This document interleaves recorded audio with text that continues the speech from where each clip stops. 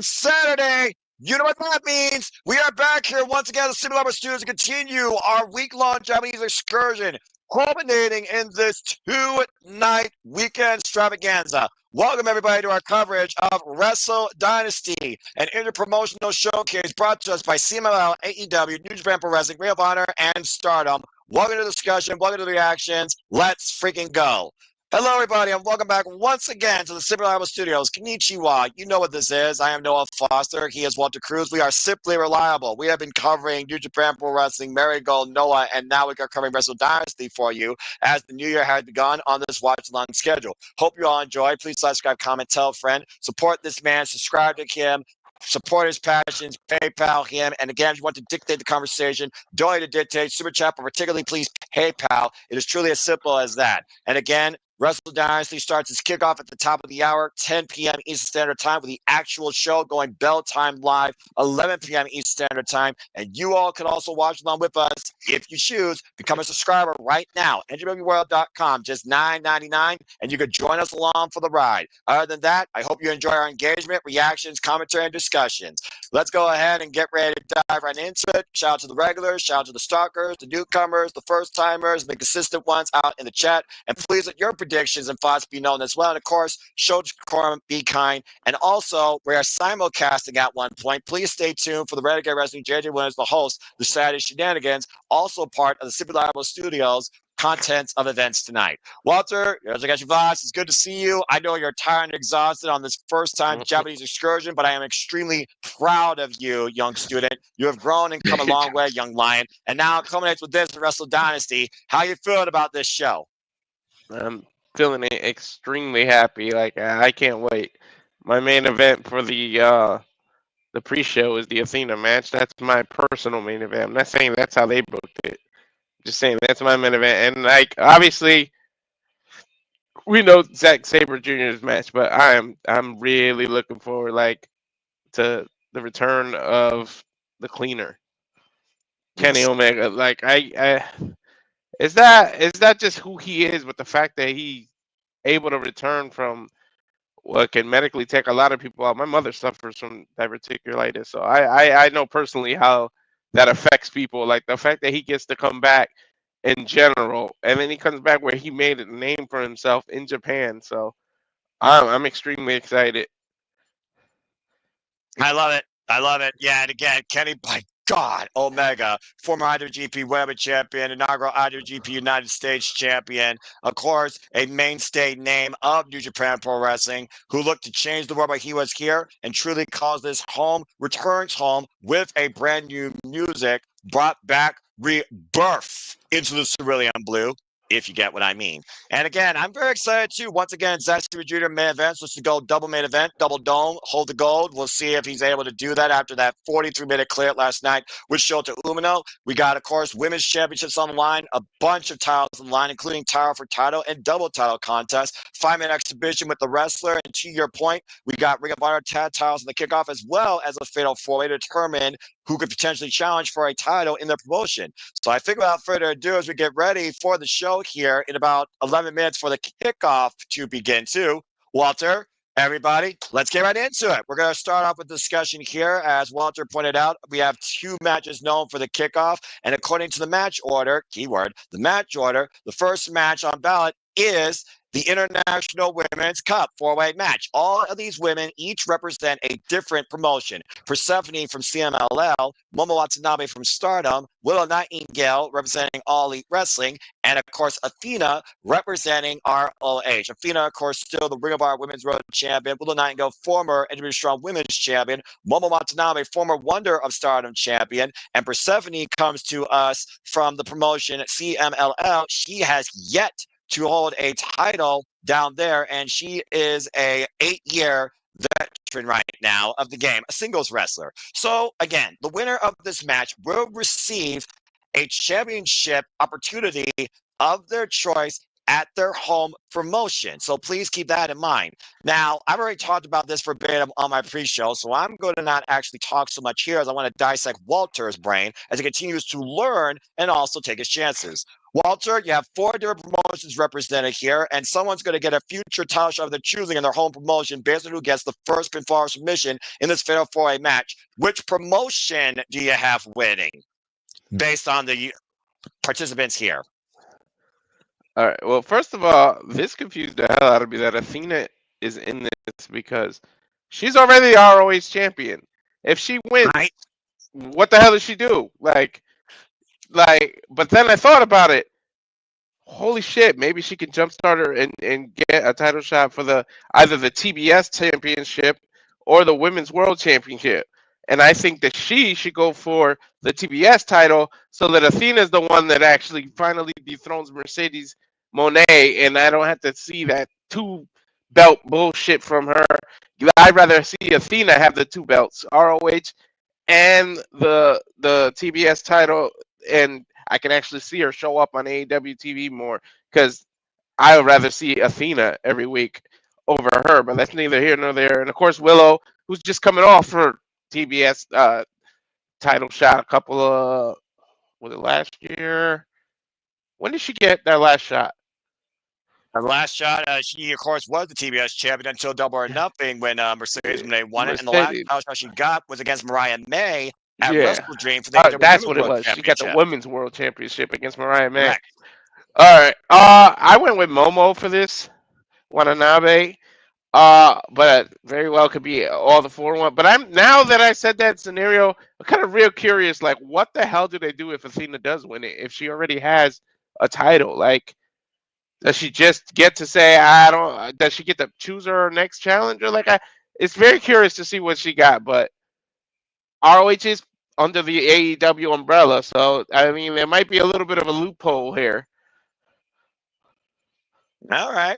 Well, of course, we saw Athena tag alongside Stardom's Thekla of Hate in a winning effort against Mina Shirakawa and Ty Mello at the Stardom New Dream Show, of course, on January 3rd. And Thekla has already placed eyes on Athena's title. And Hate, of course, is what Momo Watanabe represents, the faction in Stardom, who currently holds the World Stardom Championship in the Phoenix Queen, Saya Kamatani. Momo Watanabe, though, previous record holder for the Wonder of Stardom Championship, the white belt, and previous challenger to Mayu Iwatani's IWGP Women's Championship just last year at the historic crossover. An incredible effort as she looked to shine above Stardom's icon, but fell short. I do think Momo Watanabe is on the verge of going back to that pure form if she's pushed just a little bit harder to prove that she's better than, of course, Stardom's icon, Mayu Iwatani. And because of that sort of expectation for Momo Watanabe for me this year, I actually agree with you. I'm going with Stardom on this one right here for Momo Watanabe. Also,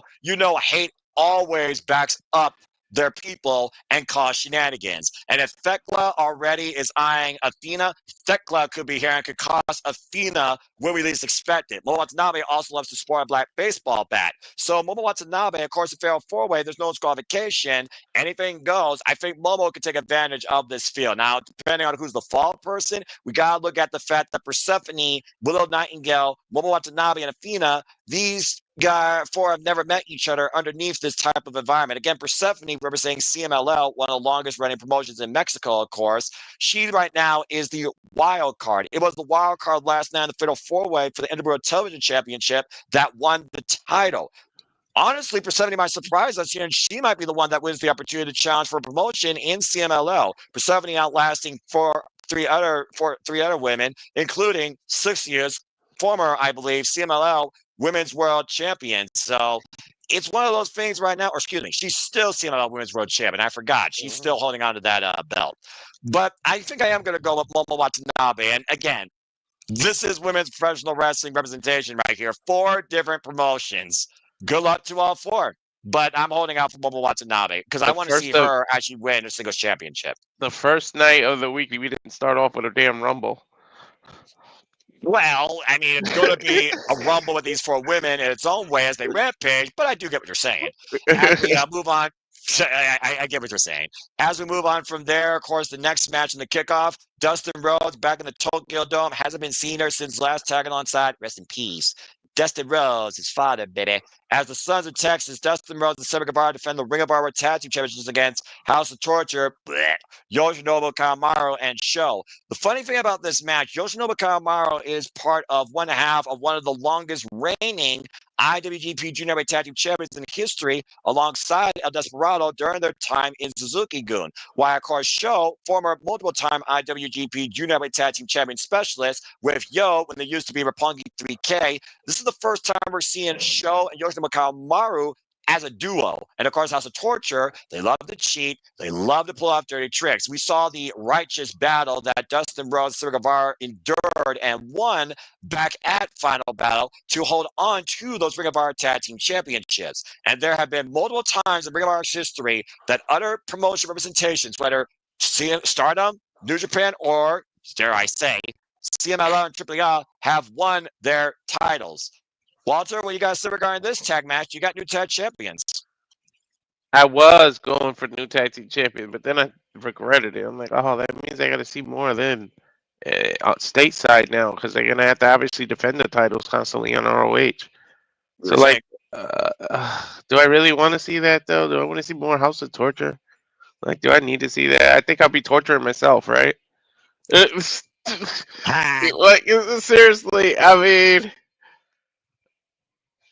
But these two have had the title for a while. I think it is time for new champions, though. Just throw out a shocker of a field so that we can say anything might happen tonight.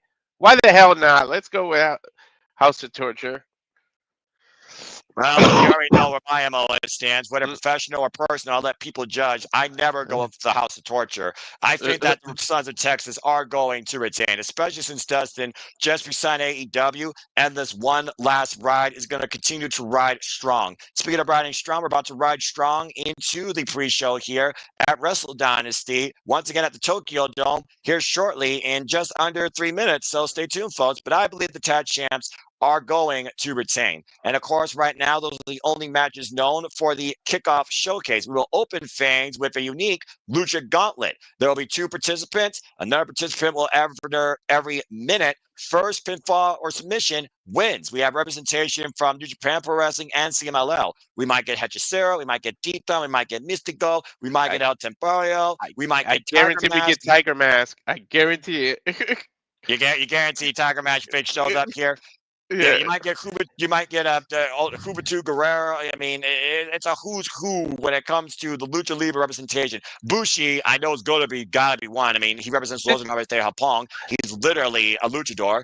Duh. Does Sikosis officially retire? I don't think he ever did. He might pop up as a surprise. Not that I know of. I mean, again, weirder things have happened. So, I'm just very curious to see who shows up on this field. Delirious might show up for all I know. I'm just saying. So this is a complete who's who. We have no idea who's in it. It's completely random. It's more random than the Rambo. The only thing you know, it's a Lucha Libre showcase. Shout out to Save T, by the way. Sup. He's also saying, Walter, according to what you were saying earlier, be careful what you wish for because you might get it. Mercedes, when they drops the TBS title, she might grab the world title next. And Mariah May has already said verbatim how she feels about the CEO. So, again, what's the better of 2 evils?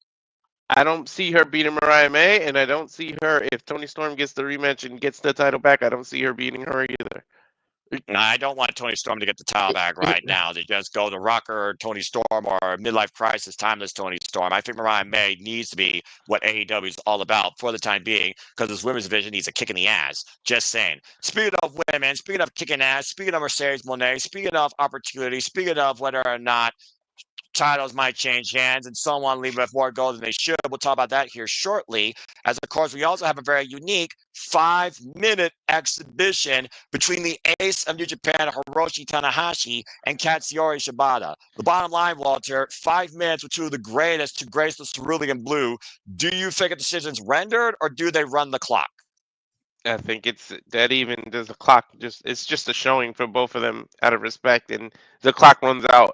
And frankly, we don't need a winner. Pretty much the winners are going to be us. We get to see these two like go out 1-on-1. You know, you said that quite a bit since we started doing this. Yeah, you're very well right. All right. Well, looks like we're going to go inside the Tokyo Dome here as the capacity crowd is filing in, and we get It ready was for. also impromptu, so that's why I feel like just let it be a draw. I mean, I wouldn't mind it being a draw, if I'm being perfectly honest. And it looks Hey, like we're getting things off with the International Women's Cup. I wouldn't mind seeing them run it back on the AEW pay-per-view. Right. And hello, everybody. Welcome back once again here at Supercard Studios. Soon enough, it will be January 5th here, but over there in Japan, Walter, it's already January 5th. And we're kicking things off with this interpromotional first ever showcase with the women of 4 different promotions. We have Walter Stewart and, of course, professional wrestling, Chris Charlton for the English commentary contingency there. As Momo Watanabe is the first one to enter the Tokyo Dome here in this women's fatal 4-way. Damn, she looked focused. Of course, coming from the World Wonder Stardom ring. And right on point, look who's tagging alongside Momo Watanabe and not to ringside.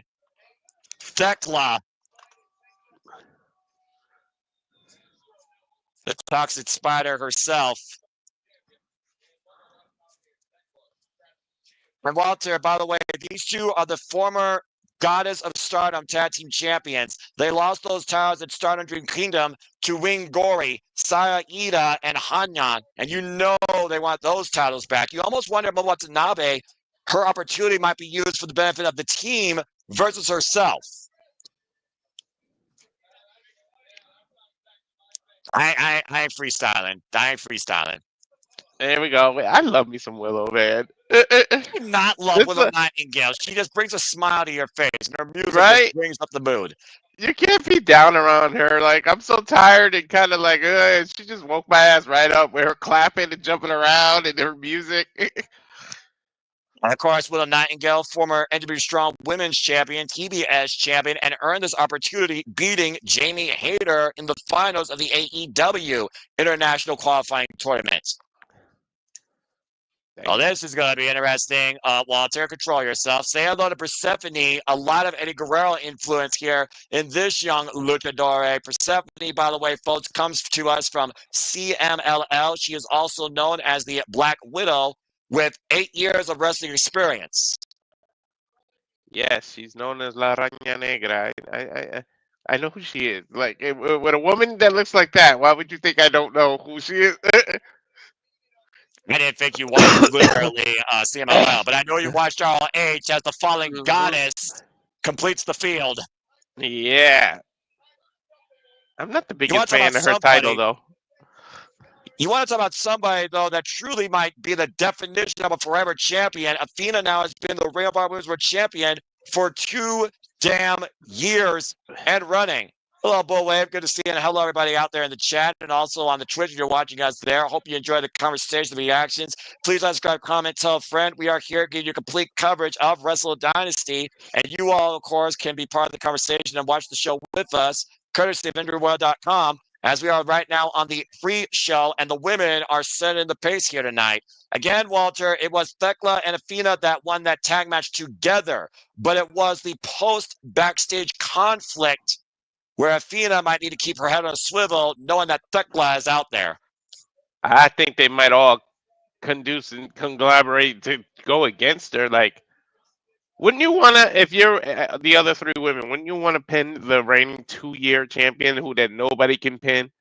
Like, I know you got to represent your own company once you win, but wouldn't you want to do that and then put a feather in your cap and be like, guess who I beat? And then whenever you want, make a phone call, get your, buy a plane ticket, get your ass to the States, and we know the relationship between ROH, AEW, and any of these companies, CMLL or oh wow, Stardom. So they could just all pop up.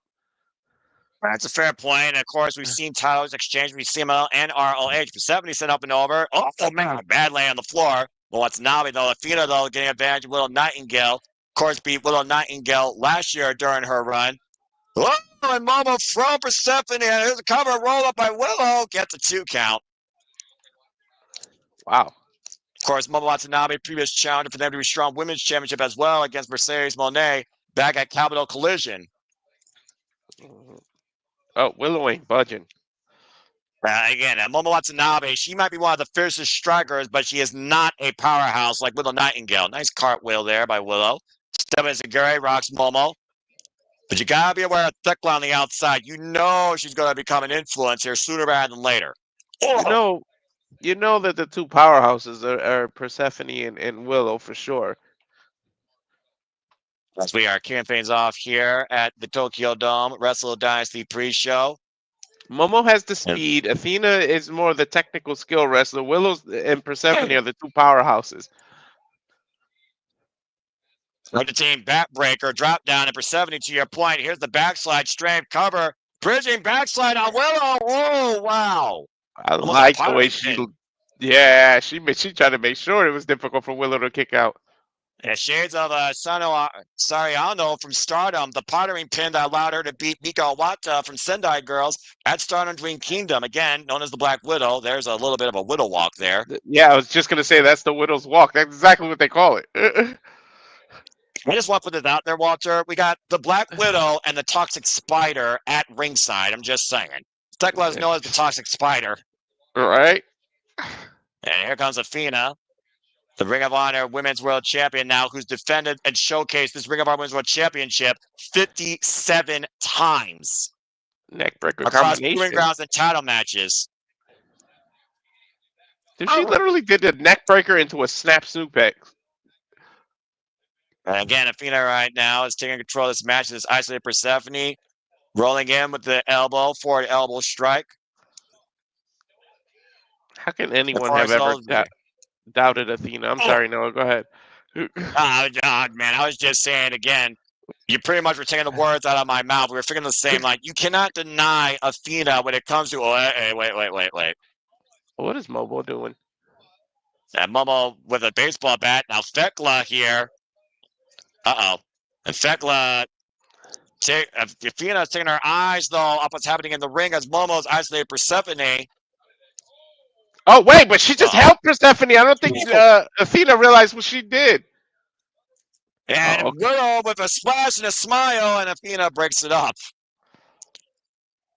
Yeah, basically Athena just turned that into a code red on Persephone, courtesy of Momo Watanabe's momentum. Whoa! Ooh! Oh, man! Damn! Good Lord. Willow kicked the shit out of Athena. Yeah, of course, we saw Willow Nightingale and Athena main event depth before Dishonor for the Ring of Honor Women's World Championship Super Kick. Back in 2023. Hoisted up.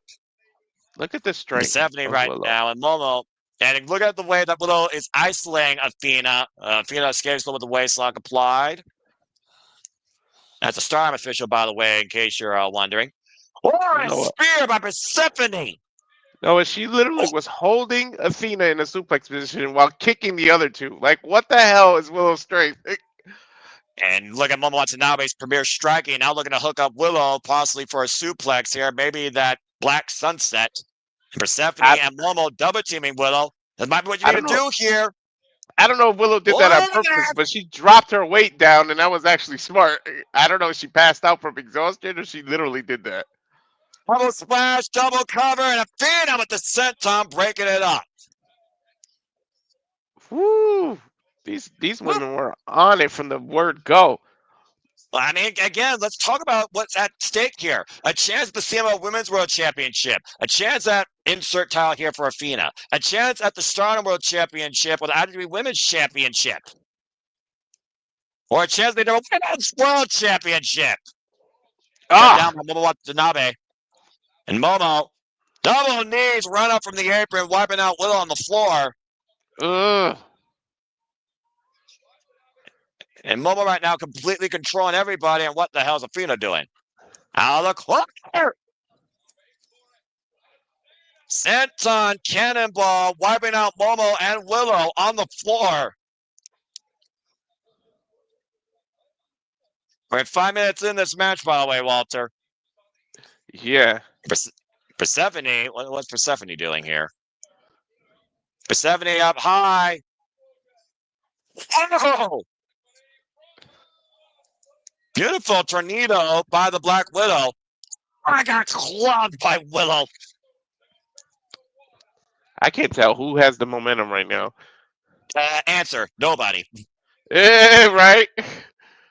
And Will Nightingale, though, has isolated Persephone in the ring. Now Willow going up to the second rope. Now, wonder And how big missile. And she got it. Big missile drop kick. did Well, you thought she was Persephone going take her for it. own mask off, or somebody knocked her mask off? She took it off. Persephone Oh, okay. wrestles unmasked. And Cannonball missed in the corner by Willow. Persephone scouting Willow Nightingale, going off the ropes. Now going back to the other side. And Persephone up and over. Toe fake on Hilo. All right. I like this Latino heat out of Persephone. Viva La Raza again, literally channeling Eddie Guerrero, one of her greatest idols. Lugging the boot, capturing the leg. German suplex, high bridge, and Momo with the save. Number 70 and Momo now squaring off here. Of course, Momo Watanabe, former Wonder Stardom champion. Never has held the World Stardom Championship, though. And for 70, hung with the Trail of Wolves, sidestep by Willow. Oh! Impromptu drop kick by Willow into Persephone, courtesy of Momo. And Momo just heeing off right now against Persephone. Uh-oh. No way. No way. The trail since he's come. No, with the save. Boys.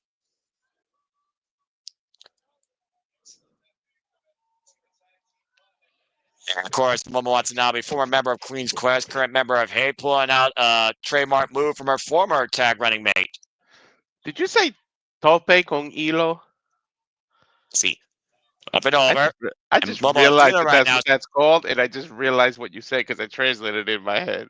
I was wondering why you got quiet there, and you should know what that move's been called, how much we've been saying across AEW, and look at this exchange with Momo. I know, but I never put two and two together. I'm like, because I know hilo meant string, and I'm like, why is that called string? But it's basically threading the needle, flip with the string is what you're saying. But I was like, what the hell?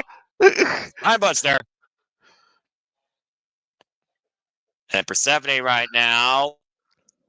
And Athena gets out of the corner.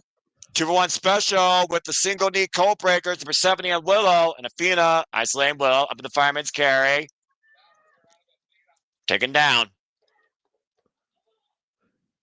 I feel like Athena's got to be one out. Oh, boy. Athena hooking up Persephone, possibly for an Alabama slammer on top of Willow. High stack on Persephone. Cover house on Willow. Double cover kickouts. Double kickouts. Now, what would have happened if only one of them kicked out? She would have still won? I would still think the predominant body on top would win. Sammy, good to see you, by the way. Good to see Charles as well. Hassan, Lily, good to see you all as always. Appreciate your support. You continue excitement. Goodbye, Tina. Woo!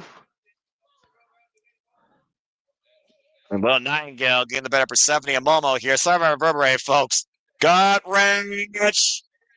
Doctor Wood reversal. Roll through Persephone. Deep hook. Both legs. And Willow reversal. Cover. 2. No. Hey, Walter, you all right, bro? You just taking us all in? Yeah. Suplex with a bridge. High on the toes. Gets a 2 count. Ooh. That was a beautiful suplex. I gotta say, I understand you're studying like a disciplined Japanese fan, but you are supposed to speak, brother. The one time I'm actually quiet. Well, I mean, you're studying, and I admire that, but I also love your take. And again, you've seen these two women here for the first time. You know, if you know what, what is Athena thinking here with Persephone with the leg capture? Holy, the way she just closed the gap and went under her leg to get closer. That, well, in fighting, it's called closing the gap. But that was beautiful how she did that. And planting Persephone hard on the apron. Meanwhile, Momo teeing off on Willow, chopping down that dog's powerhouse. Oh my God! If she can get her, she's gonna go for a full Nelson German suplex or half Nelson. That's called the Peach Sunrise. Oh, okay. Now the lariat, and Willow got Momo up on the shoulders. And a running DVD in the corner. Damn. Good night, Momo. We are 10 minutes in this match, by the way, now. Check out the corner. Check out the corner. Be careful with Athena. Yes! Athena with the cover!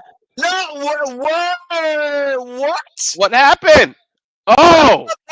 That's what pulled the referee out! Dude, for a second, I thought the cameraman screwed up and interfered. Did you see that? I told you!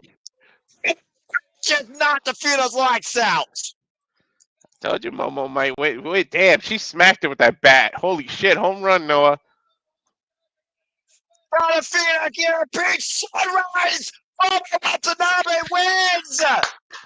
Told you Momo was gonna win. Not only that, look who Yes! she pinned. Look who she pinned. If you don't think And she look- can say I should get a ROH title shot, can she bypass her own company and say what she wants, or it's automatically her own company? Well, technically it says your own company, but I know Athena is going to be super pissed off because, Walter, that is the first time Athena's been pinned since she's won that championship. 2 years plus, Momo Watanabe just pinned Athena and won the first ever International Women's Cup. That's a big ass Stardom trophy. wins. Dude, Noah, what if? Oh my God, what if Athena goes to Stardom and defends the ROH title on a Stardom pay-per-view? Again, anything's possible in wrestling. Congratulations again to Stardom and Momo Watanabe, your inaugural International Women's Cup winner, pinning ROH's Athena. I'll tell you what, Noah, if they say that shit and they book that, if they do Athena and Momo on a Stardom pay-per-view for the ROH title shit, we're calling that. I don't give a fuck what day of the week, what time that is, we're doing that. We're calling that. I'm holding you to that. You gotta give a major assist, by the way, though, to our tag team partner, Thekla, who pulled the referee. I knew there was gonna be fallout after that backstage interaction with Athena and Thekla, where Thekla had her eyes on Athena's prize. Athena got pinned. When's the last time we got to say those words? Before she was Ring of Honor Women's World Champion. Over 2 years ago. Prior to December 2023, Walter. A phenomenal first match, by the way. Those women absolutely killed it. Congratulations to the Black Peach, Momo Watanabe, starting off the year strong with a brand new opportunity at any championship she wants in Stardom. There may be something to it, Noah. I'm telling you, because in my head, like, why else would you pin Athena of all people? I mean, again, she found her target. Thekla made the opportunity for her partner, and we saw the fallout. As far as I'm concerned, Thekla and Momo were looking out for each other because they each hate. Hate prevailed. And before I talk about the next match here, as we get, I got it, dude. I'll put up here in a moment. I just want to acknowledge the chat real quick because I understand that Sandy had a question here. What if one of these other women win and they want a shot at Athena's ROH Women's Championship? Something to think about. As you said earlier, and it is what it is when I do that. Thank you for that, by the way, behind the scenes, producer man. Again, Sandy, right now, just pointing out what you basically said. Yeah, that's what I'm saying. Like, it's a real good opportunity. I tell you that much. Well, speaking of taking advantage of a real good opportunity, the House of Torture looks to capitalize off a horrible Wrestle Kingdom and become the Ring of Honor World Tag Team Championships. Time for our Ring of Honor World Tag Team Championship match.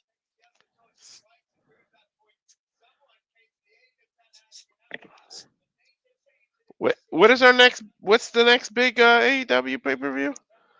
Revolution, of course, will be in March. I don't think I want to wait all the way to March, though. Yeah, well, I definitely don't want to see House of Torture become the face of the Ring of Honor Tag Team division when I thought the Righteous should have rightfully won back at Final Battle. Oh, my God. Was the last person to pin Athena, by the way. To your point, Sandy, thank you for that. It was during, of course, that tournament for the Owens Foundation Cup tournament. You're absolutely correct. Excuse me. Oh, yeah, she's right. Yep.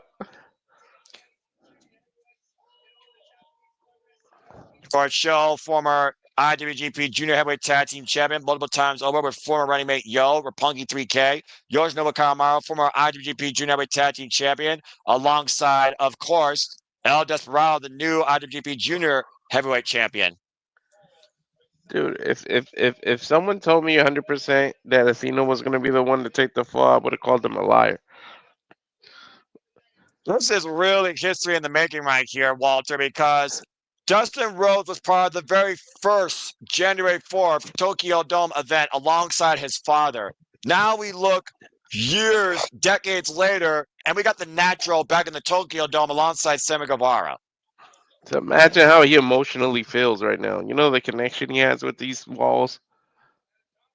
I mean, the connection that he has with wrestling, the connection he's built with Sammy Guevara. What a week for Sammy Guevara and Taimelo, by the way. Taimelo, of course, back to professional wrestling, coming back, tagging alongside Mina Shirakawa in Stardom January 3rd.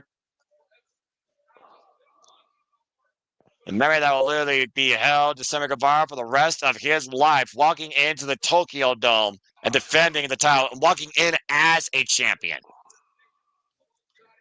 Yeah, but that's like different Dustin than trying to Rhodes. walk out as a champion. Right.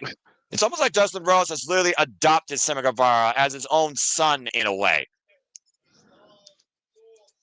Probably the best that Sammy Guevara's looked his entire career since being part of AEW. I can't believe I'm getting to call Dustin Rhodes in the Tokyo Dome. My life is complete. And the fact that this guy, this legend, 30 plus years in the game, has never been a world champion is a damn crime. Yeah.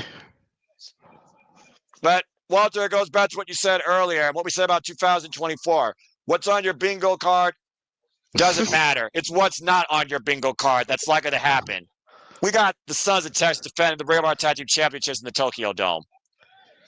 Yeah, I just was shocked that Athena got pinned.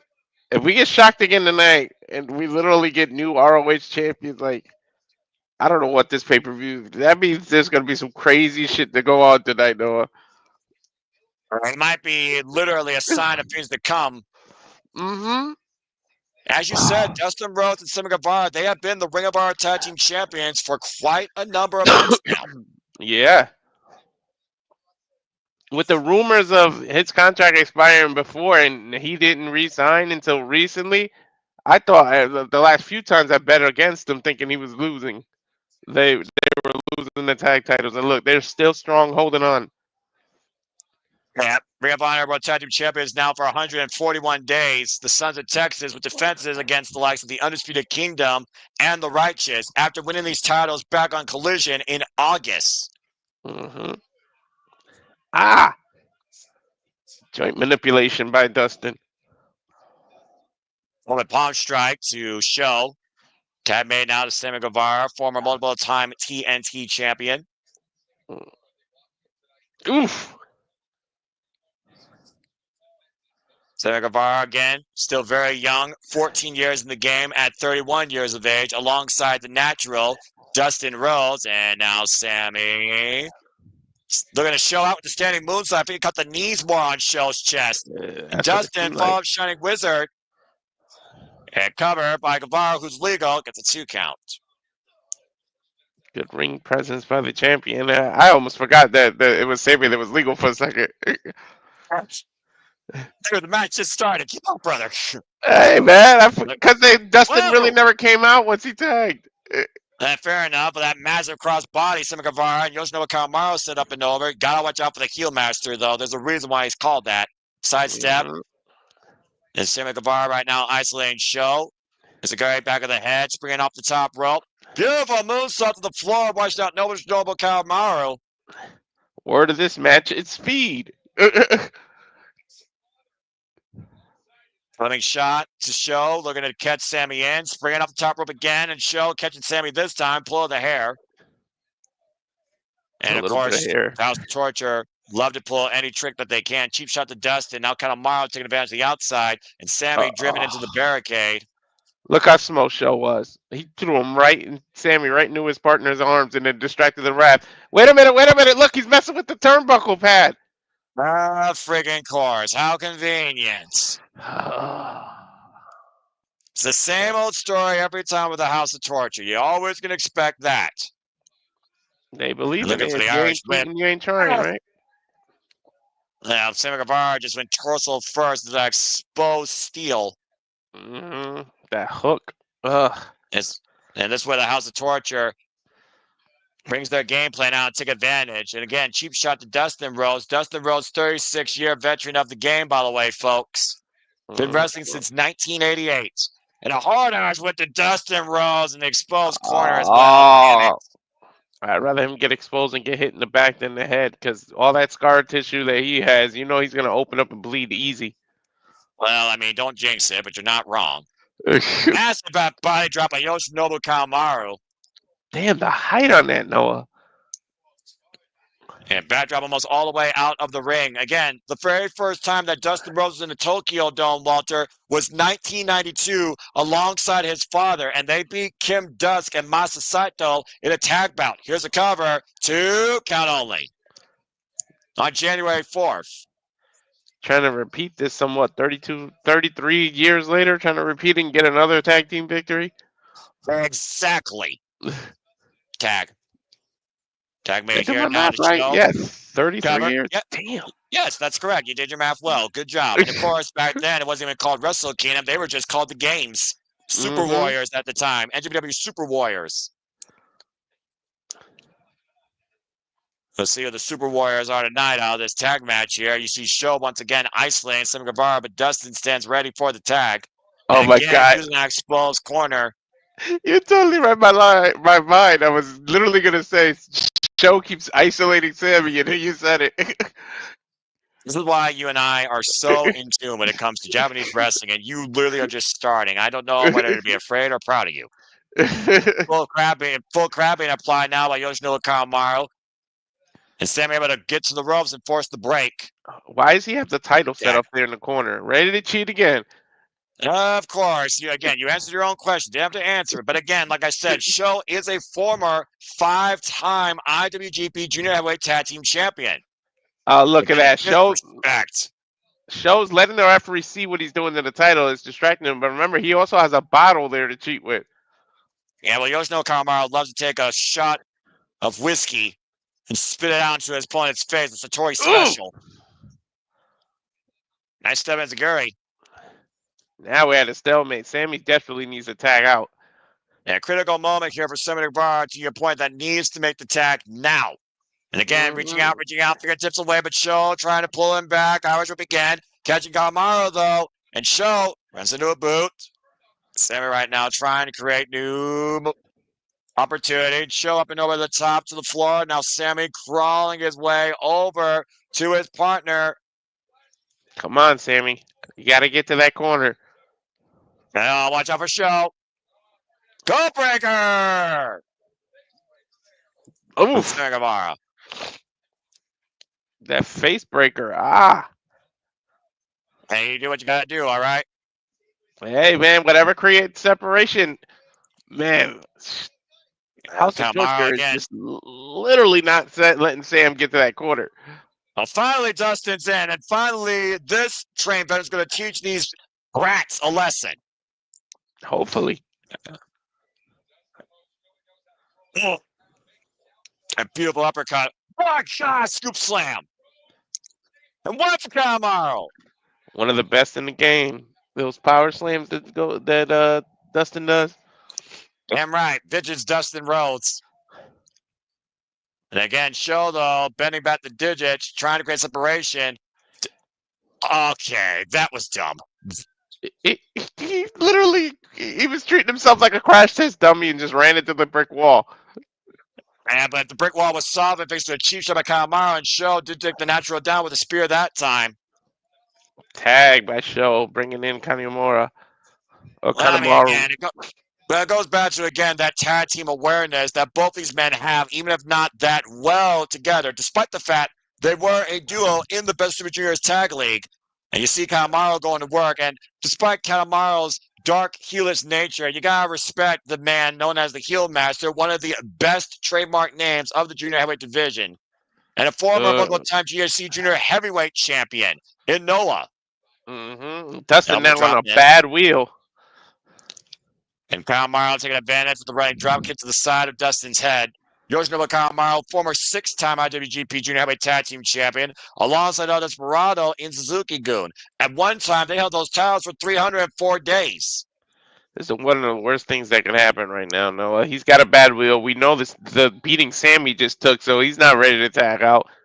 Yeah, but I think Kanemaru's ready to take a swig. Well, and Dustin, aware of it, preventing the spit take, Irish whip. Swing your partner around the referee. Referee almost collide into the natural. And wait a minute. Oh, it's just Goldust. Oh, what? Kick out 2 off the roll. Thank Christ.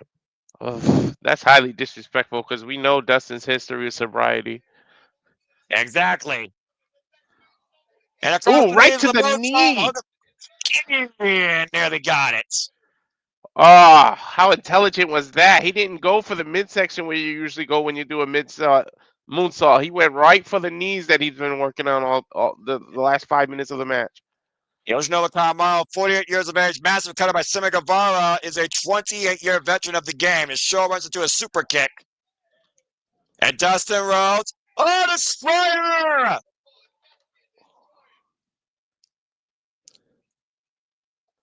Dustin with the bottle now. I didn't think Dustin was a whiskey guy.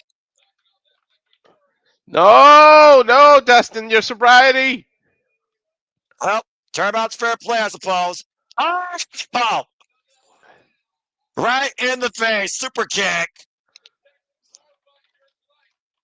From the Austin native, the final cut. Guevara up to the high-risk district. Massive Swanton bomb. The Sons of Texas with the win. Thank goodness I was wrong about that. Yeah, thank God you were. That was awesome. That was fun. And that's what it's all about right there in professional wrestling. And for the natural, to your point, over 3 decades, making a return to New Japan, to the Tokyo Dome, and still Ring of Honor World Tag Team Champion. Raising those belts up high now. Anytime I find the House of Torture defeated, it's a good night for me. It's point blank simple. But now who? Oh, look at that! He's remembering his dad. You know that's what that's about. Yeah, and again, Dustin with so much integrity and humility for this business, for the Rhodes name, for the legacy of wrestling. Congratulations again. I'm not sure what team is on the horizon that's going to dethrone these two. I'm not sure either at this point, but at least it's not Yoshinobu Kanemaru and Show of the House of Torture. That's true. When is Yoshinobu Kanemaru going to learn you don't show up drinking to work? I don't know. If they keep letting them get away with it, though. I mean, again, turnabout's fair play, though. And of course, we talked about before, Walter, a sign of things to come of Momo Watanabe's win. We might be on the verge of making even more history tonight versus what we did last night at Wrestle Kingdom. I'm not the biggest fan of that spot, though, because I take sobriety and those kind of issues serious, man. I wouldn't play with that whiskey spot. I hope that was apple juice or something in real life. And it's Yoshinobu Kanemaru, I assure you, that's anything but a non-alcoholic drink. and at least he didn't swallow. Yeah. As someone who's 99.7% straight edge, I agree with your philosophy there. Again, congratulations to Sammy Guevara and the natural Dustin Rhodes. Go celebrate in Roppongi. And again, Walter, as we were talking about earlier in our pre-show hype, we made so much history last night with title changes. Imagine the title changes that could happen here. We could have Mina Shirakawa holding both the Interstrong Women's Championship and the Red Pro Championship. Yota Tsuji could lose that title to Jack Perry. Ricochet could win the IWGP World Heavyweight Championship. We could have brand new Never and AEW International Championships. A lot of heads still here at Wrestle Dynasty. And there you have a beautiful overhead shot of the Tokyo Dome, the big egg, as people continue to file in. I love that shot. Look at that giant screen, by the way. Well, Oh, as we got a moment to think and breathe, again, want to acknowledge everybody here that's watching along with us. As that concludes the kickoff, we now have a nice long 25-minute intermission to prepare for Wrestle Dynasty. So we're definitely going to have to see what happens. So again, let your predictions be known. And if you want to follow along with us, please become a subscriber today at NJPW.com, and you can watch the show along with us. It's as simple as that, $9.99. And go ahead here and check the thoughts. Nestor here saying, totally get what you mean, but it's wrestling. Suspend your disbelief and have fun. And yeah, I guess typos run the family. But I respect that. And again, so far, Sandy, it's been a great 2 days for us. The House of Torture has become butt kisses. So far, we're up to a great start this year, I would say. oh yeah, that's right. They're donut this whole week, huh? That's right. Not a single win. All right. Well, as we were talking about the main card here, we got plenty of time left. Why don't we go ahead and get right back into it? Because I remember the last match you wanted to discuss, and of course, I know what you want from it. I'm going to let you go ahead and spearhead things, starting with this. Let's go ahead and talk about the NJPW Strong Women's and the Rev Pro Undisputed Women's Heavyweight Championship. One of these two women is going to leave tonight with 3 belts. The other one will only leave with 1. As Mina Shirakawa is also a Spark, I believe, champion. Why? Mercedes Monet is also the TBS champion. I see you in the back of your chair. I could see the gears turning. I could see the fire burning. Go ahead, Walter, and give your thoughts towards this. And I know your winner is, but talk about your expectations on the wrestling here with this match. What do you expect? I expect hard, clean, technical match. You know, as much as I give Mercedes a hard time, it's more about her shenanigans. Standing for that outside of the ring. In the ring, I can't deny what she's been doing. She has been getting better and better with each match. And if that's an indication of a pattern that she's going, that means that here against Mina Shirakawa, it's going to be to date, has to be, and I hope it is, her best match to date. Because if she can do what she did against Chris Statlander, what she did against Willow Nightingale, what she's been doing the last time she was in Japan, what if she can pull that off here? It's going to be a great match. But I want Mina to win so bad. Just leave Mercedes with the TBS title. You can go back to AEW, Dynamite, Collision, whatever you're going to be on, and defend that. Let Mina have her little run. I want Mina to win so bad. I'm going to do my best to be biased, but I'm not going to disrespect Mercedes Moné. Like I said, it's just how she's behaving outside the ring that bothers me, and who she is as a human. But her in-ring work is undeniable. I can be objective when I need to be. It really is undeniable. I can't say enough. She's been pulling off some crazy matches, some crazy reverses, and the fact that she's been doing it on her own, no help, no nothing. She's been putting on these matches and winning. Her last match was incredible. Like I thought it was going to end. What? How many times did we think that 3 count? It was at least 5 or 6 false 3 counts we had in that match. Was holding out so damn hard for both Hazuki and Chris Statlander. It's insane. Please continue. Yeah, but I was gonna say I want, but I actually need Mina to win this like so bad. But again, this is what we do. We're gonna remain unbiased, but you know in the back of the head who I'm going for. But what are your thoughts, Noah?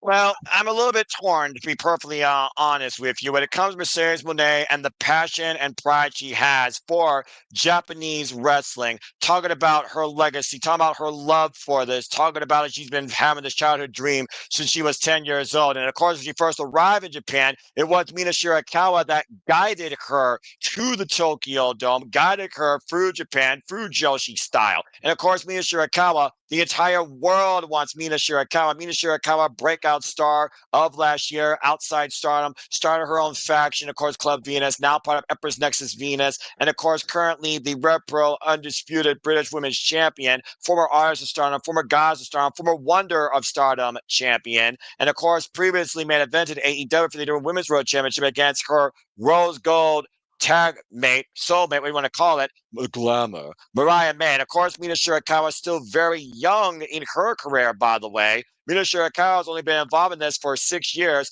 previous idol. For me, though, it comes down to, I think, familiarity and styles and also how well you can throw up your opponent. Both these women are incredibly capable. Okay, Mercedes Moné, like you said, has truly reinvented herself and brought herself back up to the dance, testing herself every way she can, 14-year veteran of the game. But it's just one of those things right now. I look at Nina Shirakawa and I think of Stardom, and I think about the roots with Stardom and Rev Pro, like NJPW and Rev Pro. I don't see that same connection of Rev Pro and AEW. So also there, I think Nina Shirakawa should win this. And she still has the Rev Pro Women's Championship. You know Danny Luna still wants that, as Sandy's trying to predict the future already with some of these feuds here, and I love that take. New Year's Dashman actually teased that. But I want Nina. I like Nina. I love Stardom. And I think Nina deserves this moment in the Tokyo Dome. Why Mercedes Moné? This is also her first Tokyo Dome moment with an actual match. I think it's time we see history made with Nina Shirakawa, especially after what happened with Asume coming so close against Mai Iwatani. I'm going with Mina here. I think Mina will surprise us and get the better of the CEO. I think Mina will capture her in the glamorous driver, and that will be all she writes. Going with Mina.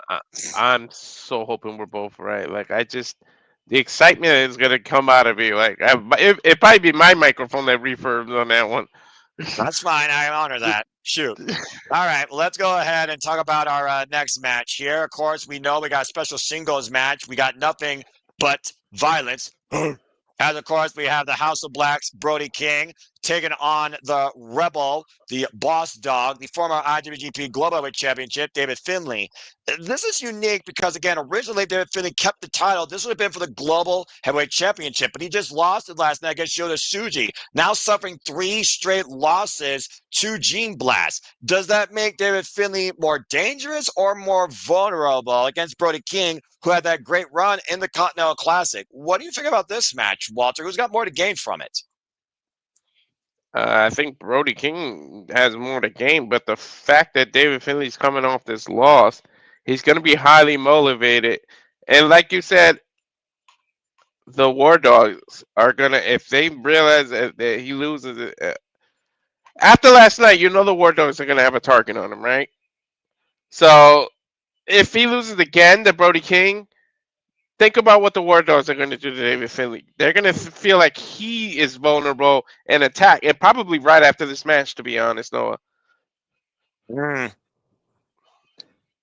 Sandy with a hot take here. I've said numerous times David Finlay is a dead man with facing Brody King. Glad he lost the belt because if he won last night, wouldn't stand a chance against King, in my opinion. Well, Brody King also is very happy to come back to New Japan, formerly a mainstay name of the NJPW Strong brand when it was first established, creating his own group, Violence Unlimited. And we always do say the house always wins, but I do think David Finlay right now is reaching bottom of the barrel when it comes to this. It might take a gang effort by the War Dogs to overcome Brody King. And honestly, if that leads to War Dogs versus House of Black, I'm game. But I think that Brody King is going to surprise us and deck David Finlay with that deathly lariat. Let's not forget, Walter, you know Brody King still holds a semi-surgery repaired wrist cast right arm. He could use that as a weapon impromptu versus David Finlay shillelagh. I'm just saying.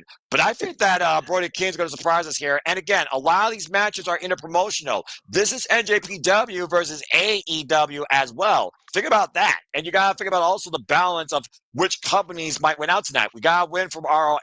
We got to win from Stardom. So just got to consider that also. And considering the reason I really think Brody King is going to win is that's the whole reason David lost the title last night. It's so that Brody can win, because Brody wasn't going to win the title. So if David still had the title and Brody King, this would have been a title match, he for sure wouldn't have won this match. So I feel like Brody was booked to win the whole time. So that's why David had to lose the title last night. That's what made me finally go with Brody, because I wasn't sure who was going to win this match before last night. Man, that's a fair take. I respect that. And again, we know this is not the only War Dog in action tonight. Just saying. And if one War Dog wins versus the other, you might get, once again, the usual few-year tradition of a Bullet Club leader taken out. Let's go ahead and move on to our next match. As again, another interpromotional match, NJPW versus AEW, as Shota Umino, and God knows his physical condition after the war he had with Zack Jr. last night for 43 minutes. Jesus. He goes one-on-one against the violent emissary, courtesy of Jon Moxley, Death Riders, Claudio Castagnoli. A first time ever one-on-one matchup when these two used to be tag team partners in trios action. And now Shota Umino is being looked to be taught a very painful lesson, courtesy of Jon Moxley's violent emissary here, Claudio Castagnoli. But I said it, Walter, during my takeaway and my preview earlier. I think that Shota Umino can surprise us. He lost last night, but if he can survive and thrive tonight and find the win, I think that triggers Jon Moxley to the point that he has to give Shota Umino a chance, because if Jon Moxley's running mates can't teach him a lesson, Jon Moxley can put his young boy in his place once and for all, to the point he might not never let him use the Death Rider again. I think we're going to get unique circumstance and upset here, and I'm going with Roughneck for the win, despite the fact he might literally be on one leg. What do you guys say regarding this? Noah, you just holy! I forgot about that. That he's been begging to get to Moxley, and Moxley's just pretty much ignoring him. And oh man, if he beats Claudio here, you can no longer ignore him. You gotta. That's a good take, Noah. You know what? I think Umino might pull this off now. I was gonna automatically go with Claudio, because I felt like he's just 100% the fresher man, because we seen Umino go through hell and back last night. Less than 24 hours. It hasn't even been 24 hours. So you're right, Noah. I think I see Umino winning this so they can continue that story, because damn it, how much more can Moxley ignore him after he starts taking out his teammates in the Death Rider?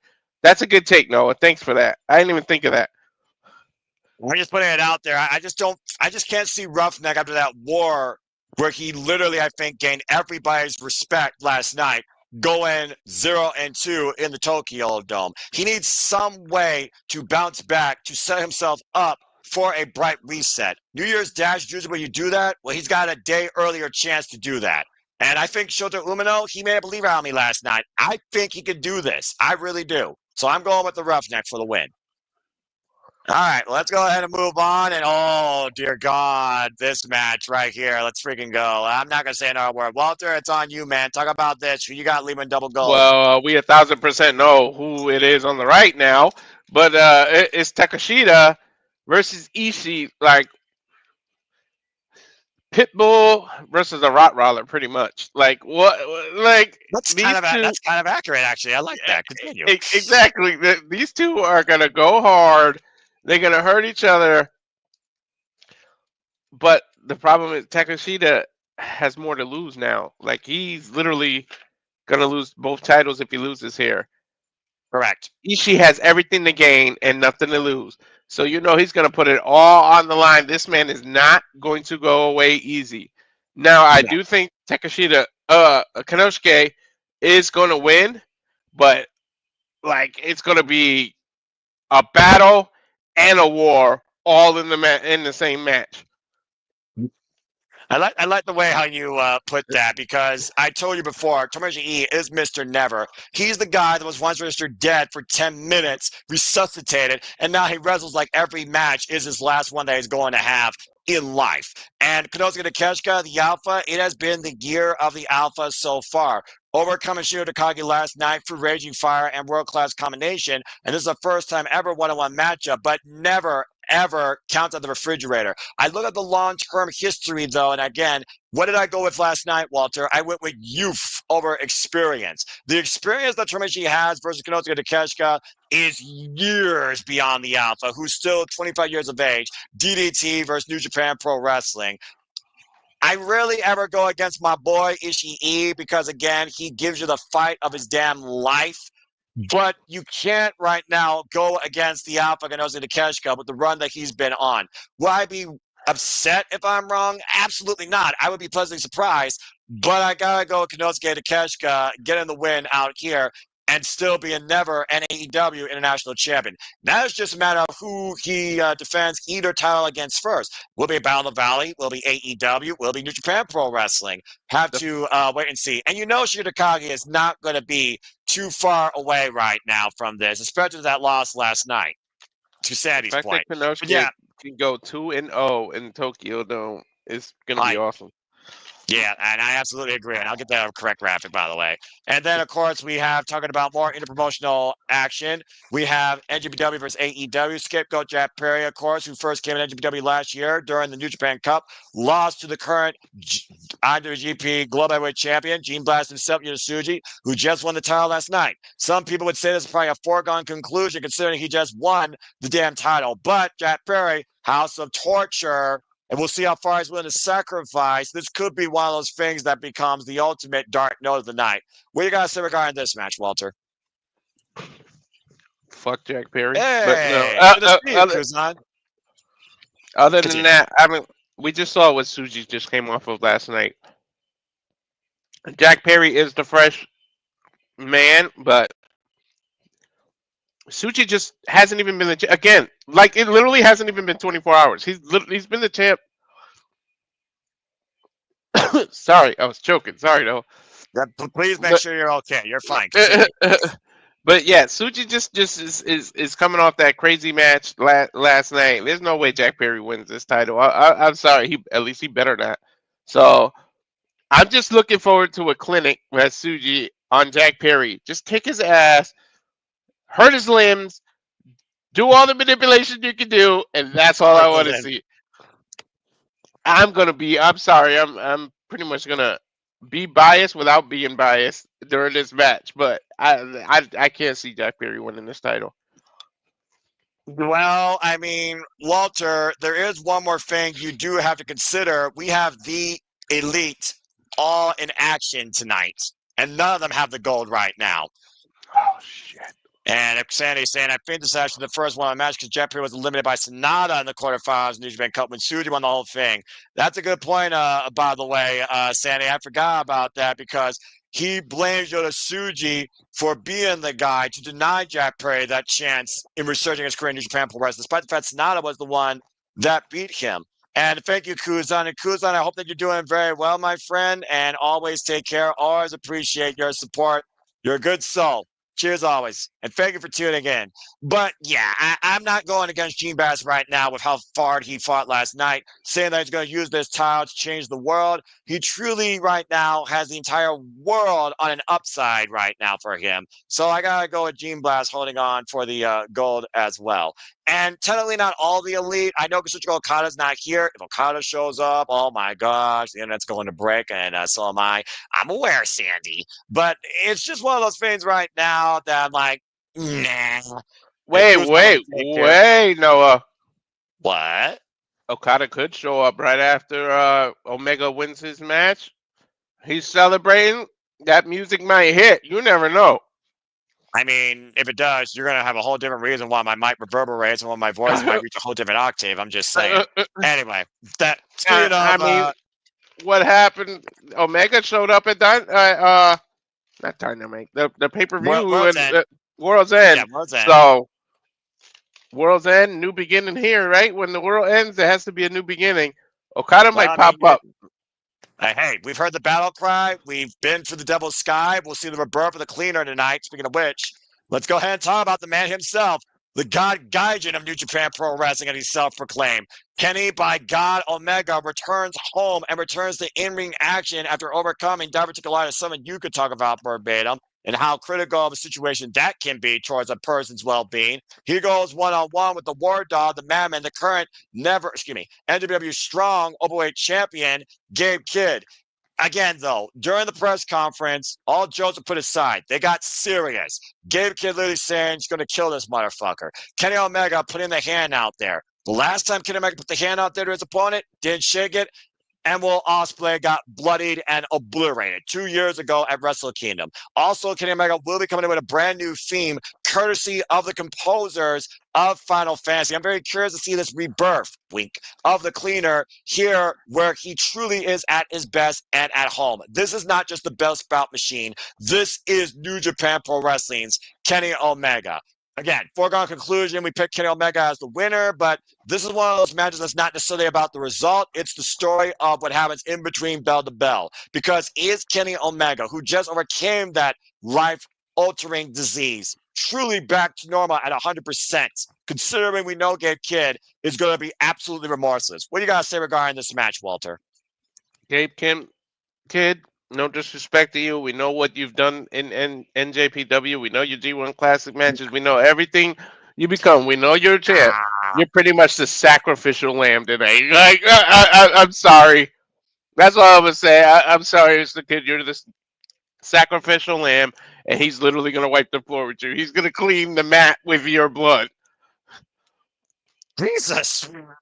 That's a harrowing visual. So you think Gabe Kidd's going to bleed first, courtesy of Kenny Omega, and be literally left in a pool of his own blood versus Gabe Kidd bludgeoning Kenny Omega by the end of it? Mm-hmm. Well, you do realize that Gabe Kidd is still the, again, NJPW Strawweight champion, and regardless of this match result tonight, he will be facing Tomohiro Ishii next week at Battle in the Valley, defending that title. And people are already speculating on his contract again, not being re-signed, but it's also one of those things that Gabe Kidd is legitimately messed up in the head. You hear what he says all the time on interviews, literally left for dead. He spent time in an asylum and was brought back as a war dog. You want to talk about Eddie Kingston, the mental battles he's been through? Gabe Kidd's been through that and more. And Gabe Kidd was the guy that obliterated Eddie Kingston's legs, Walter, and has held on to this title ever since. He also took Kato Kiyomiya to the limit last year and bludgeoned him, nearly claiming the GAC Heavyweight Championship. But it's almost like you're writing him off against Kenny Omega here. And I think Kenny Omega right now is dealing with a force that he may not be fully prepared for. He did come back last year saying he loves this young, hungry generation, wants to test himself again, wants to present that opportunity. But Gabe Kidd looks like he wants to literally stop Kenny Omega before he gets a chance to even get started. So I'm a little bit worried because, one, I know Kenny Omega's mentality is not like most wrestlers. He will fight his damnedest to break his own spirit and body, even if he's not 100%. I mean, hell, he one time tried to fight when he had diverticulitis for Pete's sake, and then a chair in the midsection stopped that altogether. I don't mean to make it sound as easy as what I said. By no means is it going to be easy, but I'm sorry. There's no way Kenny Omega is losing his return match. Right. And truth be told, if he wins here, Gabe Kidd might be made for New Japan Wrestling's new year. But again, we'll have to wait and see. I got a 3-minute warning here, everybody. Yes, I just said 3 minutes for those that know that reference. So again, get ready as Wrestle Dynasty is about to begin. We'll know our official match order here shortly, and whether or not this main event or the IWGP World Heavyweight Championship main event, that remains to be seen, but I think this makes the most sense considering Zack Jr. wants to go double dome, double main, double retain. And I think there could be a swerve in place, just saying. But we'll find all that more out here shortly as we get ready for the show. So again, folks, if you're ready to go, Walter, are you ready for our final stop across this Japanese week excursion? As ready as I can be. Then let's get ready to dive into the first ever Wrestle Dynasty. I love the fact, by the way, you still have the Wrestle Kingdom 19 overlay versus Wrestle Dynasty. Oh, crap. Sorry about that. Yeah, you're fine. Again, botch. But no, you know what it was? I accidentally switched the. I know what I did. Well, I don't want to. You probably switched to a different brand. Because yeah, exactly what I did. You just got that's not how I had it. You should be fine. No, you're fine. You're fine. Don't worry about it. It's fine. It's the same building for Pete's sake, and it's literally the aftermath of Wrestle Kingdom 19. Let's freaking go! Get your drinks, folks, and buckle up, because I assure you, you're not going to get a break.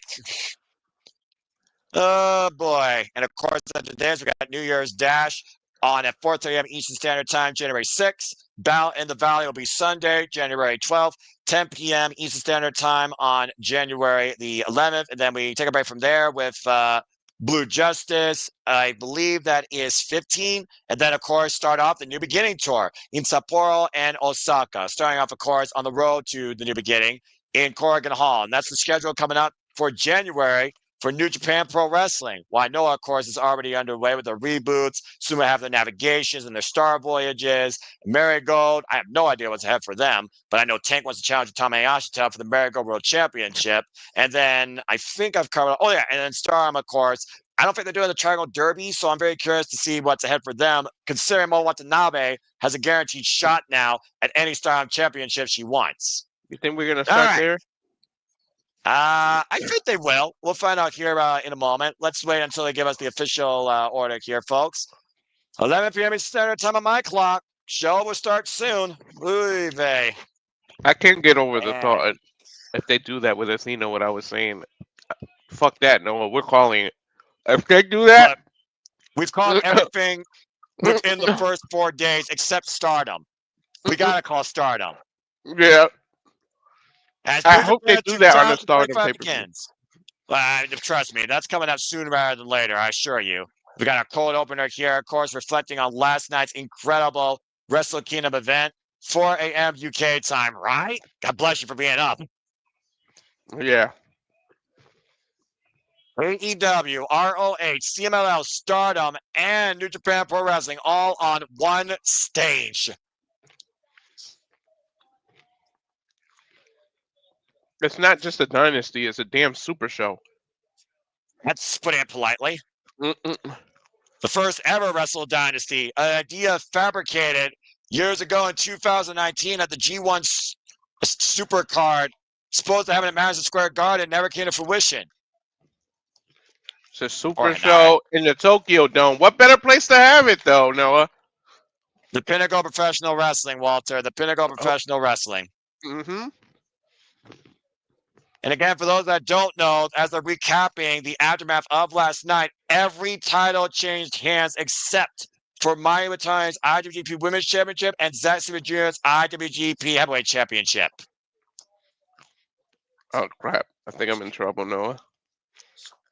Now, why would you say that, Walter? Look. Oh. I don't have to worry about that. Single style for life. I just ordered stuff to wake up. Literally. I get it. You needed something. You needed a kickstart. Mm-hmm. And I don't hold that against you. Good grief. A double A takedown my gay kid backstage, though. Kenny Omega's on my damn screen again. It's fucking crazy. Kenny Omega's back in a New Japan Pro Wrestling ring.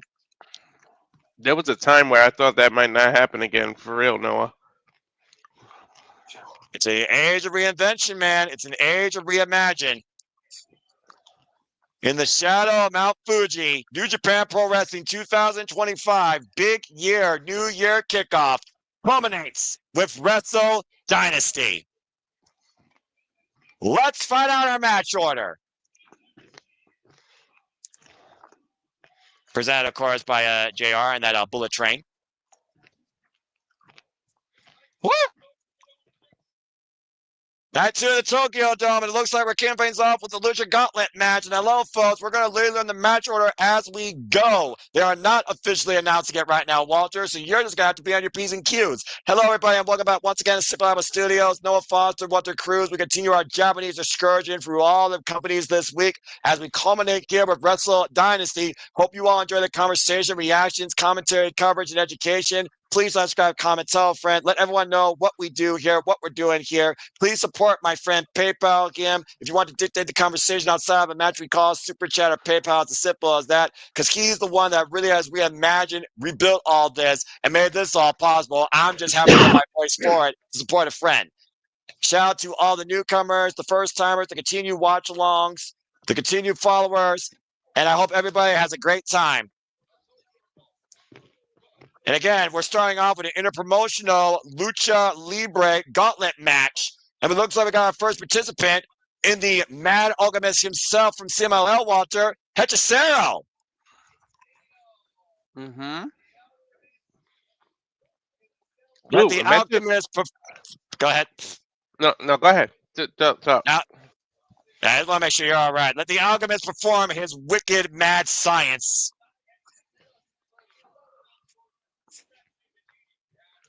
I was just gonna say the surprises. I can't wait to see the luchadores from MLW pop up and stuff. Yeah. And of If course, we know psychosis that shows up, I'm gonna lose my shit. I don't blame you. I don't blame you. Hechicero, by the way, has history with Zack Sabre Jr. Those two had a war last year, and Hechicero, of course, went toe-to-toe with the front man. A rematch is definitely looming, and that could come ahead here out of this gauntlet. Again, folks, this Lucha gauntlet has, it looks like, up to 8 different luchadors. 4 from CMLL, 4 from New Japan Pro Wrestling, and the winner will be declared via first pinfall submission. It will start with 2, but there'll be a new participant every minute. And congratulations, Kusan. I wish you all the best in wrestling school. Shout out to my friend Megan Chiba across the pond. Continues to prove that Jazz was more than gold.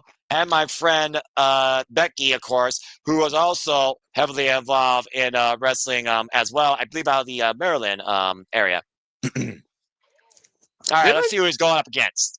We've called the Hechicero match recently, right? Or in 2024? Yeah, we literally did. He faced Leo Rush. Yeah, okay. See? You know what you're talking about. Yeah. Hechicero also beat Leo Rush, by the way, at Strong Style Evolve in 2024. Dude, give me some old school CM, like Mexico. The parallel between Japan and Mexico is ridiculous, by the way. Look, considering how many people were disciplined in the Yave style or went down to Mexico on excursion, including this Japanese young punk representing New Japan Pro Wrestling, Kosei Fujita, you're not wrong. Like, I want to see some, like super crazy. Like, give me some freaking. Well, I mean, look, I understand where you're coming from, considering we did see the old guard during the New Japan Ramble. But again, Walter, this is the new generation of New Japan Pro Wrestling leading the way. And we saw that when Kosei Fujita won his first championship, Ichiban Sweet Boy, last night in that Tokyo Terror ladder match. I think we have to explain the rules. Yeah, again, I'll explain the rules again one more time. 2 luchadors will start. First pinfall submission can happen at any time, and that person is the winner. A new participant enters every minute. That's it. And by the way, for those that don't know, we already got our first challengers, Walter, for those titles that are around Robbie Eagles and Kosei Fujita's waist. Rocky Romero and Yo Roppongi Reed Vice has called out the champions, and they signed a contract last night.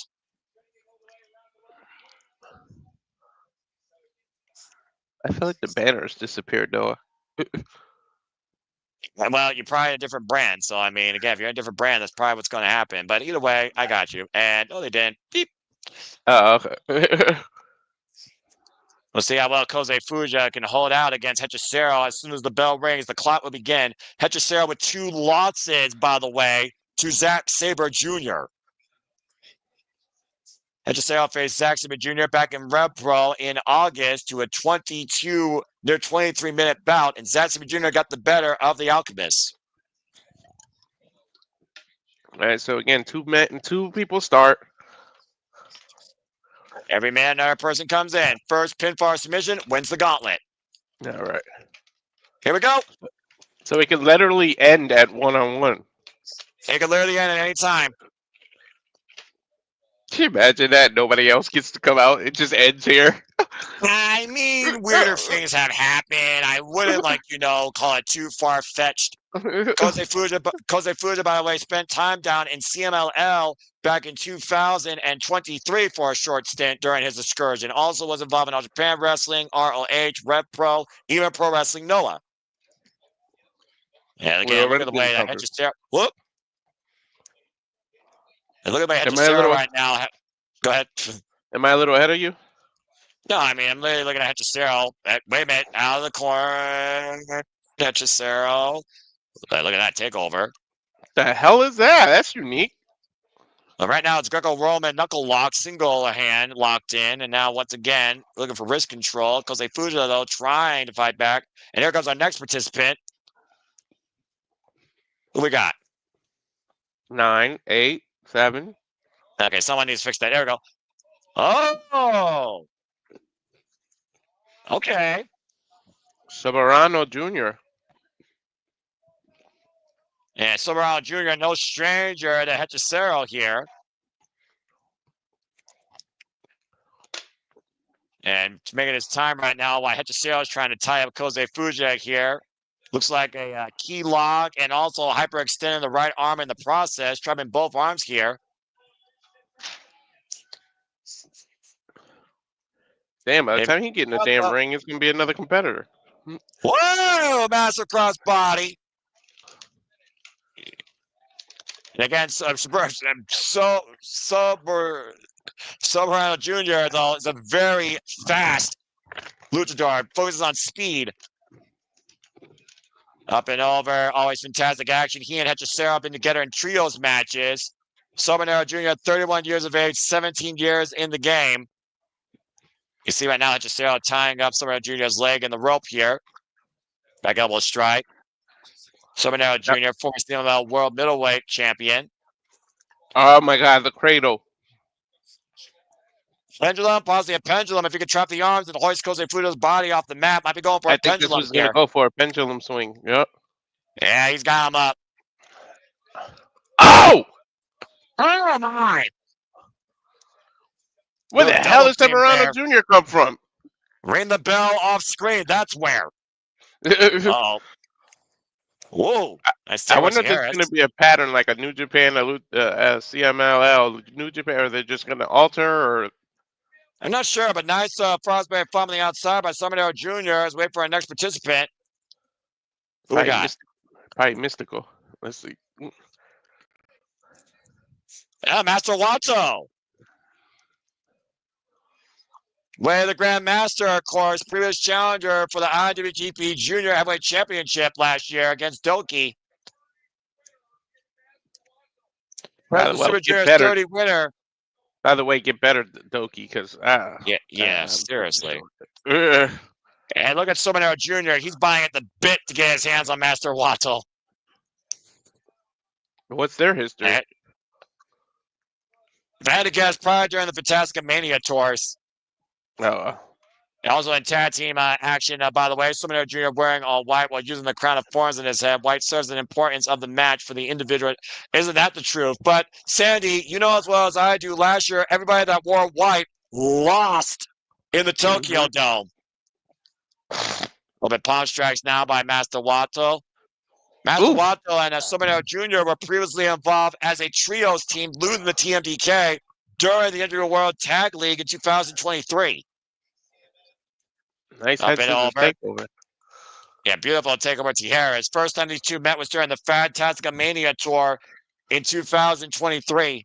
Of course, that's the constant tour that New Japan Pro Wrestling does in February. Dude, Master Widow's chest already looks like red meat. What the hell? And Master Wato right now just rocking Soberano Jr. Meanwhile, Hechicero nowhere to be found. Or Kosei Fujita. And here comes our next participant up to entry number 5. As these minutes just go by quicker and quicker, it looks like. All right, who we got? Up next. Hello? Who we got next? Who's this? I don't know who that is. Until he takes off the damn hood. Mascara Dorada!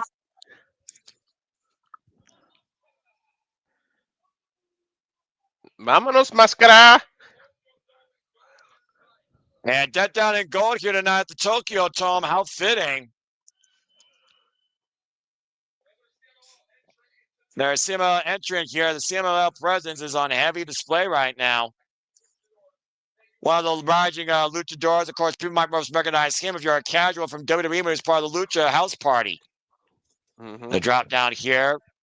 And again, hand spraying with the corkscrew kick. Master Wato with the sidestep, though. Of a palm strike. Also known as, what was his name? Gran Montalique, right?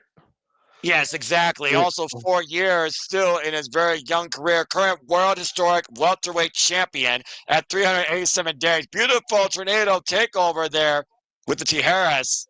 Now Hechicero and Mascarello in the ring. Tilt-a-whirl, backbreaker. Now up in the shoulders. Cazadora. Wait. And maybe not the hammerlock. Drop kick into Kosei Fujita. Shoulder block. Whoa! Well, Mr. Golden Mask. Yeah, Tijeras to Kosei Fujita and up on... What is this? Whoa! Woo! Incredible. Around the world. This guy can pull Tijeras out of anywhere. We have to.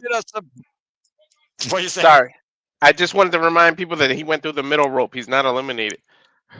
No, he's not. Here comes our next participant. Tobe Suicida, Hechicero, and Desobero Jr. on respective sides of the ring.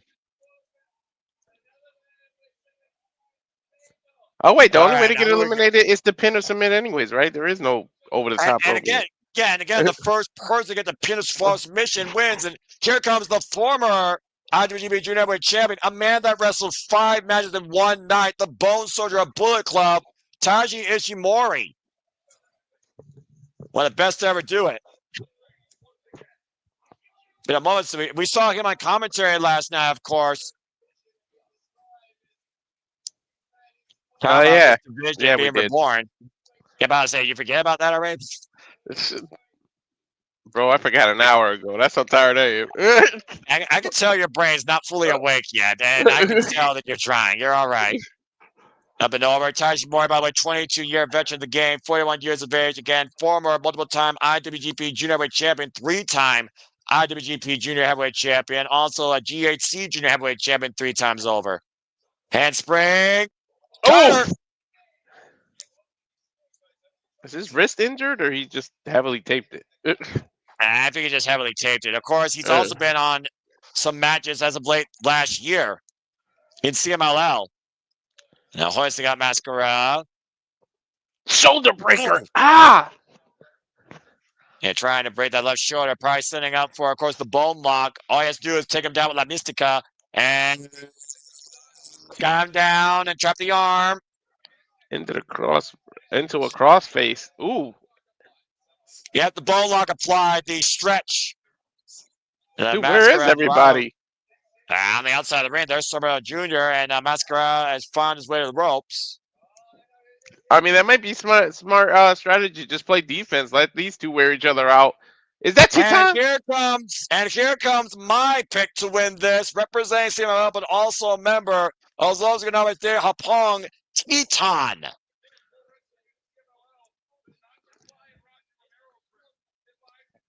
Titan, of course, who previously made it to the Best of Super Juniors finals, and Taiji Ishimori has been biting at the bit to get back against this luchador. He's now officially your pick? He's been my pick when this was first announced. Oh, okay. And he just knew he was going to be in it. I just felt like he had to be. Oh. Nice awareness going back after the Pele kick and taking down Hechicero. Now Taiji Ishimori made his escape. I feel like Tiger Mask is 100% going to be in it because we see him as a lumberjack. We just saw him on Noah randomly. So he's here already. That's twice we've seen him. Why not be here too?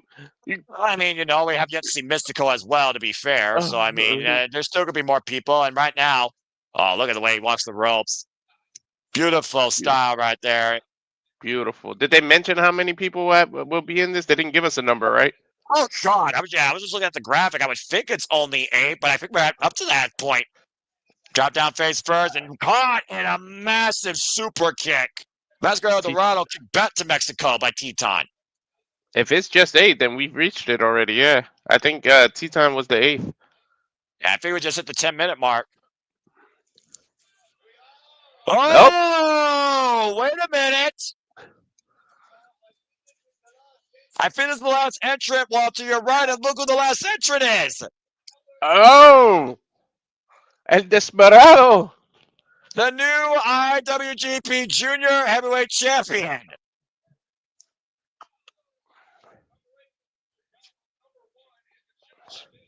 The ace of the junior division now. Oh, yeah, look at everybody right now eyeing the new Junior Heavyweight Champion. And this is what El Desperado welcomes. You got to believe everybody's going to want to eliminate him because if you're the first person to win, wins. And if you pin him, you pretty much guaranteed the title shot, no? Well, I mean, take your pick. Take your pick at this point. El Desperado versus the world. Oh, boy, here we go. Ain't going to be no rest for the champion. Ducks underneath Master Wada's clothesline. And it is literally the whole field. Luchadors. The whole field has come after him. But he's the champion. Why wouldn't you? He's in a desperate situation, pun intended. Well, I mean, at this point now, it doesn't matter who they pin. They just want to pin the champion. Hechicero and Dorado darting the way back to the ring. El Dorado is in now. All 8 luchadors are in here in this lucha gauntlet. You got to admire the fact that the champion put himself in here, even though he's a champion. Well, this is one of those disciplines and challenges that El Dorado has put himself through and constantly testing himself. Literally everybody in the field is attacking El Desperado. I mean, at this point, make the champion most vulnerable, get the challenge out there so you can take the title. Master Wato has already tried to go after that title. Master Wato and El Desperado used to be tag team partners in a junior tag league tournament. Oh my God. Everybody's hitting moves on him. They dropped down here by Teton. That unfortunate injury, by the way, left El Desperado out for a number of months last year. And again, Sandy, thank you so much for the history. Of course, the last time we were involved here, January 5th, Master Wato got a win over El Desperado. Oof. I guess that's true also, Sandy. It's not open weight, Walter. Hechicero is a heavyweight, to be fair. Junior heavyweight champion here. I'm just saying. That's true. It's just literally a free-for-all with the champion. And no one's touching anyone but the champion. This is ridiculous. I feel bad for El Desperado almost. Oh. This is the definition of when you get a title, you put the target on your back. Hechicero with the cover. There we go. Now people are going to realize there can only be one winner. Yeah, now jumping knee strike. Here's what you got to try and keep up, Walter. Super kick from Mascarado by Sobrano. Running Insecurity by Jose Fuja. Running kick by Hechicero. And Hechicero is the only man standing. The most experienced of the field, by the way. Hammerlock. What is this? Hammerlock Silk World. Round the world. Oh, my God. On the knee. Matchbook cover. Ken. Broken up by Jose Fuja. Brief. Dexter Neve. Left by Jose Fuja Hechicero. And at this point, he's just playing for pride now. It's whoever gets the first pinfall submission wins this gauntlet. Someone told me that we were. Go ahead. Whoa! Go ahead. Someone told you what? Nah, something told me we're not going to end before all 8 men came out here. Now with how fast these athletes go. Boot soft. Go ahead, Walter. I was going to ask you, with 8 people in there, like, how is it possible to get a cover? Like, you literally got to ask, like, 6 other people, then get the one-on-one in the middle of the ring, leaving you the final 2, just to be able to have a chance. Why don't you ask Sabre Jr. about that, who just did a tornado with 720-degree revolution, wiping out 2 men on the field, including himself. Now, Teton has to Wato in the ring. Teton set up and over it, lands on the apron. Oof. That's a shot. A Teton. Whoa! Oh, but now he left Mr. Guevara in there with El Desperado all by himself. Now, if he would turn around and focus, he can win the match. And Master Wato right now is fired up, and he might be looking to wipe out the field. You were talking about how they could do this earlier. Up and over the topic on Hilo. I don't know how smart that is. Forget the field. El Desperado's just knocked out in the middle of the ring for you. Egos, Walter. Egos are in play here. Clearly, we're showing out in the Tokyo Dome. Yeah, because look what Mascara's doing. What shot? Springboard shooting star. What the hell, dude? That could have went horribly wrong. And to your point, Esmeralda still unconscious. Now Jose Fuja might be looking to take advantage. Waistlock applied. Deadlift to the IWGP champion. Uh-oh, wait a minute. Trap in, 2! Finally, somebody's smart. Ah! Oh, God. Slept in the next week. That was an open palm. Uh-oh.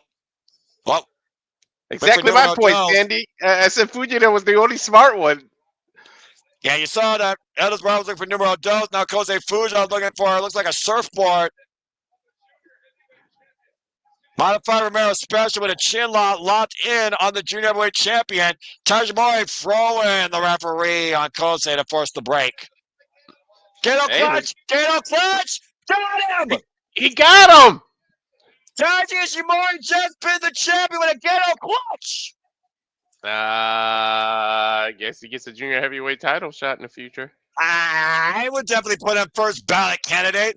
The smartest man. Gino Gambino once called Taiji Ishimori the smartest man. And boy, was that proven here after Kosei Fuja did the damage. You see El Desperado grabbing his back. Taiji Ishimori literally snuck in and got the pin. He used the referee as a battering ram first off to freaking break up the pin. And Taiji Ishimori don't give a damn what the rest of the field thinks. Taiji did his work, got the payday. Two things Taiji cares about, money and championships. And now he better run away. Is there anything else to care about in the wrestling biz? Depends who you ask. Yeah. Congratulations to the Bone Soldier, Taiji Ishimori. Well, that was ridiculous. Every opening match so far this week has been ridiculous. It was 2 Rumbles and now this. Ay, los míos. Right? Hey, El Desperado is pissed. I mean, you would be too. I mean, Master Wata was doing the right thing, though. He was checking on his, former tag team partner. And Master Wata has huge respect for El Desperado. I'm sure a lot of these luchadors do. And I don't think they necessarily wanted to see Taiji Ishimori win this, but Taiji got the better of him. Sometimes respect goes out of the window when there's titles involved, to be honest. Noah. You're definitely, you're definitely not wrong there, bro. And of course, we know coming up here very soon in the month of February, New Japan's first big tour, The New Beginning. We might see Taiji Ishimori challenge for that title in Sapporo or Osaka, but still, great representation here tonight from CMLL and New Japan Pro Wrestling in what was a very fun Lucha Gauntlet. Muy bien. Great mix. I think it was dead even. I think it was 4-4, right? It was. Mm-hmm. Damn, Master Wada's chest is red as hell. Yeah, come. Ugh. What are they all fighting over the Mexican flag now? What is this about? Mexican pride. Yeah. I'm sure we'll see more of these luchadors during the Fantastica Mania tour as well. That also takes place usually in February. But of course, you also can watch more of these luchadors and CMLL, courtesy of your local provider. I'm sure they got pay-per-views as well on Triller, and I'm sure we'll see more of them involved in the Strong brand as well. I see some of these people at Bound in the Valley. Maybe. That was a fun opener. Yeah, I enjoyed that. Ridiculous 15-minute gauntlet. Good grief. Oh, shit. Oh, baby. The 5 minutes is already up. Come for it. Hey, you guessed the order of the matches so far. Let me just take this in for a moment as I listen to the theme of the man called the Wrestler, Walter, because Katsuyori Shibata is about to fucking wrestle in the Tokyo Dome. My life is complete. Right. Katsuyori Shibata, who has been in the ring with the ace of New Japan, Hiroshi Tanahashi, now on 141 other occasions during the ace's illustrious 25-year career, returns here in 2025 during his last ride to have 5 minutes with the ace one last time. I would not think I would have. I'll be honest, Walter. I did not think we were going to see Katsuyori Shibata again, New Japan Pro Wrestling. I mean, it was a surprise last night. Pleasant surprise, I should say. Yeah, right? Of course, Katsuyori Shibata made his New Japan Pro Wrestling debut back in 1999.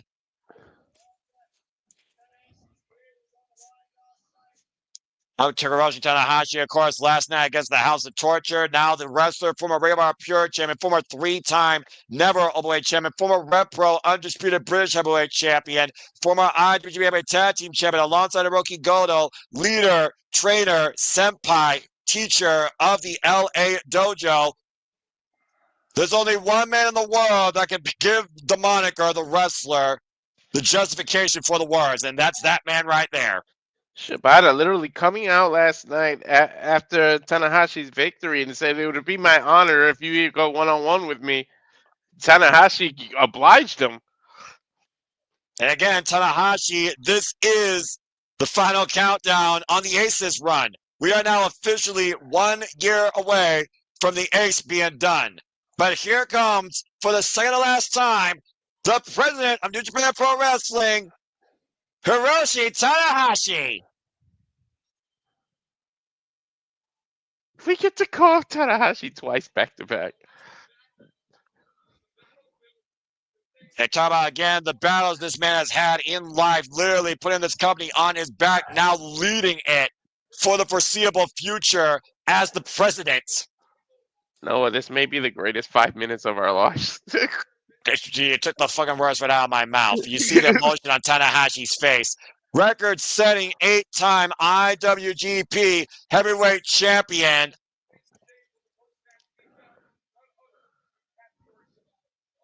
You want to talk about a way to really give a man a proper farewell? If this was Tanahashi's last 5 minutes of his career, I would have been fine with that. Who knows if Evil is still lurking around, though? I don't want to think about that, Dark Omen. Literally Clearly one of the 3 musketeers of the previous era, New Japan Pro Wrestling, Hiroshi Tanahashi, who paved the way for New Japan alongside Shinsuke Nakamura, and allegedly was supposed to be Katsuyori Shibata, but Shibata, he decided not to be part of that warrior justification. He decided to go his own way, and Shibata has returned home today to New Japan Pro Wrestling to go 5 last minutes with the Ace. And I'm glad he came to that decision. Yeah, I'm glad he came to his aid last night. Yeah, who knows what Evil would have did. The first time that Katsuyori Shibata and Hiroshi Tanahashi met, Walter, was actually back in 1999. NJPW Fall in Black 1999. It was a tag special. These guys have had multiple singles encounters months and months on end at the turn of the millennium. And most of those times, it was literally 50-50 when it came to who won. But it was over 5 minutes each time. Here we go. This is absolutely fucking insane. We have 5 minutes on the clock. Not an official match, an exhibition, but here we go. Albeit, though, I mean, you still could score a fall before the clock ends. Yeah. I think it's going to run out, to be honest, though. Katsuyori Shibata at one point had a life-threatening injury after Sakura Genesis when he literally cut his head open off a headbutt against Kazuchika Okada and rattled his brain. And it almost was curtains for Katsuyori Shibata's career back then. Resurged now through AEW and coming back here at Wrestle Kingdom 16, challenging Ren Narita at the time in a completely separate match.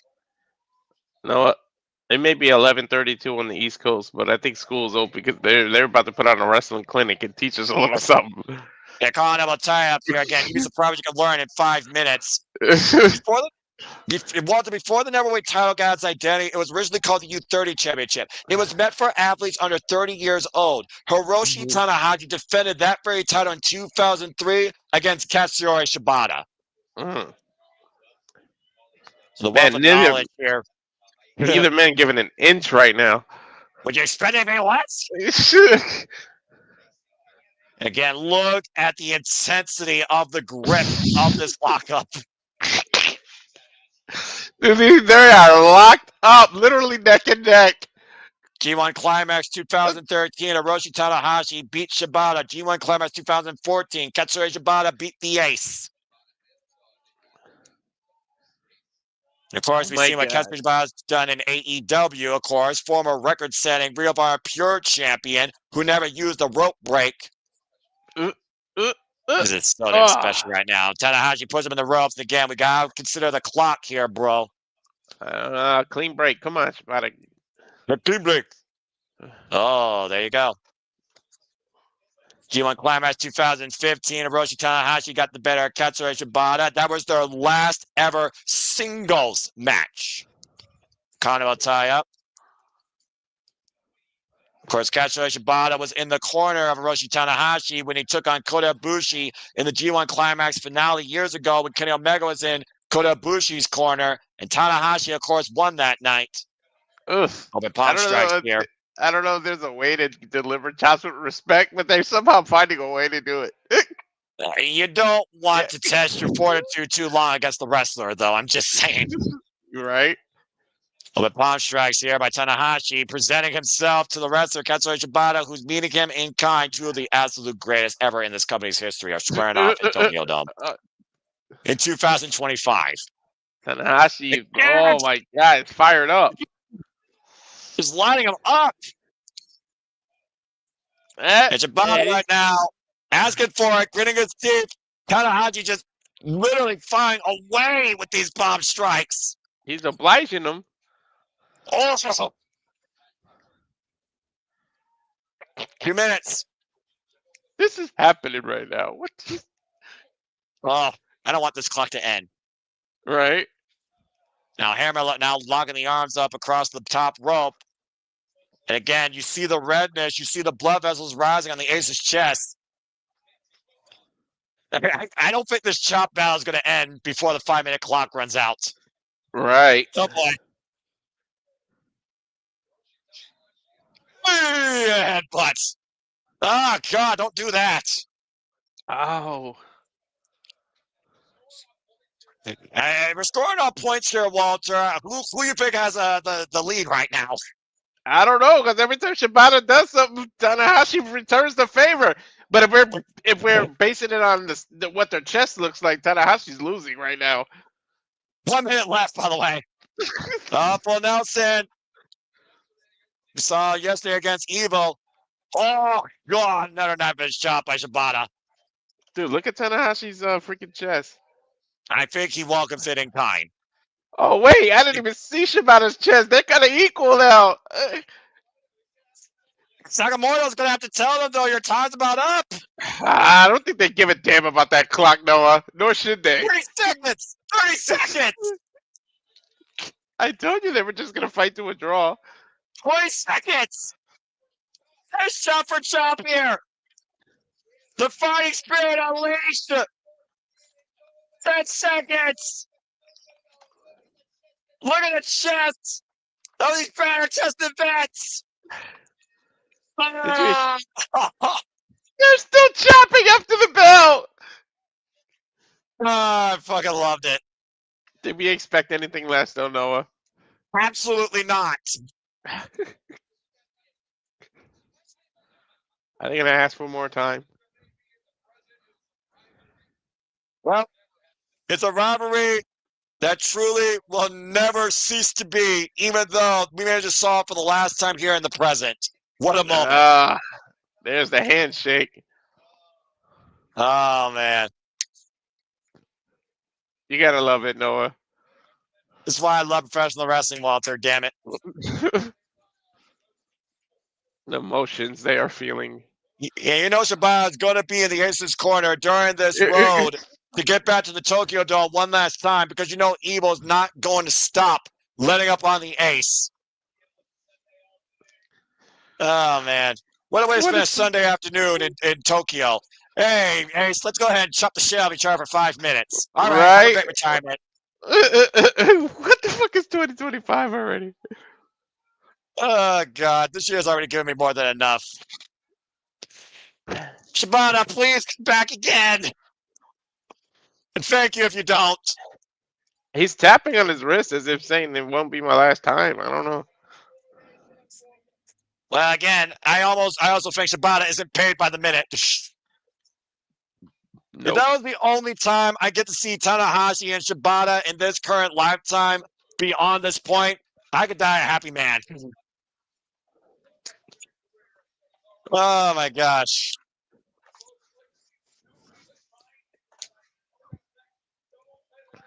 Well, that was fun. As the Ace looks to ice his chest, we'll see who's drinking champagne on ice. It is time for our double championship match.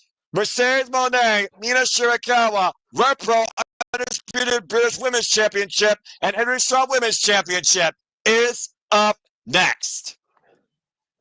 Bro, that was just straight up for our entertainment right there. Well, now you get to see Mina.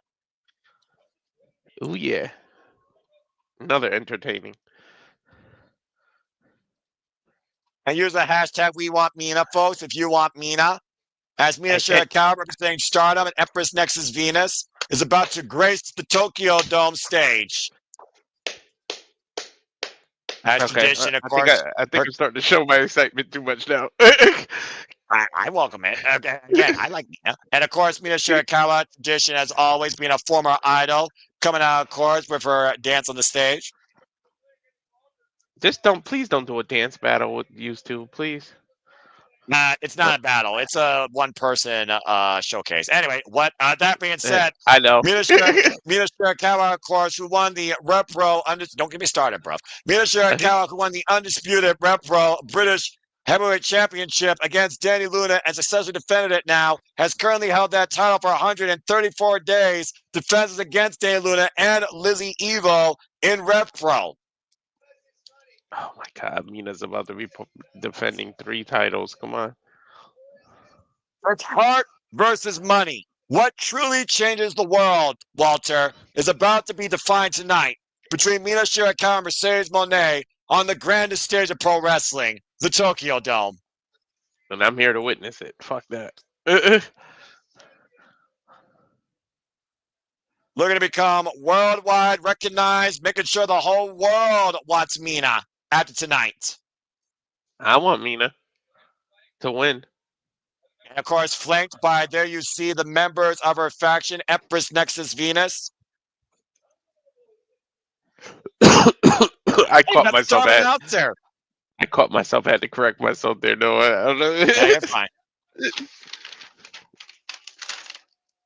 And of course, Mina Shirakawa representing the group Empress Nexus Venus. I'm representing Wonder World Stardom Ring. The only theme I know in the industry right now that I could happily dance to accordion music, by the way. Just putting that out there. Is she going to use her CEO music or are they going to give her something different? Well, CEO. Oh, God. BOO! Mercedes Moné living a childhood dream tonight might become a nightmare. And she might go bankrupt. For the first time ever, Mercedes Moné will wrestle in the Tokyo Dome. I do like the gear, though. The talking point about Mercedes Moné is money changes everything. And so far, since the resurgence of her career, she has proven that point with wins over Hikaru Shida, Willow, Nightingale, and of course, 2 times over, Chris Statlander, not to mention Stardust, Momo Watanabe, and Hazuki, defending both those titles successfully as she comes in with both the TBS Championship and the NWA Strong Women's Championship. I do like the Sailor Moon gear. I'm not going to lie. I'm about to say, yeah, you realize what she's sporting here, right? My wife's favorite card. Oh, now she's going to come root for Monet. Oh, my God. Walter, control yourself.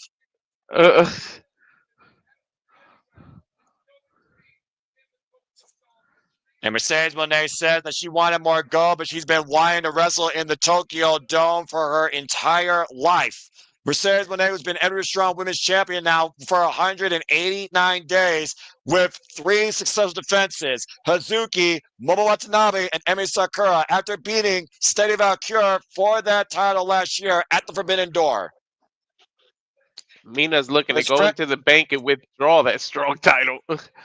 And no kidding, with the highest amount of yen possible. And again, the friendship, the respect with these two, it goes back to day one when Mercedes Moné came to Japan. If it wasn't for Mina Shirakawa, you very well might not have had Mercedes Moné have the direction that she needed to become part of New Japan Pro Wrestling. Oh, baby. Representing AEW, this is another interpromotional. Every one of these matches are interpromotional, excuse me. It's Stardom versus AEW here. Title for title. Winner take all. I was going to say, what are you talking about? Everyone is in front of me. I was going to tell you that. I just realized that. It's surprising that a show could actually do that for every match. Learn something, other companies. Wow. Oh, boy. This is how the open doors should be booked. What? It's one thing to write your The check. It's forbidden another door. thing Why did I say open door? don't give WWE ideas. Lord knows they aren't that creative when it comes to a friggin' TV show with purpose. They can't build a set. They can't come up with a damn good name. They can't find good music. Don't get me started. That's for sure. Yeah, stop when I'm telling lies. Anyway, hello, Mina. Mina Shirakawa, of course, Mercedes Moné. I've been waiting for this moment for a long damn time. Here we go. Women's professional wrestling. Eat your heart out, Rhea Ripley and Liv Morgan.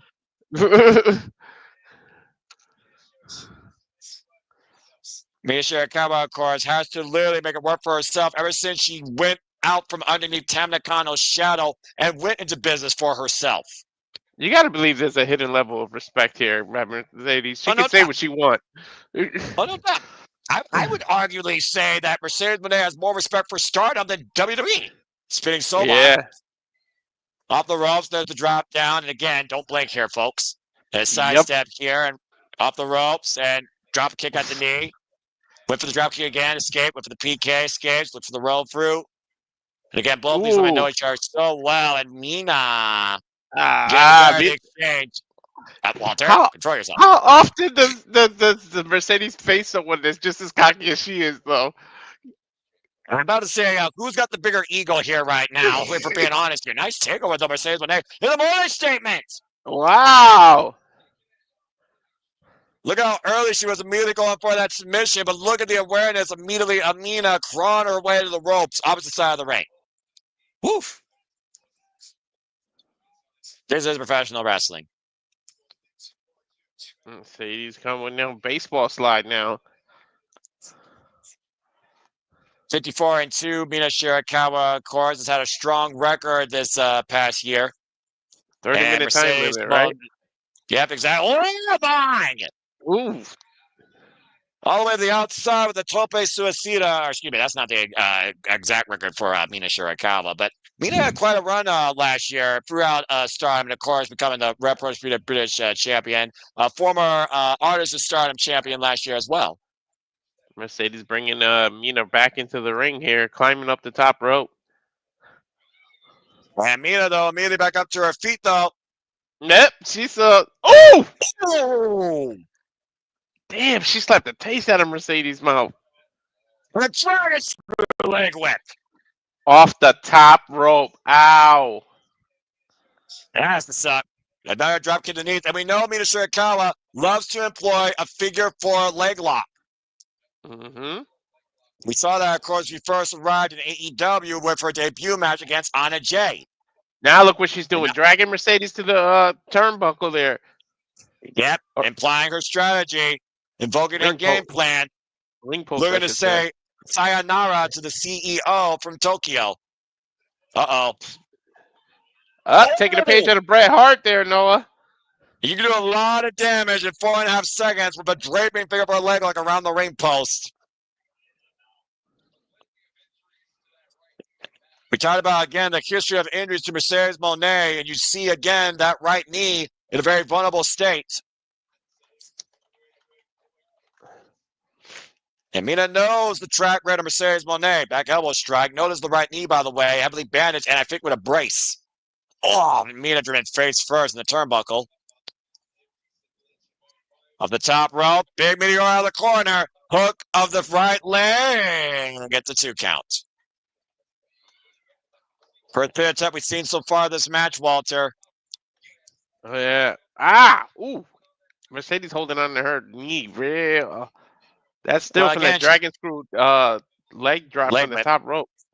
Yeah, you're fine. Again, we talked about before, also, that is a surgery repaired right knee. She's had injuries to that knee in her career. And Mina dropping Moné on her knee. Eesh. She's going to dissection here. Uh-oh. Moné in a world of trouble right now. Blow a kiss. And just constantly working over that right leg. Now capturing the right knee.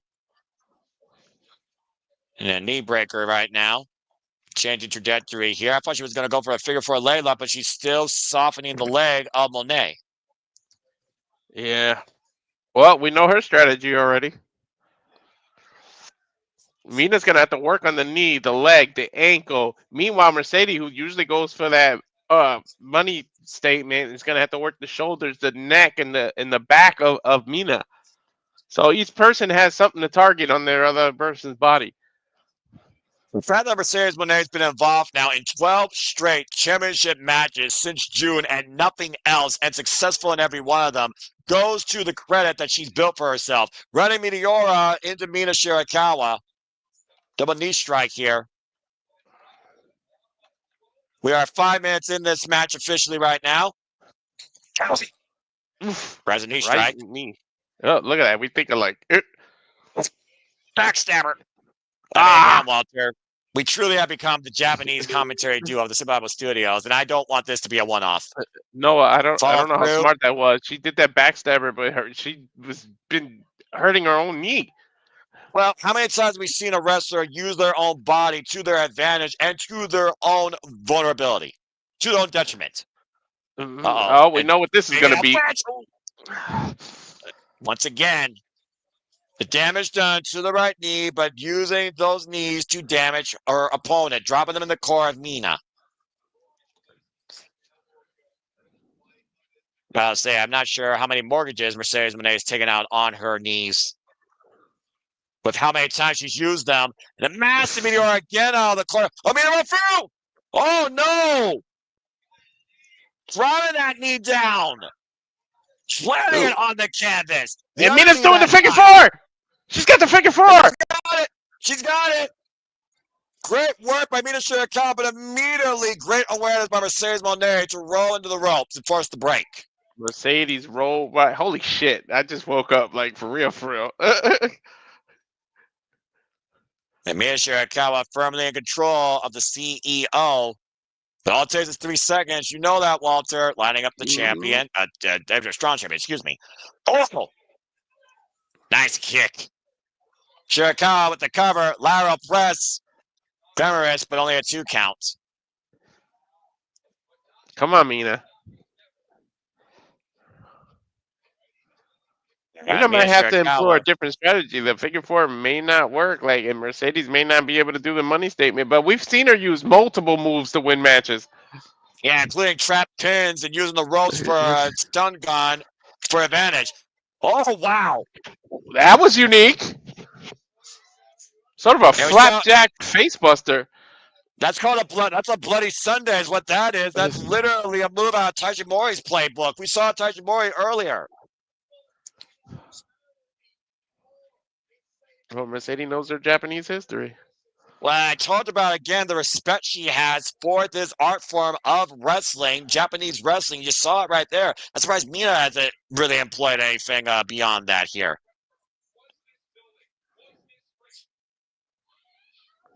You wanted to find yourself the best wrestler on the planet, wrestle in this ring on the grandest stage of Tokyo Dome, then get back to me. Yeah.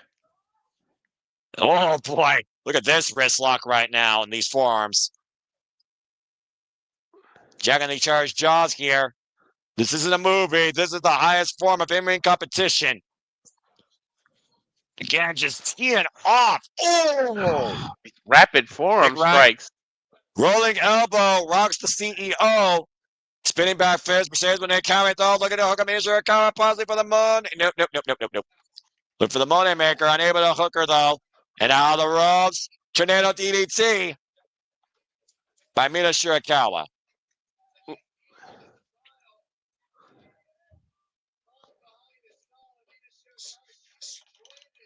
I think Mina's enjoying this maybe a little bit too much. She's going for the figure four again, Noah. Yeah, but again, look at the rope through. Jackknife, rope through, takeover. Mercedes Moné, though, hooking Mina Shirakawa. What is this? Suplex. German suplex. Uh-oh, I know she's going for here. Regular suplex. She's going for the three amigas. Well, we saw her do more than that, though, against Chris Statler at World's End. She did 10, right? 3. Yeah, this time, though, she only hit 3. Whatever energy she's trying to channel for her Sailor Moon cosplay, she's going to need it more than ever here. She's going to come out double champion. She's going to go for that Eddie Guerrero frost splash. We know Eddie Guerrero's history with Japan as well. Yeah, of course. Her idol. Original Black Tiger, of course, as well during that era. And you see right now Mercedes Moné up to the second rope, looking for another big high-risk move. Mina up to her feet, though. Oh! Spinning back fist. That head. That'll mess your equilibrium up. And right now, Mina Shirakawa and Mercedes Moné in the high-risk district of Tokyo. Hey, you mentioned wearing white in Tokyo and losing. Oh, you know what? Actually, they're both wearing white, so I can't really say anything. You can say something after that implant DDT, as both women are down right now, and neither one able to capitalize. We are 10 minutes in as both these women are putting everything on the line to leave a triple champion. Somebody's gonna win triple. Oh, hey man, the leg. Leg whip. Ow! The technique by Mina Shirakawa here again, going back out of the leg. Now hoisting out Monet. Electric chair position. And Mina Shirakawa, what the hell are you looking for here? Electric chair. Maybe. Oh! Delay Where did Mercedes land again, Noah? What did she land? Right on that same knee and right into the figure four. Yep, and she's got her farther away from the ropes this time and got full control of the hold, applying even more pressure, laying flat on the mat. Yep, laying away from her range. She can't slap her out of it, but now she sat up. See, and then Mercedes is starting to slap her. And she's bridging up, too, adding even more pressure to the hold. Mercedes trying to reverse the pressure. Ooh. That ain't my neck camera. Mercedes Moné will be lucky she can walk out of the ring on her own power after this is over. Oof. Maybe she should be humble after that and shut up. That's a different conversation. Mercedes right now. Mina. Massive sling blade. No, you're fine, brother. Oh! Impaled DDT. Choose the half. Lateral press kick out at 2.5. Mercedes showing that she still has heart. She's still in this. But we still haven't seen the Glamorous Collection or the Glamorous Driver yet either. I think that's what she's just calling for just now. Glamorous Driver, position in play. She got it! Glamorous Driver! Oh! Mercedes Noah barely got that shoulder up. You mean barely in all caps, I believe, correct? Yes. Yeah. Looking for it again, Renee. Able to scout it, though. Again, kick right back to that right knee, though. And Mina off the ropes. Toe breaker. Is it me or Mina kind of been dominant? Ooh! Pendulum toe breaker. Crap the code, crap Mina's face into the cover. Mina, of course, recovering from a literal broken jawline from Saya Kamatani's miscued Phoenix Splash, literally last year. And Mercedes Moné is going to have to get very creative here beyond those knees, which is going to put down Mina Shirakawa tonight in what's becoming the fight of her life. Looking to hook her up. Can she keep her in position for the Gore, for the Moné Maker? Mina up and over. Now Mina hooking up Moné. Wait a minute. Oh! Ankle lock. Whoa. Uh-oh. And right back into it. And tied up Mercedes Moné. Moné's got nowhere to go. Front hand, shoulders down, though. Oh. Oh, wait a minute. One more time. Backslide. 2. Ooh. Double leg. Back to the leg. Inside cradle. Capture the head. Capture the leg. 2. Oh, no. And Moné hooking up Mina. Got her. Oh, we've seen this before. Get her. 2. I was not expecting that, Noah. Unbelievable. All it took was one Monet Maker. And with that, we have a new undisputed British Women's Rev Pro Heavyweight Champion. Congratulations, Mercedes Moné. She earned that one.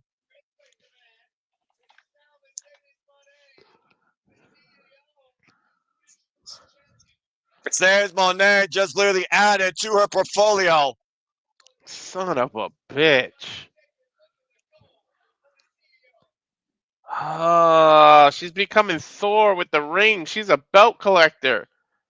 Literally becoming Kenny Omega. Seriously. What the You know what? I'm not even going to poop all over that match. It was a fucking good match. I'm not going to let my personal feelings disturb what we just fucking witnessed. It was women's professional wrestling in Japan, in the Tokyo Dome, and we got the fucking call. And I don't care who won. And she won fair and square, and she won with the Monet Maker. Somehow able to hoist Mina up on a bad leg and plant her down face first. And again, the respect of these two to have this match, to create this moment. One more time? Is that what she said? Probably. Mina tried to. I mean, Mercedes tried to show her respect, which is weird to me, out of character a little. It just goes back to, again, you look beyond the character, you look at the caliber of the athlete, you got to respect that. Yep. A very long walk. She was getting a little emotional. Mina knocked her right back into that regular character. Yeah, and Mina Shirakawa leaving the Tokyo Dome without anything. Dude, she left empty. She made a deposit, not a withdrawal when she walked into the bank. Yeah, and unfortunately, the stock plummeted on Mina Shirakawa's worldwide tour exhibitions as a triple champion. Congratulations to Mercedes Moné, TBS, Repro, and still NJPW Strong Women's Champion. We talked about, again, that legacies will be furthered, history will be made, belt holders will be created, and you just got your first one with Mercedes Moné. All right, let's go ahead and move things forward. Time for our next match, and it looks like it's going to be David Finlay versus Brody King. Nothing on the line but pride. Damn, dude. It's a mixed feeling, I can tell from you, Walter. But like you said, you can't argue that Moné, each win as of late, she's earned fair and square, and that was probably her best, hardest fought match in Japanese wrestling to date. Mm-hmm. Meanwhile, let's get ready for nothing but violence and welcome in the House of Blacks, Brody King.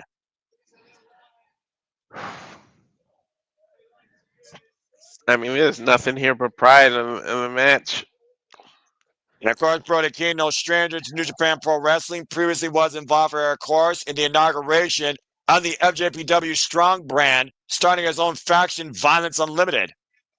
Dude, if David Finlay loses here, the War Dogs are going to have a freaking field day with him. I almost kind of feel bad if that happens. Well, I mean, this is the night where dreams are made and men and women can be broken. And you just saw what happened with Mina Shirakawa. We'll see what happens, how Mina tries to bounce back to Stardom, and we'll see what happens when Brody King unleashes his form of violence on the freaking boss dog, David Finlay.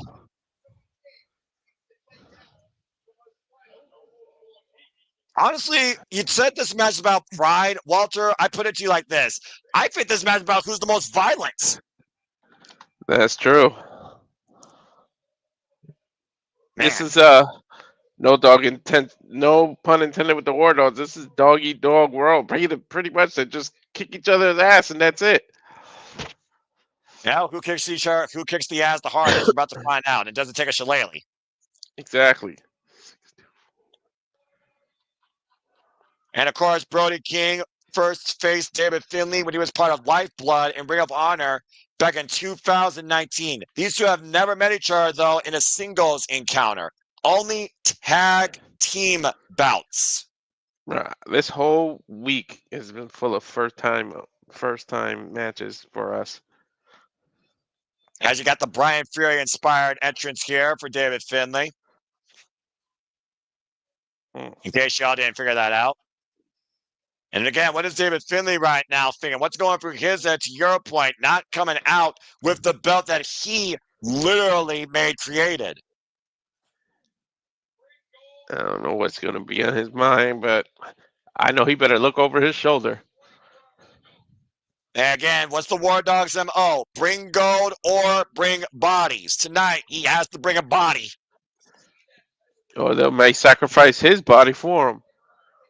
And figure out this, if David Finlay beats Brody King, he might intercept Yoshinobu's match later tonight when he's defending that Global Heavyweight Championship. Yep.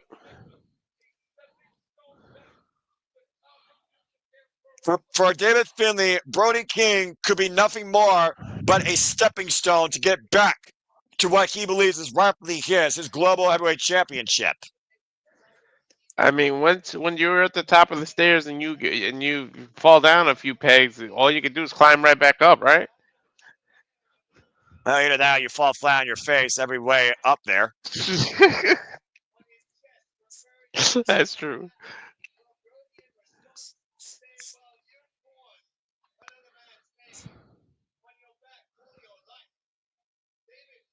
This may be a hard-hitting blink. You might. It's not blinking. You might miss it because of speed, but the damn hard they're gonna hit each other. Last time they faced each other was a six-man tag team Chicago street fight in 2022. Brody King and Finjuice worked together that night to beat Bad Dude Tito and TMDK at the time, Jonah and Shane Hayes. That was back again, though, 3 years ago. And of course, right now, all David Finlay cares about is getting Brody King's blood. He was thinking of a different name to step up, by the way, when it came to the House of Black. When you saw the House of Black letters on that screen, he was not expecting Brody King. He was expecting Malachi Black himself. And that goes to what David Finlay thinks about Brody King. Maybe overlooking. I don't know how you can overlook a man that size, though. It's almost like he's underwhelming the actual threat that Brody King imposes or the impact of this open challenge that David Finlay presented. That may prove detrimental to him if he does that. You notice David Finlay right now. There you see El Desperado on commentary with Japanese contingency. David Finlay very boisterous, very loud, very self-absorbed. None of that tonight, to your point, Walter. A very serious demeanor here, knowing he cannot lose here. Mm-hmm. If he wants any chance to get that Global Heavyweight Championship back. Here we go. AEW versus NJPW once again, for those that are keeping score. Here of course, we go. later on this evening. Yeah. Go ahead. I was just saying later on this evening, like I said, not only we got the scapegoat Jack Pavers Yoshinobu, we, of course, still have the Never Openweight Championship on the line, the AEW National Championship on the line. Oh. Just to put it in perspective of how big Brody King is, David Finlay's no small man himself, and look at that. Yeah, but we also know that David Finlay imposes freakish, violent strength. He did 3 back-to-back dominators on Yoshinobu last night, for Pete's sake. And still didn't get the job done. Isn't that crazy? Yeah, right? Oh, God, what a deal. He said that hate always wins. Well, I'm not sure how much hate you need to beat Brody King tonight. Hell of a lot of it. Sidestep as Brody King runs face first into the red turnbuckle pad. You see Argado at ringside, maybe helping David Finlay there, warning him, trying to hook Brody King up. I don't think this is going to work. Brody King, big back body drop. To your point, Brody King's 284 pounds, stands at 6'5". David Finlay, 6 feet tall, 209 pounds. Oh, God.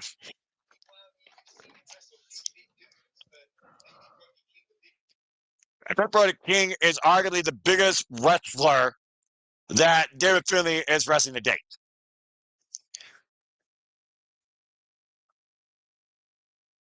And Brody King right now grabbing David Finlay at the Maybe apron. 24 hours after losing that title. Like, is that still on his brain? And the jury's still out on that, Walter. Jury's still out on that. Like I said, and will that hate, will that loss fuel him to be even more violent to make sure that he wins no matter what? Oh.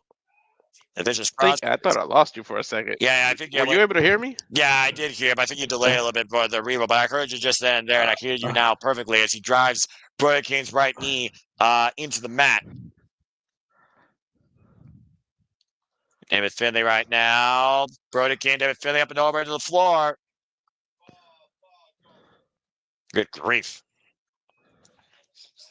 And Sandy, again, thank you for tuning in. Thank you to everybody so far that's tuning in here on this Saturday night. Well, actually, Walter, it's officially midnight here on the East Coast. We're in Sunday. We're in Sunday. Good grief. Sunday. Place it up and over with the plunger. Brody King catching David Finlay. Good God. Look at the strength. Oh. Watch out of the way. Oh, Jesus. Woo. Shoulder first into the blue barricade. Full throttle goes David Finlay.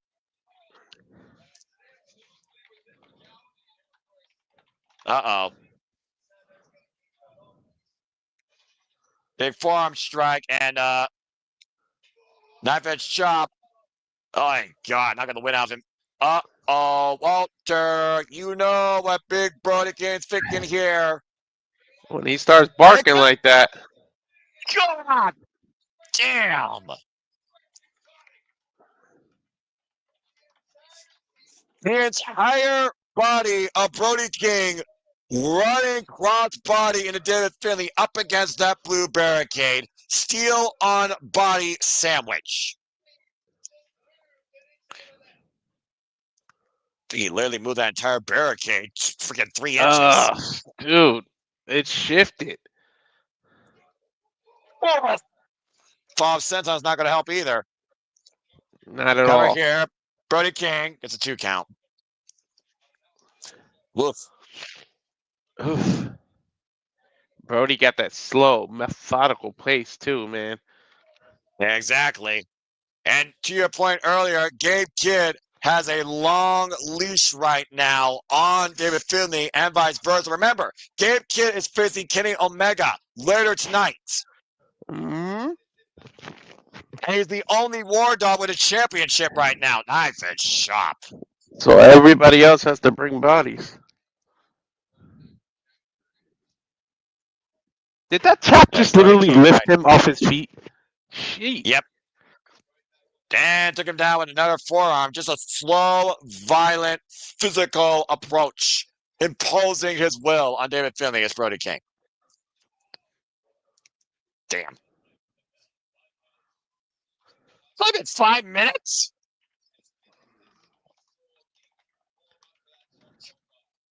Oh, boy. Irish whip. Oh, my word. You see the welts rising on David Finlay's body here, and the scars of this 5-minute war with Brody King, and Brody King just literally having his way with the Rebel King.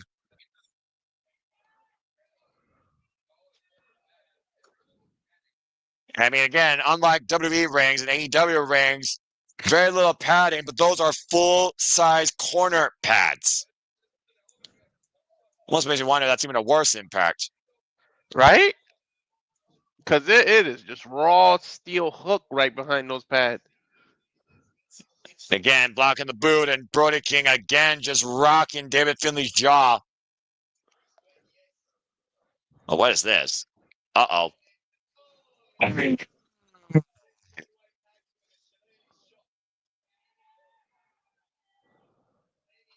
at this point, Brody King might need.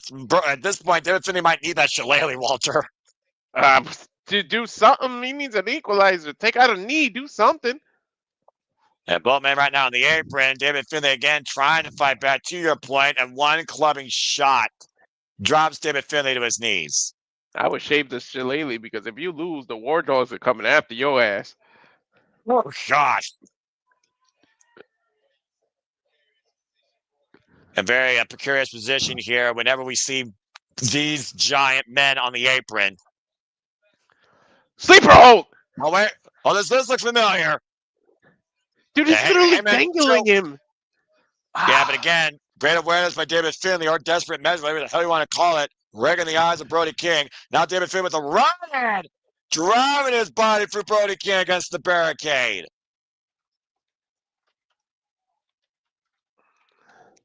Oh.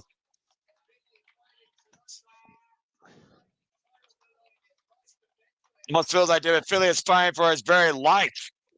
Wow. Look, getting a breather here. Well, I mean, again, when your name's Finlay, you gotta know how to fight for your life. I mean, As he comes off the top rope and winds Brody King out against the barricade. the name is Finlay, and you love to fight. How many times have we heard that? More times than I can count. But then again, tonight it's go big or go home. You know that. Mm-hmm. Brody King better really go big because it's a long way home back to the States. David Finlay right now creating this with him and Brody King. And again, just driving the uppercut in the corner as David Finlay has regained control in this match. You were Well, saying? as soon as I say that. What were you saying, Noah? Never mind. TVT. Off the whiplash. Pull down. Hook of the leg. And a 2 count. Damn, that Death Valley driver was ridiculous. Did you see how hard he landed on his neck? Have you heard every shot's impact in this match? Hard might be a soft statement. Right?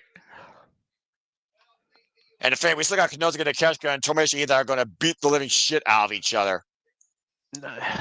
Not only is it the impact of the strength of Brody King, but think about it, Noah. When you're 6'5", he picks you up with that Death Valley driver, throws you up. You're already 6 feet tall. You're at least 12 feet in the air when you're hitting the ground.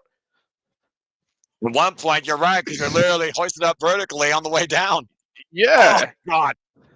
That exposed elbow grazing David Finlay's jaw. Again, Brody King does not wear elbow pads, folks. Oh, yeesh.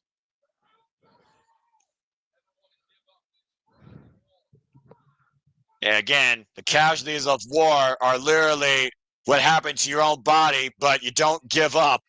And I'll say that about David Finlay. No matter what, he is a fighter. He does not give up. Even if it's hatred that fuels his fighting spirit. Oof. David Finlay with these rapid forearms into a European uppercut. That's underneath the clothesline. Oh, God, I get decked with the left. Cover. 2. No. That could have been ugly, too. Did you see how Finlay's leg kind of landed on Brody King's neck? Yeah, look like that didn't phase them, though, but this might fire. It's right. Hook of the near leg. No. Dude, he power drived him in the middle of the ring, too. There was no ropes near him. We have hit the 10-minute mark, by the way, in this match right now, Walter. Dude, where does time go? Like, I didn't even realize they've been wrestling for 10 minutes.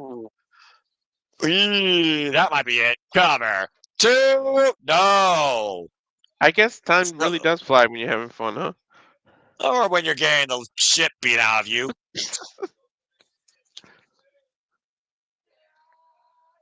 And that's very well, again, Sandy, considering how Kenny Omega fought on emotions back at Wrestle Kingdom 13. Really, David Finlay, that's kind of harsh. Look for that Gonzo bomb. David Finlay, though, trying to pick up speed. And Spear takes down the big man. Hook of the right leg is another. Gets a 2 count. Took Brody by surprise with that Spear, Walter. Yeah. Yeah, sorry. I was blowing my nose. Didn't want to do it on screen. Yeah, it's respectful. I get that. Shoot the half of the clubbing shots the back of the head. Lateral press for the cover. Gets a 2 count again. David Finlay, like, I mean, you got to give him heart, though. He's been in the latter half of a ass whooping, but he just keeps on fighting. Well, that's always been the Finlay's MO, for being perfectly honest. And look David at saying Guido. Guido. Yeah, about to say. Yeah. David Finlay saying it's overkill time. Can he hoist the big man up? Uh-oh. I was gonna point out, looking at Gito's face, he even looks scared of Brody King. Well, I mean, after literally getting hoisted up and running a dip by drum in the corner, you might want to be, because you know what happens when men are in the corner when Brody King's on his feet. That could have really hurt his shoulder. David Finlay go for that cannonball? Yeah, exactly. And come. stretching that man underneath his near 300-pound frame. Not done yet. Is he going to hit him with a superplex, Noah? He just knife edge chopped the man's heart out of his chest, and I think you very much might be on point, Walter. Finley better get out of that. I don't know, but David Finley trying to fight out of it. What the hell? Sunset flip? David Finley. Sunset flip. Can he hook him? He's got him up. Are you kidding me? Oh! Face first off the freaking corner pad. Can he do it? Can he do it? Power bomb!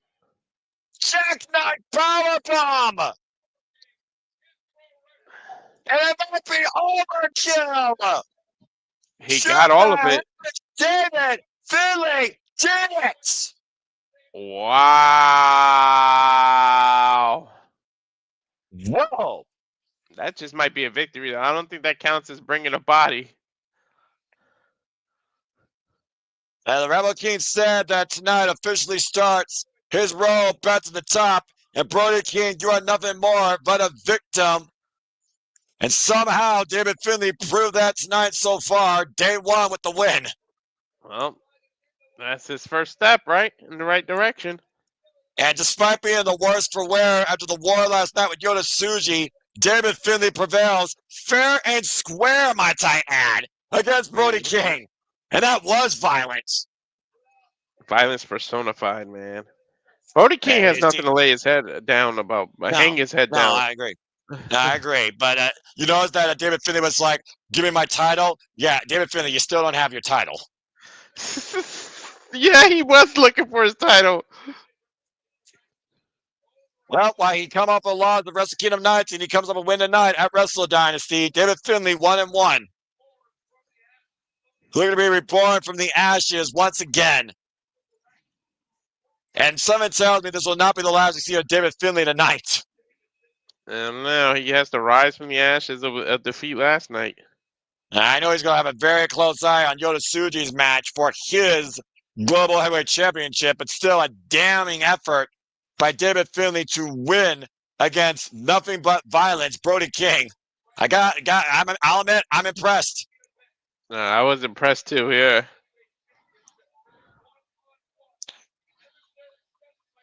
Well, yeah. At least he won't be a sacrificial lamb to the rest of the War Dogs. Well, speaking of sacrificial lambs, one might be literally to an emissary of violence after in the damnedest match of his life. We move on from special singles match to what might be a death wish. Shota Umino goes one-on-one with Claudio Castagnoli. Oh, boy.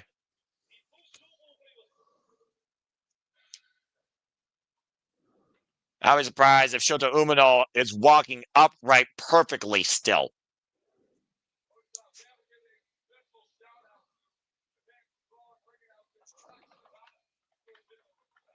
And by the way, we got the ring announcer, Taira Shibata, here tonight. Of course, we all recognize him from the Forbidden Door shows. He is also the ring announcer for the NJPW Strong brand.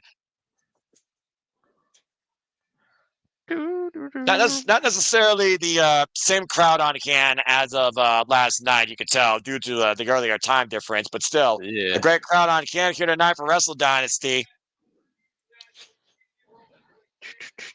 Again, Walter, we saw Shota Umino show us more than anybody. I think even himself even expected that he could do last night against Zack Sabre Jr. for 43 minutes. You know he ain't walking in here 100% or riding in here 100% either, Noah. Yeah, well, I think the physical toll might be heavier than the mental toll that Shota Umino has been going through these last less than 24 hours, to your point. Went through the depths of hell to try and reach heaven, and unfortunately came up short against the front man. Why Zack Sabre Jr. says, continue to go stronger, and let's do this again. You are not the new ace yet, but a win over Claudio Castagnoli is definitely a way to try and continue that you can still prove you can be that. To be honest.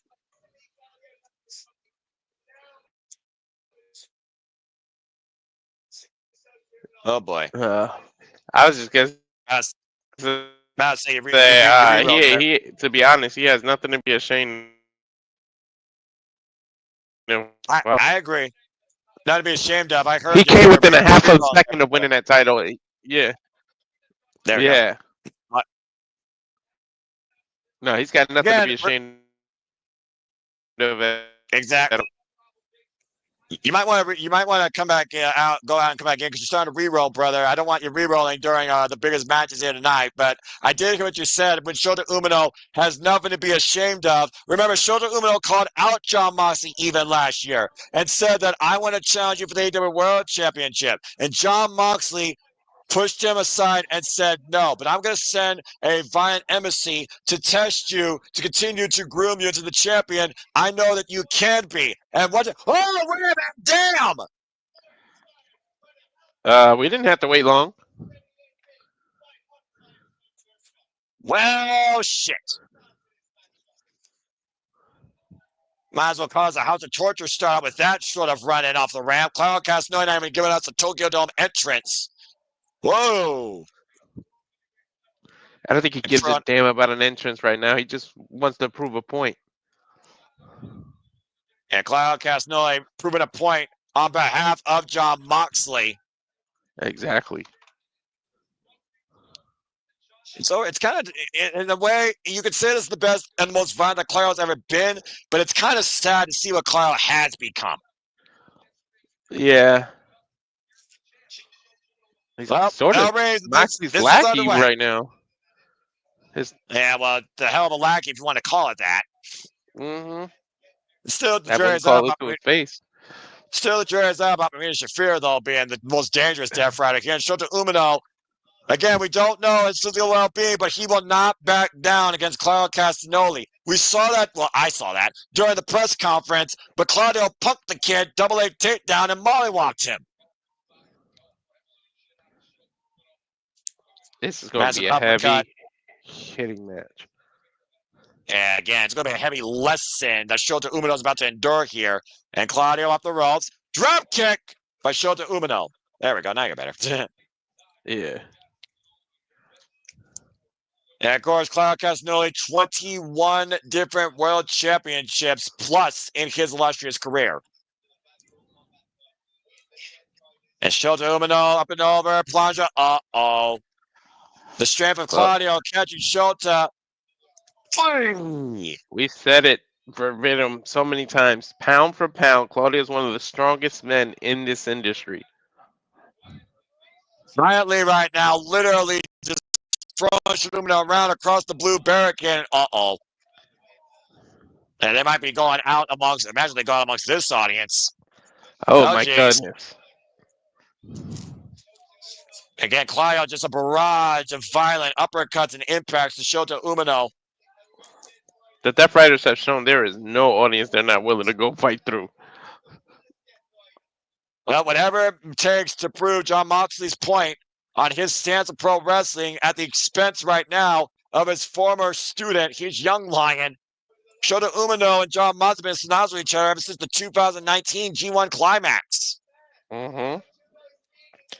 But Shota Umino has proved since saying, fuck you, Jon Moxley, he's his own man. And he wants to be his own man. He doesn't want to be a Jon Moxley knockoff. What do we consider that? Good grief. No one ever considered him that. I don't know why he even said that. Well, Death Rider jacket, title on side, Jon Moxley, Buffalo Combat Club. CMLL as fuck you. I mean, the jury's been out on that. And he got his final test last year when he took Jon Moxley on for the IWGP Heavyweight Championship and lost. Mm-hmm.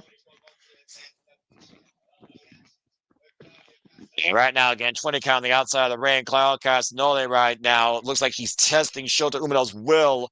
And we know Shota Umino will not give up. Yeah, we're going to find out today because Umino is hurt. Hurt might be a polite statement. Right? Massive uppercut. I don't know if the whole Death Riders took the trip to Japan, but I'm sure they're watching. And again, like I said, if Shota Umino beats Claudio Castagnoli, God. Massive double stomp. Look at the leg. Gets a 2 count. If Shota somehow beats Claudio, John Moxley will have to take notice of the roughneck. Gut wrench lift. Oh, good grief. John Moxley Oh. will be pissed. Lateral press by Claudio. Gets a 2 count. Transition to the crossface. On track crossface, by the way. Claudia has some of the most beautiful transitions. Well, again, we talked about not only can be one pound for pound pure athletes, strongest in this business, he is so refined in his technique that Bryan Danielson brought him into AEW to take on Zack Sabre Jr. at the Forbidden Door inaugurally. Mm-hmm. Of course, going all the way back to his time as part of the Kings of Wrestling with Chris Hero in Ring of Honor. 3, 4. Former PWG. Yeah, exactly. Again, Claudio Castagnoli using that reps count as full as he can. Yeah, he almost used all 5 seconds. I mean, what lesson is Claudio trying to literally give Shota Umino here? And is it Claudio giving the lesson on behalf of himself, or is it truly all on behalf of John Moxley? I think it's just you're not worthy to challenge Moxley. How dare you speak his mouth? That's pretty much the message here. Yeah, tonight, Claudio Castagnoli again, as John Moxley caught him the emissary of violence, looking to literally be the receipt of that lesson. And Shota Umino again trying to tee off against Superman. Uh-oh. Oh, no. Say what you want. Good grief. Shota Umino will be defiant until the end. Yeah, well, the human will only has so far it could go before the body says no. That's true. And if anybody's going to take all the will out of you, it'll be Claudia. This whole idea of Shota Umino, you don't have the heart and drive that you think you do. You have no right to challenge me right now. And I think he disproved a lot of people last night with how much heart and drive he actually has.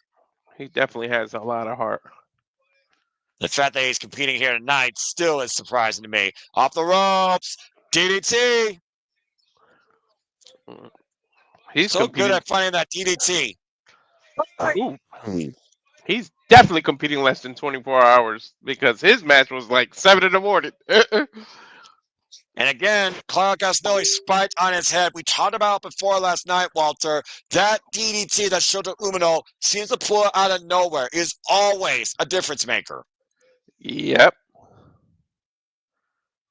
I'm just waiting for the double underhook version, of course, the Death Rider that he's been using to see if we can put Claudio Castagnoli down with it. Claudio really dropped in the crown of his head on the freaking apron. Uppercut by Shota Umino now. Now hoisting up Claudio, draped on the barricade. Hey! Give us a moment. We're going to have a special guest in a moment. From Zack Sabre. Pop in and say hello. Okay, from Zack Sabre Jr. to Claudio Castagnoli, draping DDT off the barricade, vintage Randy Orton.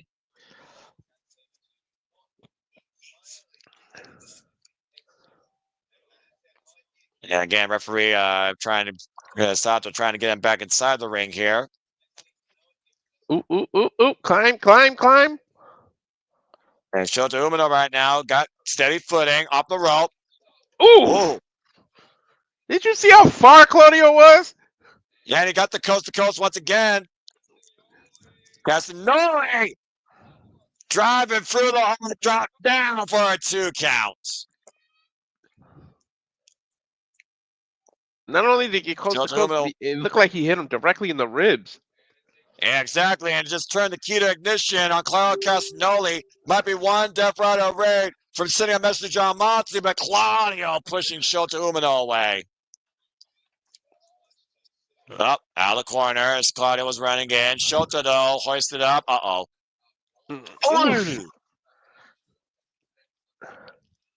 That European uppercut always knocks the opponent senseless, and Shota Umino right now doesn't even know where he is.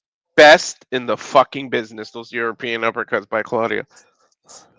And again, Shota Umino draped on the ring post, to your point, and I agree. I'm not going to at you. I'm going to agree with you. That Claudio right now hoisting up Shota Umino up on the shoulders. Fireman's carry. Oh, boy. Oh, no. Is he going to F5 him? No. Oh, boy. Or Tokyo Skyline. Perhaps overhead. Oh, shit. And now he's going to probably do that running European uppercut. Yeah, I think he's looking for that Swiss death.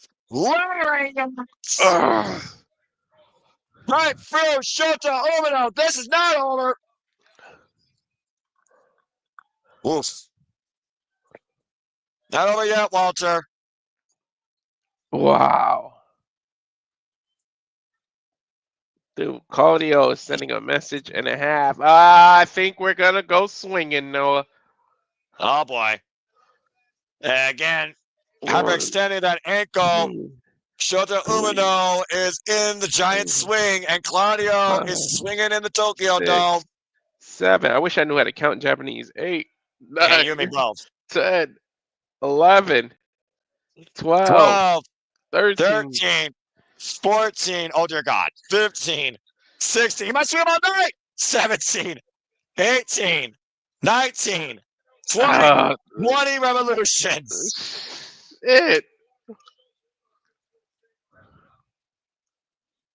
And Claudio with the cover, hook of the far leg, gets a 2.5. Dude, just hit him with the neutralizer and get it over with. Sharpshooter, I think he's going to go for. And that might work too. Again, we talk about the damage done to the leg and also the condition of that ankle. Can it still hold up?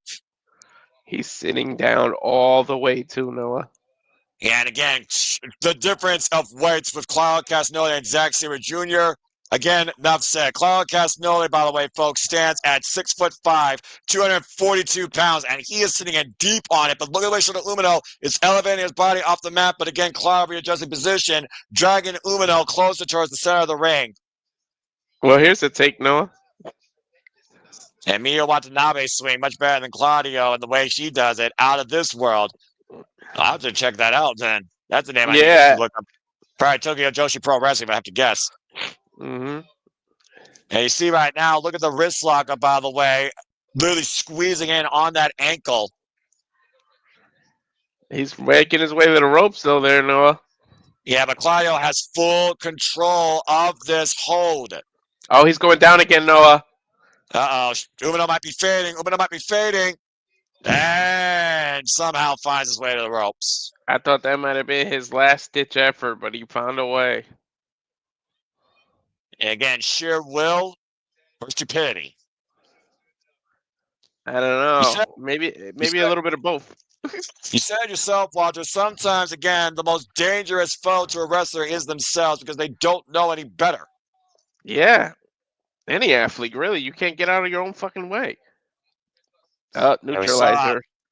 Yep, and he might look at the way Shota, though, goes to his knees, try to leverage himself, try to ground his base. That's a smart way to reverse that. Yeah, but we know how strong Claudio Castagnoli is. Trying to lift Shota up, now going back to the uppercuts, trying to wear down the roughneck. Oh, wait, Shota catching Claudio. Looking for Tessa straight for the backslide. I don't think he's going to get it. Oh, man, I need a solar plexus. And again, the core right now being compromised. Claudio unfazed by that boot and a barrage of uppercuts in the corner, left and right. Dude, he's literally doing switching European uppercuts. Switching European uppercuts. I don't think I've ever heard that called before. Claudio Castagnoli hoisting up Shota on the shoulders. What the hell is Claudio looking for here? Oh, not again. I have no idea. Oh, boy. Not another power slam off the top. Off the second, inside second. Claudio with Shota Umino on the shoulders. I have no idea. Shota trying to fight back on whatever Claudio's trying to do. Elbows to the side of Claudio's head. Oof. And Shota Umino again refusing to quit, refusing to not give up. Oof. Oh, look at this. Oof. Shares a Blackpool Combat Club hammering anvil elbows. Crazy elbows. Yeah, the Blackpool Combat Club dojo coming out here. Dude, those are rapid fire, too. Yeah, again, the instincts of Shota Umino. What the hell is this? Oh! Sort of a tornado DDT, right? At the top rope, exactly. He changed position and turned to a DDT. Nice. At the saving grace of Shota Umino, as I said before, as he's looking for the Blaze Blade. Shoot the half. Hook of the near leg. No. Claudio's still able to get that shoulder off the ground. Good grief. And Shota Umino right now, double underhook. Looking for the Death Rider. Claudio again fighting back, and again, a single uppercut creating distance. Pop up. Oh, wow. Here he goes. Got him hooked. Cross it off. Ricola. I could use some Ricola. Claudio has no. Holy shit, I thought it was over. And again, Claudio refused to be deferred, looking for the neutralizer. Another massive uppercut. Once again, looking at Shota Umino. Got him hoisted up. Shota able to scout him. Double underhook. Are you kidding me? Whoop. Uppercut, counter, denied. Now the backslide. Roll through. Hooking up Claudio. Death Rider, he got it. He got the Death Rider on Claudio. Rider here, too. He's it. Holy shit, I wasn't expecting that. Wow. He is not Jon Moxley, but damn it. He just used the Death Rider to beat Claudio Castagnoli in the Tokyo Dome. I mean, Walter, you as a shot at the audience here. I am. I didn't. Holy shit. Well, it goes back to how Shota Umino is able to turn the audience in his favor, even when they aren't for him. Even Shota Umino has to win at some point, and he just did that. From a 43-minute clear last night to a near 20-minute challenge tonight. Wow.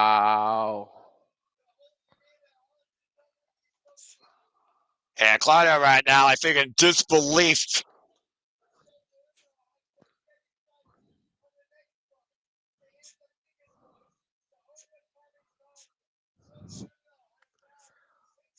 I mean, Moxley can't ignore him anymore. I would think not. You see Claudio with the handout here. And a big old fuck you. Hey, you should have known that. And of course, the next promise that Shota Umino needs to overcome now is the biggest promise he made himself, and what I encouraged that may happen now if Jon Moxley has taken notice. Shota Umino wants to overcome his master, his final boss, the Death Rider himself, Jon Moxley. By the way, I don't care what language you speak. That symbol is universal. Accurate. I don't know how high this mountain is that Shota Umino needs to climb to get to Jon Moxley some point down the line, but he took a hell of a first climb up that mountain, Walter, beating Claudio Castagnoli tonight. Mm-hmm. Oh, shit. I think we're about to get Ishii versus Konosuke. Tell me that's next, Noah. Well, Walter, there's a long time coming that you and I have been waiting for when it comes to Never and Spirit. It is time. It is indeed time for the hardest-hitting match of the night. Claudio Castagnoli, that was a hell of a debut, but now it is time for Tomohiro Ishii versus Takeshita after this message real quick. Because, of course, New Japan Pro Wrestling is just starting to take over in 2025. And, of course, we know following next weekend coming up, Walter, they have their first show here in America, Battle in the Valley in San Jose, California, in the San Jose Civic Center. We also now know that New Japan Pro Wrestling is bringing back Windy City Riot Friday, April 11th in Chicago, Illinois. Mm-hmm. And Stardom will be also involved here in the States in mid-April in Las Vegas. Wow. And we will have a resurgence in the Toyota Arena again, May 9th. And, of course, the Forbidden Door, already part of our schedule, August 24th, 2025. Wow. Looks like we're learning about the big event schedule for the New Japan of America brand, Walter. And I think we just got a couple more dates to add to it, as New Japan Pro Wrestling 2025 has just began. April 11th. Oh, shit. Oh, yeah, forget those dates. Oh, shit. We'll talk more about that later. It's time for two of the baddest motherfuckers to fight for two titles. Never Openweight Championship and the AEW National Championship is on the line. Stone Pitbull Tomohiro for the first time ever goes one-on-one with Konosuke Takeshita. Winner takes all. Let's fucking go. It's going to be a Pitbull versus a Rottweiler, I'm telling you. And again, if for those that don't know, Tomohiro is a guy where his entrance makes you think about what you're about to endure. Coming in the challenger's position, Mr. Never himself, six-time Never Openweight champion. And tonight he looks to test the mental of Konosuke Takeshita. We saw Ishii yesterday, and he got in Takeshi's face. Well, Tomohiro is a guy that doesn't back down from any damn fight, no matter how big, how tall, how heavy, how experienced, how full of yourself you are. This 49-year-old, 28-year veteran of the game, trained by Ricky Choshu and Tinyu, has literally defined the word never since its existence. And this is a unique first for Tomohiro Ishii. I never considered this man a belt collector, but Ishii has a huge chance to become a double champion for the first time in his career. A former six-time Never Openweight champion, former Red Pro Undisputed British champion, former three-time Never Openweight six-man champion, and also a former Ring of Honor World Television champion. I can't wait to hear the sounds these two make when they connect with one another. He's held that Never Openweight championship now during his career for 514 days. Combined? Total Combined. reigns? Okay. Stone Pitbull, who's coming here both as champion and challenger for the Never Openweight title, has raged wars with the likes of Togi Makabe and, of course, the wrestler Katsuyori Shibata. Oh, boy. Uh-oh. And now we await once again for the entrance of the Alpha. Wait till these two touch. Oh, my God. I mean, I'm just going to listen and smile because this is why I love professional wrestling so much. And I don't care if it makes me a sicko. Oh, boy. Of course, we saw the taxing war Shota Umino had with Shingo Takagi last night to become the new Never Openweight champion.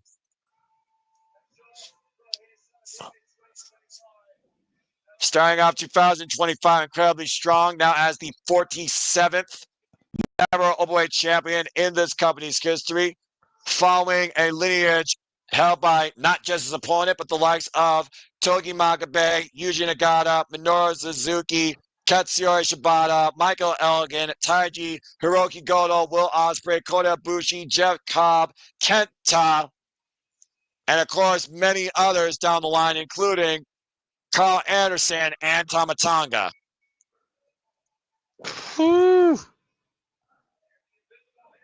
And the Invisible Hand once again escorting the Alpha down the Tokyo Dome entrance ramp.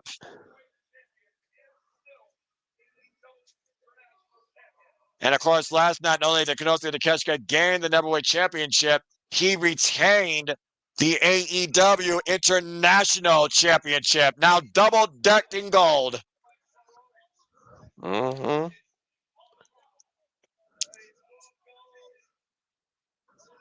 That's always been the MO of Don Callis. More gold, more power. It's going to be a hard-hitting match. Arguably the best Japanese wrestler going right now, so says Don Callis, and hard to argue with the rise of the Alpha since last year's G1 Climax. Though he and the Stone Pitbull have never squared up in one-on-one action, we saw a tease of what these two could bring to each other during the Forbidden Door 10-man tag match back in 2023.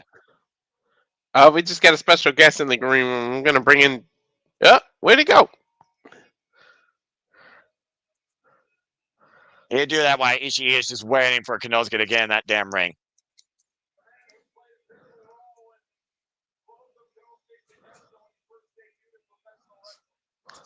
Oh, baby. And of course, we talk about the influences, of course, of Konosuke Takeshita. Of course, talk about Jun Akiyama. Also, another massive influence for Konosuke Takeshita, the first ever number one champion that held it for 314 days back in 2012. Masato Tanaka. There we go. There we go. Fresh off the Kings game. It's Jeff motherfucking Meacham. What's up, Jeff? Hey, wow, I'm really far away because I get this thing sitting on my fan. That's okay. I'll try to sit closer. Hello, Jeff. Are we in this match yet, or what are we doing? It's the bell hasn't even rung to it's it. It's about to ring. It's not yet. Oh, Bryce Rensburg's here. Hey, there you go. Bryce made the trip. Good for him. Just wanted to really pop in really quick. I know you guys are in the middle of a call, and I know it's been Noah's busiest week of the year, as it do. So just wanted to say congratulations again, Noah, on getting to call more Wrestle Kingdom, first Marigold show, first Noah show, if I'm correct, and Wrestle Dynasty. It's fucking awesome, man. So good on you, brother. Both of you guys. Yeah. I got them. So I'm just greatly, I said this the other night when I was on, greatly appreciative of everybody that's been able to shine and my as the channels have evolved. So you guys are fucking awesome. Congratulations to Takeshita as well, man. Double champion, doing the things, and he's got Ishii tonight. God help him, but God bless him. Football wrestling. How'd the Kings do? The Kings won. They won their 9th straight at home, man. They are cooking with gas as this new year starts. So I'm here for it, man. We've got had the game tonight. I have a random rare Sunday off, and then I'm at Raw Monday at the Intuit Dome. I'm at NXT New Year's Evil Tuesday at the Shrine, and then on Wednesday we rest. Oh no, wait, no. Wednesday I have the Great Cherry Show. Thursday we rest. So, there you go. There you go. In order, and right now there's a moment as Ishii was taken down by Konosuke off that running shoulder block. As he do, yeah, I just so happy for. I said this on my post. If you can't find something this weekend, and I'm into Tuesday with NXT that you can enjoy, you might want to check your wrestling fan card status Wednesday morning and go, where did I go wrong here? So, but I figure he's asking himself that right now. He just got knocked the fuck out. I'm sure both these guys are going to question this a lot in the next 24 hours. Going, where, what, why? But you guys have a good call. I'm going to pop in the shenanigans and check on those yahoos because clearly they're going to be lost without the two of you to guide the ship. So I'm going to check in on poor James, make sure he's okay. But I will see you guys very likely on. Oh, I told Aaron to pop into his recap. So if you guys are doing the watch along of Raw, I'll try to pop in during an intermission or something, and I'll say hi. But for now, all right. Oh, okay, yeah, by the way, it's fucking Tiffy time. Let's go for Tiffany Stratton. Right on. Yeah, absolutely. Good night, guys. Have fun. Ladies and gentlemen. Good night. Yeah, good night. Thank you so much, Jeff. Ladies and gentlemen, Jeff motherfucking Meacham, please follow him on social medias as he's resurging this year like Konosuke Takeshita has been since last year's G1 Climax. We are back here again in Wrestle Dynasty, calling this never openweight AEW National Championship match. And again, Walter, they've already beat the shit out of each other from the get-go. Oh, God, that's boots. 2.5 minutes into this match? Give or take. I didn't start my stopwatch when the bell rang. And again, for those that are tuning in, Donnie and everybody on the Twitch and all the social medias, thank you so much. Again, use the hashtag NJWD to be part of the conversation on the Twix. And again, please like, subscribe, comment, tell a friend. We are thick in the Wrestle Dynasty here. And if you want to do the conversation, pay for our super chat. It's as simple as that. And again, Walter, it's been an absolute honor calling all the Japanese wrestling with you. And according to what we just saw, we've only just begun. We now know we got Winning City Riot, we got Resurgence, we got a Stardom show in Las Vegas, all after Battle in the Valley next week. And all that was a knife-edge chop right in the throat. Oh my God, the Pitbull's starting to do these chops now too, Noah, in the corner. And again, look at the way his forearm is in the throat of Konosuke. That's when you know you pissed him off. Mm-hmm. They're trying to cut off the oxygen, crush the larynx of the Alpha. Is there any more a person less than you would want to piss off than this dude? And this is the match that questions if you want to be a professional wrestler. If you got to do Right. one of these two. The shoulder block by Ishii takes Konosuke down, finally. Oh my gosh. Of course, we know that, of course, Konosuke Takeshita is double contract right now, not just AEW, but of course, DDT Pro. Nice backdrop suplex by Ishii. The fact of the matter, Konosuke Takeshita, if he comes out still double champ, will be wrestling across 3 different promotions here. As of course, he's a former KOD Openweight champion 5 times over, the premier title in DDT Pro. Big boot though, Irish whip reversal. Konosuke off the ropes, look for the flying there. Ishii able to duck underneath. Sidestep the boot. Oh God, what a big elbow! Big boot. Now Konosuke up the second. Senton miss. Ishii sliding lariat. Konosuke ducks underneath. Now the waist lock applied. Possibly looking for that German suplex. Oh my words! Mm-hmm.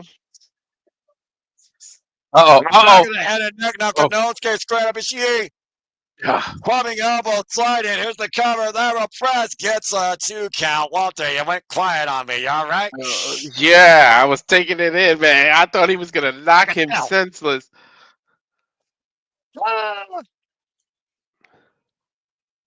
And Konosuke gonna catch it, like I said. Yeah, right. Konosuke gonna catch it, like I said. Still so young in his career. 12 years he's been doing this at 29 years of age. Christened the Alpha by Don Callis. Holy Honestly, shit. one of the best investments Don Callis has ever made. That's saying something for that virus. But Right. lariat. There's a follow-up lariat. Discus by Ishii. Now Konosuke hooking him up. Blue Thunder Bomb!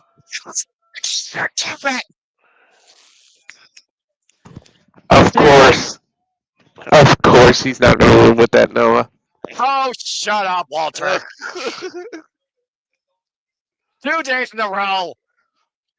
Anyway, like I said, Ishii, though, has been battered, tested in life and in this business, entering his 2,618th match tonight. Wow. Box lariat. Knife edge chop to the throat again, blocking the pumping bomber. And Ishii right now looking to hook up Konosuke, possibly for his finisher. The vertical drop suplex. Somebody who's been part of New Japan Pro Wrestling since 2006. Actually, 2004. I forgot he started for 2004, actually. Oh, wait. Get arrow. Cover. 2. No. Nice. Beautiful move. Good God. That was from the top of the Tokyo Sky Needle, that freaking Falcon arrow. He Just put a straight up on that. drop. I don't know how Again. he kicked out, man. And 5'7", 222 pounds, the biggest fight in what some call the shortest man in Japanese professional wrestling. With no neck. Power drive knee. What's that old cliche? It's not the size of the fight of the dog. It's the size of the fight in the dog. Exactly. We've seen this combination before, Walter. Hitoganashi, bastard driver, Cazadora, wheelbarrow, suplex release, follow-up. He got up! Ishii back to his feet before Takeshita was! Fuck! I got clubbed a lariat! And he landed on his non-existent neck. And he kicked out at 1 again. He's still down though, Noah. The soul of the Stone Pit Bull, as hard as concrete. Baby Raging Fire. Whoop. Counter. Ishii. Waist slot. The German suplex. Konosuke. And Takeshita runs through on his feet. Take out a lariat. Ishii counter. Kick out 1. Oh, they both go down. I fucking love strong style. Dude, 2 tree trunks just went timber just now. This is New Japan Pro Wrestling, damn it! Oh my gosh. This is never as fuck. This is bad, motherfucker. This is strong style. This is the hardest hitting forces in all professional wrestling. Wow.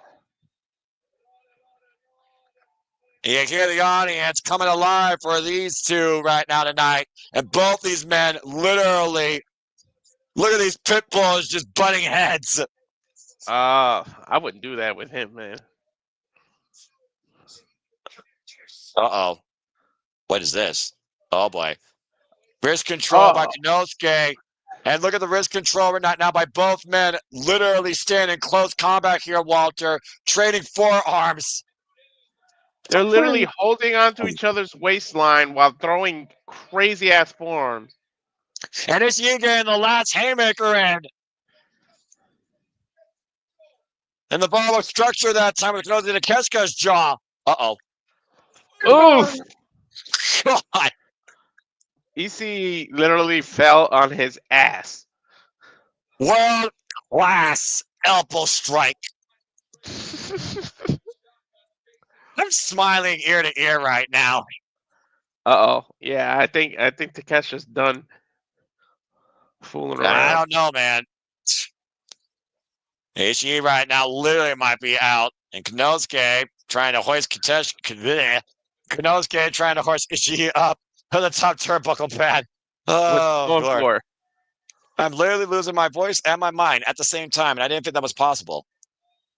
Uh-oh, what the hell? I know what he's about to do. Hell no, an avalanche version of that? Ishii fighting back, though, to your point. What is this? Frankensteiner off the top rope. Massive Frankensteiner to the Alpha. Sending Konosuke flying. He sent him flying across the entire ring, too, Noah. He almost slid all the way to the other turnbuckle. Again, look at Ishii firing himself up, ramming his head into that corner pad, looking for that pumping bomber lariat. And Konosuke refuses to go down. A headbutt, elbow. Ishii refusing to go down. Headbutt to the chest, headbutt to the head, driving headbutt to Konosuke. Oh! Lariat, though. There's the lariat, Noah. And Ishii's not done yet. Runs for Konosuke. Cover! Hook the flex! No! Ooh, what a dog fight. And I mean that in the positive way. I can tell. You can never out-wrestle the Stone Pitbull's heart. Straight down with the Brain Buster.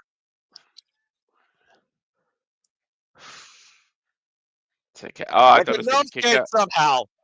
Uh-oh. And Konosuke got the head up. Ishii looking at the Brain Buster. Konosuke fighting back, though. Oh. A short arm forearm. Pulled him right into it. And the sliding lariat. And now he'll set up Konosuke for the finale, the fatality, that vertical drop brainbuster. Look at Konosuke. Can he hoist up the Alpha? Got him up. And Konosuke out the back door. Uh-oh. Poison Rana!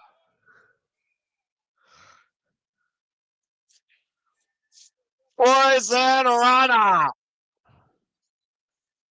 I just see Walter smiling off the camera outside my right eye, and I'm just like, I'm so happy to see that. Elbow pad off by Konosuke, and uh-oh. He's going to go for that elbow. He's looking for that world-class exposed elbow shot. Ishii, whoop, swing and a miss.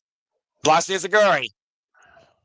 And Konosuke, power drive knee rocks Ishii. Ishii did not go down. Drop the power drive knee again. Route the Alpha with the Izaguri. Shots. He got all of it too, Noah, with that elbow. That's the world-class elbow. Ishii ran right into it. Now Konosuke hooks up Ishii. Raging fire. Cover. 2. Konosuke's fucking dead. Wow. I told you it would be a war and a battle all at once. Good God damn. Dude, Oh, that is Konosuke by knows he far. has been in a Yeah. fucking fight this weekend, this entire weekend. Wow. That is by far the hardest damn fight we've called this entire week, Walter. Oh, and that's saying something.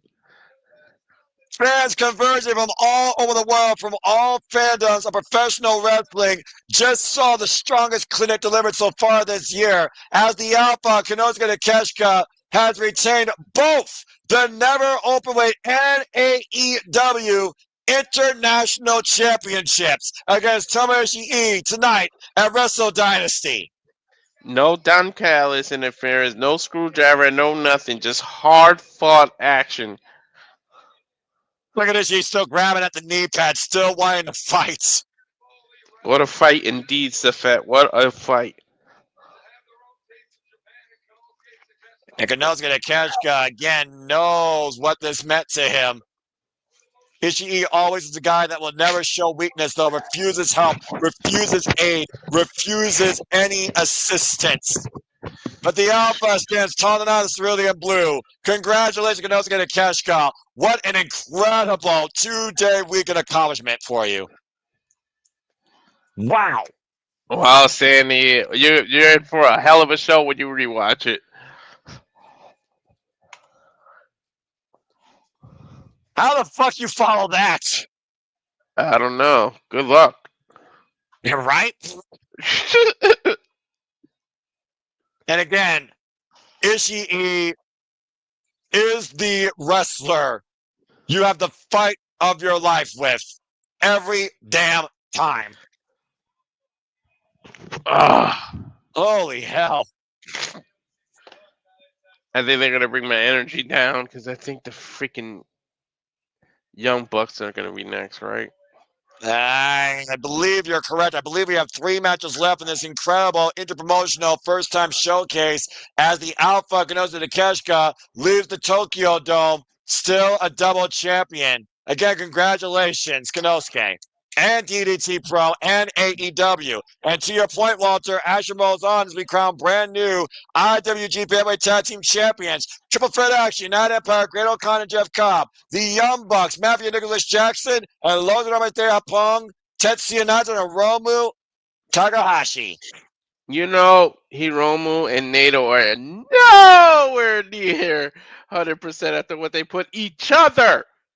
Not someone else. The team put each other through hell this morning. And literally this morning, he's not kidding, folks. What? What's happening? What? I don't know what's happening. Huh? The stage is opening up.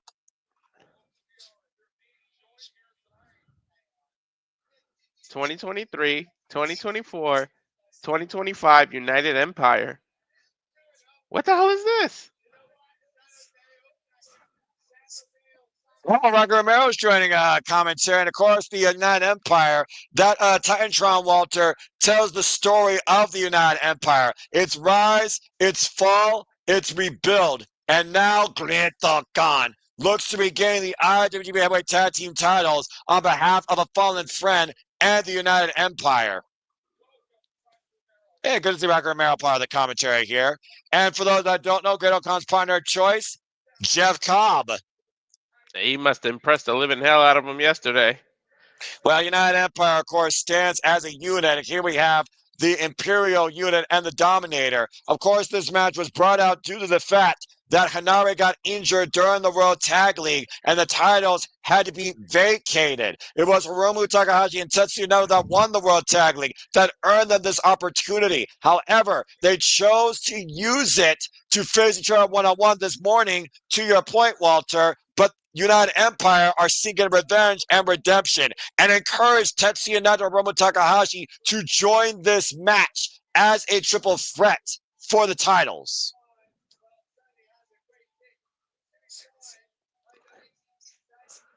And of course, Great Khan and Jeff Cobb, 2-time IWGP Heavyweight Tag Team Champions, So these two are no strangers to these titles. I better not have to call 7 EVT fucking triggers. I mean, the jury's still out if you're actually correct on that, but, good conversation. Jeff Cobb, of course, has held these titles with Great O'Connor on 2 different occasions during the year 2022 for combined 36 days. That's an amazing flag. Yeah, it is. Nominator, all hail Great O'Connor. Looking to sink that sword possibly into everybody else. I still can't get over what I just saw. I'm so damn happy. Tomohiro E is literally my favorite wrestler in the business. If y'all haven't figured it out by now. That motherfucker don't give up. I'll tell you that much. Yeah, that's for damn fucking sure. Hey, Brock Romero giving a shout out to fellow Chaos members, including Chris Statlander. And I gotta wonder if Chris Statlander, her last mention saying, I may be good, but it's time to be great. I wonder what she meant by that. Ticking time bomb. Is there, repeat that, man? Ticking time bomb. Yeah, the countdown is hit 0. Ticking time bomb's in the building and it's exploded once again. What the fuck? This guy is not here in this realm of reality. And I love it. This fucking entrance. Only Hiromu, man. Only Hiromu. That's all I can tell you. Only Hiromu. Oof. Yeah, right? We get to breathe for a moment before the return of the cleaner rebirth in New Japan Pro Wrestling. As Tetsuya Naito and Hiromu Takahashi are also pulling double dome duty here. Huh. Literally this morning, they were beating the shit out of each other. This is crazy. And of course, Tetsuya Naito, the teacher Hiromu Takahashi, overcame his student in what was declared first time and last time. But clearly, it's not the only time these two are going to share the ring together, especially if they win the IWGP Tag Team Championships. Of course, Tetsuya Naito is no stranger to this gold either, Walter. He previously won it with Sonata. Mm-hmm. He may never be able to beat Tetsuya Naito in the ring, but he could certainly win alongside him in the ring.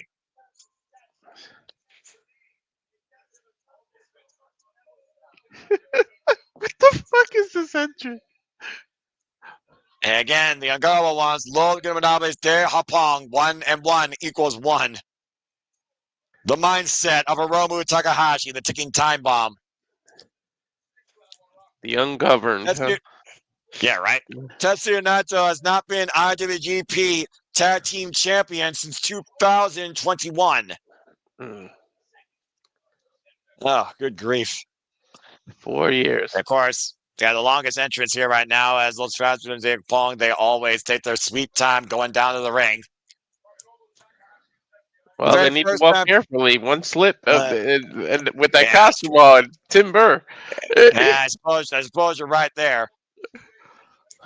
And of course, a multi-person situation, Walter, we know since the titles aren't even held by anybody right now, anyone can win this.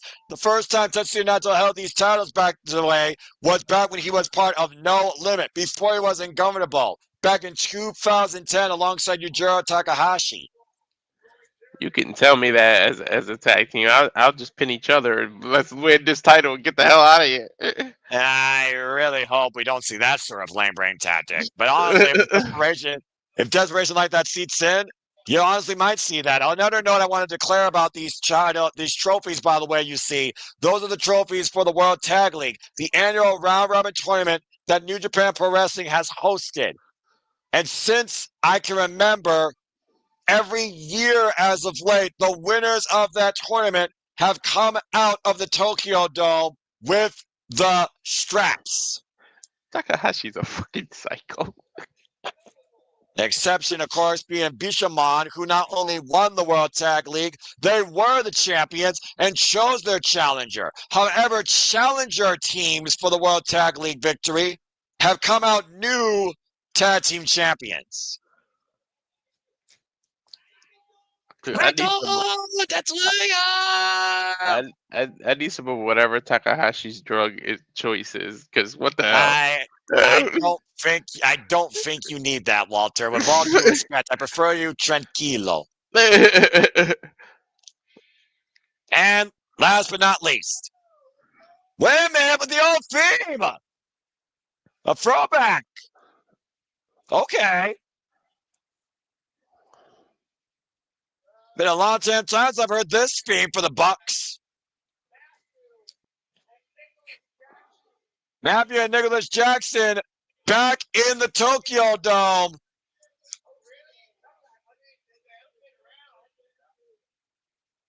They're saying they're getting goosebumps. Japan holds a special place in any wrestler's heart, no matter what the character may tell you otherwise. Of course, former members of Bullet Club, they really got their rise in New Japan as part of Bullet Club here. Former 7-time IWGP Junior Heavyweight Tag Team Champions and former IWGP Heavyweight Tag Team Champions for 113 days back in 2018. And the team they beat for those titles?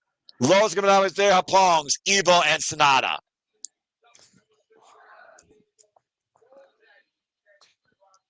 Of course, we haven't seen the Young Bucks in action ever since they lost the AEW World Tag Team Championships, Walter, to Private Party back at Fright Night Dynamite last year.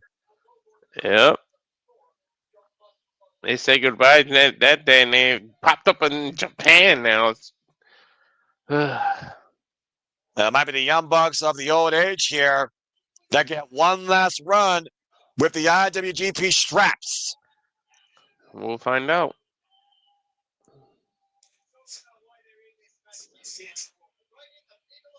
Nephew and Nicholas Jackson, who declared themselves as challengers for these titles during the middle of World Tag League, did not expect a triple threat dance here tonight. The fact of the matter that Great-O Khan and Hanari were willing to give the shot to Matthew and Nicholas Jackson.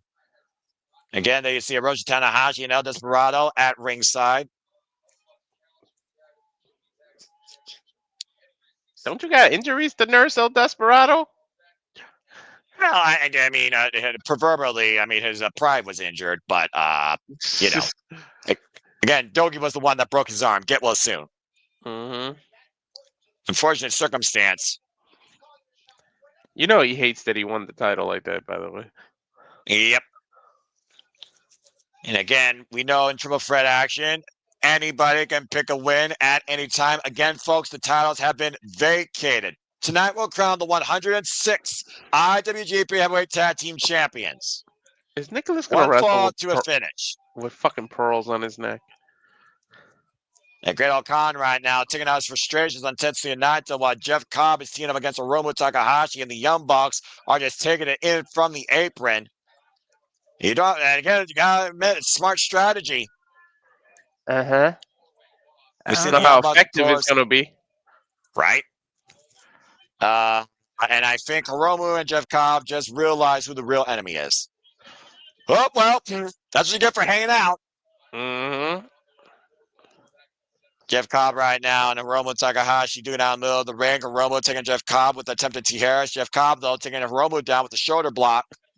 Jeff Cobb reminds me of Rhino a little. Well, again, the funny thing is Hiromu is a junior heavyweight, and here he is competing for the heavyweight tag team championships. Wait a minute. No. And a powerbomb on the apron. And the Young Bucks now trying to double team the Imperial unit, Jeff Cobb. Alley-oop drop kick. Great-O Khan was taken out by two. Here we go. Well, again, you don't have to like them, but Walter, you can't argue wherever they go. Tag Gold follows. AAA, ROH, AEW, IWGP, PWG, DDT, Iron Man. Wherever they've gone, they've been tag team champions. Yeah, they do. They are belt collectors. I give them that. They've been associated with Tag Team Gold since 2007 at AWS. Oof. Block the boots. Uh-oh. Hey, neckbreaker. Over the top rope with the senton. Slingshot senton. The Bucks, Me and the Mines by Jeff Cobb. And of course, last time we saw the Bucks in triple threat action, they outlasted FTR and the Acclaim to hold on to the AEW Tag Team Championships. Oh, here And we now go. Jeff The way. Oh, super kick party. I was gonna say the way this big man leaves his feet, but the Jacksons cut him off. Well, we saw last night how Jeff Cobb can actually fly with a tope con hilo. Alley-oop. Uh-oh. Oh, alley-oop take over Tierras that time. Can you at least just take off the fucking pearls so I can take you serious? Escalera off the top rope. A beautiful corkscrew dive by Nick Jackson, wiping out Jeff Cobb. Now LIJ trying to take advantage of Matt Jackson on the inside of the ring. Well, Great O'Connor was taken out for a second. I don't know where he at. I mean, Great O'Connor was neutralized in the early going after that fallout with Naito. And of course, the bad blood with Naito and Great O'Connor goes all the way back to Wrestle Kingdom 16 when Great O'Connor lost, of course, to Setsuya Naito. Or Jeff Cobb, excuse me. Waist lock. Made of the Mines. Now Jeff Cobb. Excuse me, Great O'Connor. Reverse STO. Taking Naito down face first. Now Hiromu with the super kick block by Great O'Connor. Pushed off the ropes by the Dominator. Uh-oh. Belly to belly. Oh! Whip of the ride. Belly to belly slam. O'Connor just took over. Great O'Connor challenged Tetsuya Naito last year, by the way, while he was IWGP World Heavyweight Champion after beating him in the G1 Climax and failed to capture the title. Look at that! He faked the third chop and then just throat cut him. Exactly. And right now, Matt Jackson caught in the run-in, ducks into the clothesline. A rolling kick. Jeff Cobb comes in right now. Yeah, you got to keep your head on a swivel. There's 5 other men. And Jeff Cobb right now, whoa. Oh, look at this. Combination. Never mind, fake out. I thought I was going to pull a combination Cabron on Tetsuya Naito. Mm-hmm. That would have been very insult to injury. Jeff Cobb up and over. And again, the buck floats between the ropes, the shoulder block, now up and over. X Factor, face first goes Jeff Cobb. Incredible ring presence and synergy by the Bucks every time I see Nick Jackson with that combination. Mm-hmm. Uh-oh. And Jeff Cobb in some real trouble. Risky business cover 2. No. Dude, if the Bucks walk away with this title, I'm freaking rioting. All right, well, I know how you feel. I mean, you can't give me Mercedes cleaning house and then the Bucks winning titles on the same night. Like, please. 5 minutes have passed, by the way, in this triple threat tag team match. That's like sending me to the hospital and then following me and unplugging the machine. Like, sheesh. Looks like they're calling for a super kick prize. We'll start your count. Oh, never mind. Oh, count a super kick. No, you count one for Cobb. Reverse DDT. Didn't get all of it. Got enough of it. Drop kick to the back of the head. Pump kick by Great O'Connor. Yeah, and a kick to the knee by Hiromu to Great O'Connor. Bodies flying everywhere. Caught Matt running in. Now Hiromu. Uh-oh. Northern Light suplex. Locomotion suplexes. All aboard. And again, the fact that I compromised back, that's compromised the rest of his life, he's still able to do that. Just continuous motion. Lauren Nutzel in 2 for 1. Oh my God. Again, questionable human beings, incredible in-ring athletes. Mm-hmm. And Hiromu now. Uh-oh. You know what they're going to go for here. Yeah, Rack Romero knows exactly what this is. Oh, jeez. Cover 2. No. I'm a little surprised they didn't try to cheat and use the ropes. Yeah, that draping swanton bomb drop. All the classic hits coming out tonight for the Young Bucks here. for the IWGP Tag Team Championships. Oh, this one's a favorite. Mm-hmm. Give me a little bit more bang for your buck. You see Nick Jackson perched on the top rope. There's the steamroll. There's the 450, but Heroic is out of the way. And Matt Jackson hung up the trio. Whoa. Explode! Oh! And oh, look at this combination. Assisted Tornado DDT. Oh! Nick Jackson, while Matt Jackson hung in the trio. Whoa, now up on the shoulders. That Valley Driver. Oh, 1.5 cover. Oh, Great O'Con saves it. He came out of nowhere. Belly to belly suplex now. Again, nonstop action here. And another massive belly-to-belly throw by Great O'Con to Hiromu. Everyone going for the ride. There goes a buck planted down. I believe that was Nick Jackson. Now Matt playing with the belly-to-belly. And Great O'Con is taking full control of this match. This three-way is absolutely insane, as my friend Sandy just said herself. Mm-hmm. Cobbs now came in out of nowhere. Hey! Yeah, there's a German suplex for Hiromu. Now we're going to go from belly-to-belly to German suplex clinics. Now Well, you didn't get a super kick party, but now you got a suplex relay. he just grabbed Matt and gave it to Matt. Now he's grabbing Nick. And again, just clearing the playing field. Uh-oh. Whoop, and Nick lands on his feet. Super kick to the midsection. Super kick. Both Cobb's knees. Uh-oh. And Matt trying to grab his neck. Wait a minute. EVP trigger.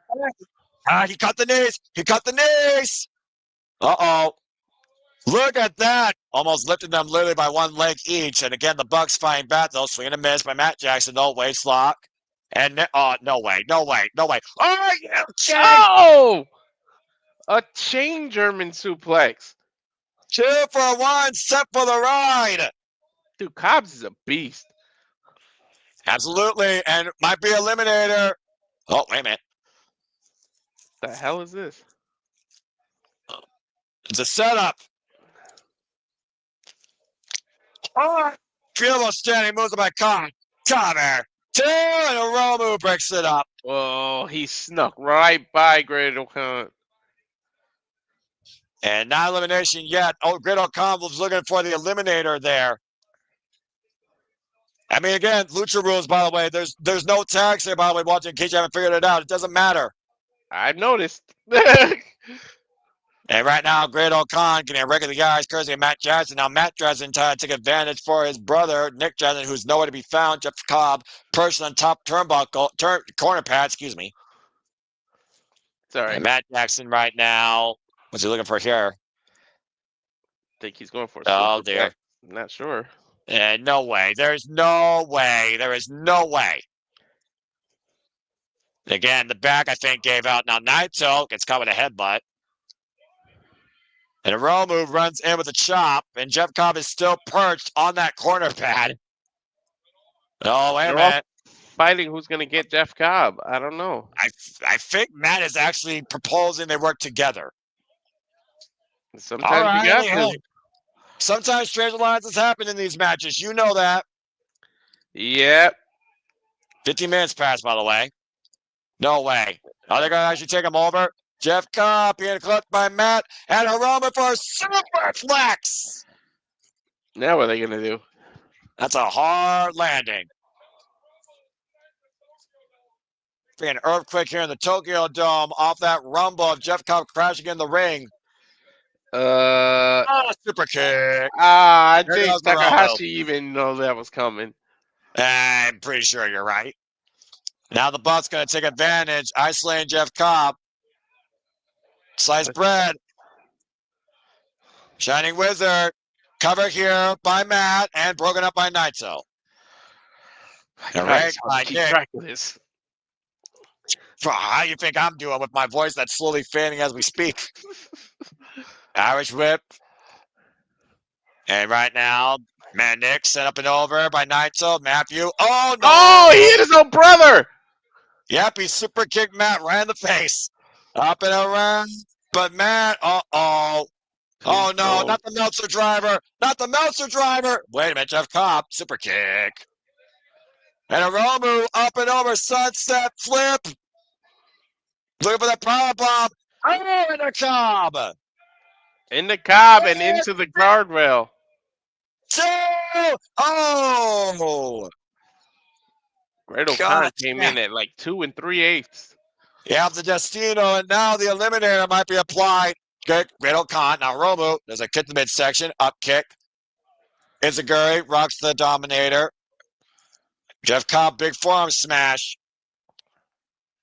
And Naito. Oh, look at Naito. Wait a minute. Jeff Cobb up the arm. Shotgun drop kick to Jeff Cobb by Hiromu, though. Super kick. Esperanza out of the corner by Naito to Jeff Cobb. Now Nicholas coming in, I believe. Irish whip, thrown in the corner. Nicholas up and over. Waistlock, standing switch. Hiromu taken out. Naito isolated with the Bucks. There's the backslide, the roll through. The Bucks hooking up Naito. EVP. Oh, he got it. Cover. 2. And Great Khan with the save. I almost had a heart attack. Brief, Walter. Tranquilo. This thing's not over yet. Nice shot. Damn, Great Khan came in the nick of time. That's the second time Great Khan's done that now. Yeah. He has to make sure that he's involved in the decision. Super kick party now by Great Khan. Double clothesline underneath. Super kick party. Great Khan refused to go down, though. Oh, that took him down that time. Mm-hmm. 20 minutes to pass, by the way. The Meltzer driver. By the way. Yeah, wait a minute. Hold on. Nick Chance off the top. Moonsault so much on Hiromu and Jeff Cobb.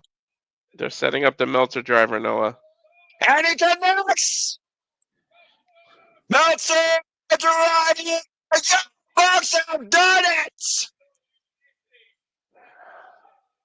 Once again, 2-time IWGP Tag Team Champions. 6 years later. And who would have thought you see the Young Bucks again in New Japan ring, let alone holding the titles once again for the heavyweight tag team division. Once again, the Young Bucks are once again associated as tag team champions.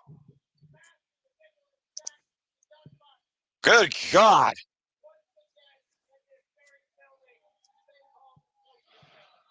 And of course, once again, overcoming the odds and the field in the Tokyo Dome to win the gold. Plan my funeral now, Noah.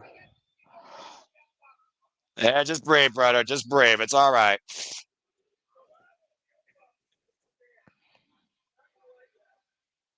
You hear Matthew Jackson saying, not quite yet. You haven't seen the last of the Young Bucks in New Japan.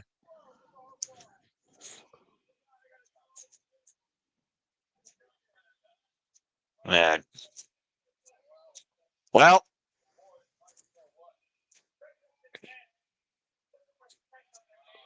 No, Rocky, quit being a corporate suck-up. Yeah. The winningest tag team in New Japan Pro Wrestling history beyond the Gorillas of Destiny, the Young Bucks, once again, heavyweight tag team champions in New Japan. Congratulations, Nicholas and Matthew Jackson. Woof. I'm crying, man. I can't believe this bullshit. Well, we got to reset here, and we got to look towards our next title match as the Elite come out with more gold. There's still one member left that could bring home gold. It's time for Skip Go Jet Prey versus Shota Tsuji for the Global Heavyweight Championship. Oh, my God. Please, Tsuji, whip the shit out of Jack Perry. I can't do this. I can't do Mercedes, Perry, and fucking Young Bucks in one night. Please. Oh my God, I can't do it, Noah. I can't do the 3 of it. It's a tranquilo, mi hermano, tranquilo. If you really want to step away, just simply say no, but I will go solo. I have no problem doing that. Tell your blood pressure. No, I'm not that dickish. All right, good deal. I have too much respect for the sport of professional wrestling to be all that. I admire that. Well, speaking of people without respect, though, here comes the damn scapegoat. And Scapegoat Jack Perry, of course, who first came into New Japan last year at Battle in the Valley, ripping up an AEW contract, looking to rebuild his career in New Japan, and was halted during the New Japan Cup. Not by Yota Tsuji, but by Sonata. But Yota Tsuji went on, and it elevated his career to the point Yota Tsuji challenged for the IWGP Heavyweight Championship. He continued his way from there, even a losing effort, to go make it all the way to the G1 Climax finale. And unable to beat Zack Sabre Jr. that night. Now Yota Tsuji comes to the Tokyo Dome, the new global heavyweight champion. And tonight, Scapegoat Jack Perry looks to make a sacrifice at the expense of Gene Blast to once again have a resurgence in his career for the first time in New Japan Pro Wrestling. Come on, Yota Tsuji, please don't let me down. Yeah, right now, Scapegoat Jack Perry looking like the Grim Reaper here tonight, looking to take the soul of Yota Tsuji in the process. The Goat Reaper. Well, I mean, I don't fear the Reaper, nor do the wind, the sun, or the rain. Looking to bring darkness to New Japan Pro Wrestling. Let's not forget, Scapegoat Jack Perry is also a member of the House of Torture. Talk about his controversial run back to All Elite Wrestling, coming back at Dynasty and helping the Young Bucks win the AEW Tag Team Championships for a third time. And of course, the Elite was reborn with Kazuchika Okada, Jack Perry, and the Young Bucks said they were going to change the world again at the expense of Kenny Omega and Tony Khan himself. Thank you for reminding me that he's part of the House of Torture, because they have been donut so far. I hope that continues. And of course, Shota Umino also owns a victory over Scapegoat Jack Perry. And Jack Perry, of course, hasn't been involved in action, singles action, since losing his TNT championship to Daniel Garcia at Full Gear.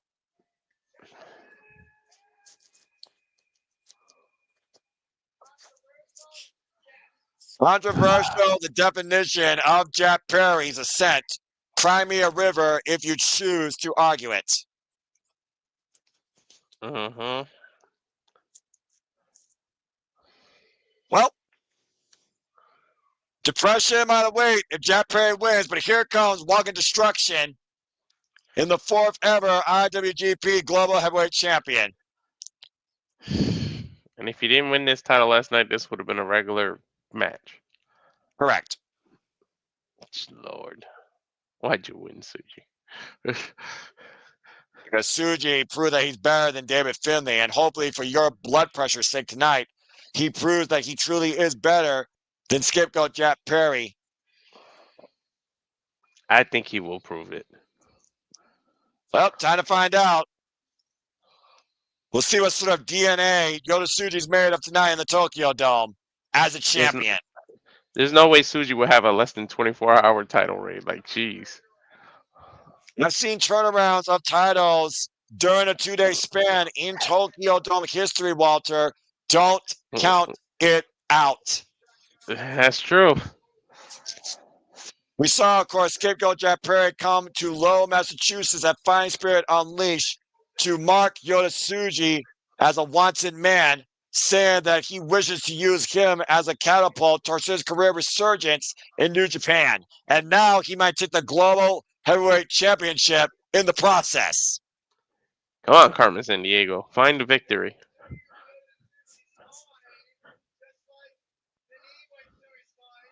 That's a beautiful belt, by the way.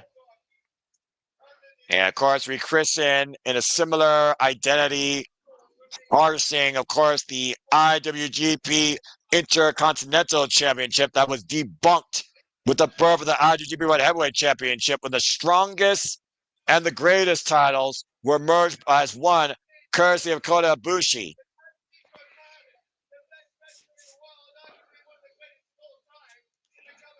You gotta love the spectacle that the entrances are in New Japan. It's purpose behind each and every one of these entrances, especially on New Japan Pro Wrestling's biggest date of the calendar year, only heightened by this unique first interpromotional showcasing, Wrestle Dynasty. Before we reach a new beginning, we have to see who ends tonight a champion. Let's go to Ashigaraba for the introductions here. Suji got a Cheshire Cat grin on his face, man. He always does, tranquilo. He said he came back to be just like the ungovernable one, and now he's an ungovernable global heavyweight champion. Nice. Look at it talk about Kazuchika. Literally been jaw-jacking Kazuchika Okada saying that this is the way you left New Japan with a glorified tag bout, not a singles contest. Well, I'm going to surpass you and surpass your legacy. Look at it turn Kazuchika Okada into a meme, starting here tonight with a Tokyo Dome win as a champion. And you see Jack Perry holding up the title up, much to everyone's chagrin, before the bell even rings, always trying to declare himself as champion. Come on, Suji.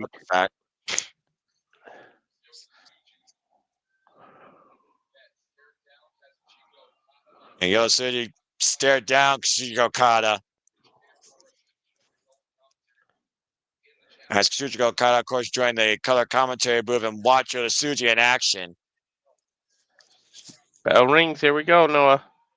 Yoshinobu asked Kazuchika Okada, why don't you stick around for one more match, one more run? Why don't you stick around and go one-on-one, man? Kazuchika Okada was like, nope. He hit him with the James, huh? Basically, non-proverbial. And he did have to say beach in the process. That was before he learned what that word meant and became corporate Okada.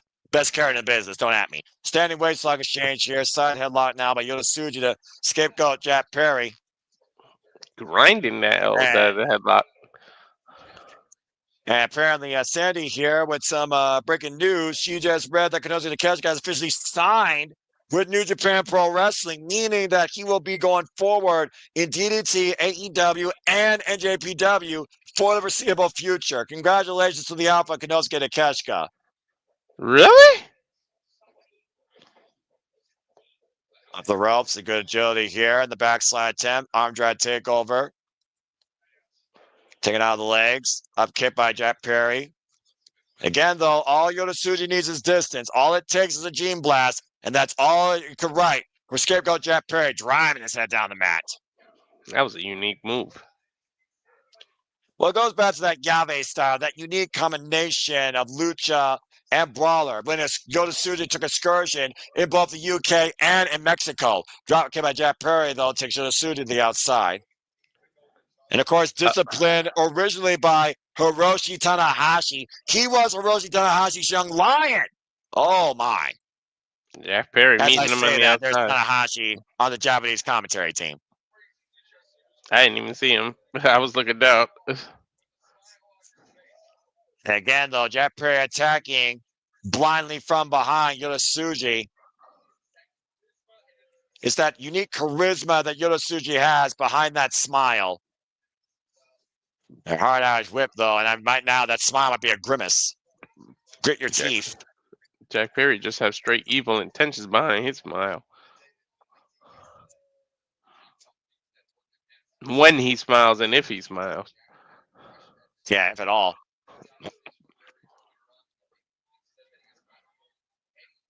And up and down, Yoshinobu laid out on the apron. Scapegoat Jack Perry at one point said before, there was a time where wrestling the Tokyo Dome was a dream for me. Says now he feels nothing. And the cover, hook of the far leg, gets a 2 count. Sorry, but I don't care. I call bullshit on that. There's no way you can enter a historic building like the Tokyo Dome and not have some kind of feeling. Especially on literally the second biggest day of the calendar year, New Japan Pro Wrestling's calendar year. We're just getting started. Right? Irish whip. Clemming shot. Of course, former TNT champion won that back at Forbidden Door in a 6-way ladder match. Cover 2, count only, with defenses against the likes of Action Andretti, Darby Allin, Minoru Suzuki. Before, of course, losing that title to Red Death, Daniel Garcia at Full Gear last year. A returning Daniel Garcia. And we signed Daniel Garcia, by the way, with All Elite Wrestling. A renewed and refocused Daniel Garcia. Okay, enough. I'm about to say, if he's still renewed, refocused and champion, after I watch him face Mark Briscoe defending that title on Collision. Mm-hmm. And again, Jeff Perry rigging the eyes of Yoshinobu here. I don't think he gives a shit what the referee's warning him about. Yeah, same thing he's told everyone in the world, cry me a river. Mm-hmm. And of course, being part of House of Torture, they don't give a fuck about anything. Keep it up. Yoda might make him literally cry a river. Snap suplex takeover, lateral press cover, gets a 2 count. See, Perry worked his shoulder right back to the mat. That was I give it to him. That was smart of Perry because his shoulder was up for a second. And cravat being applied here with the S grip right now, locking Tsuji down.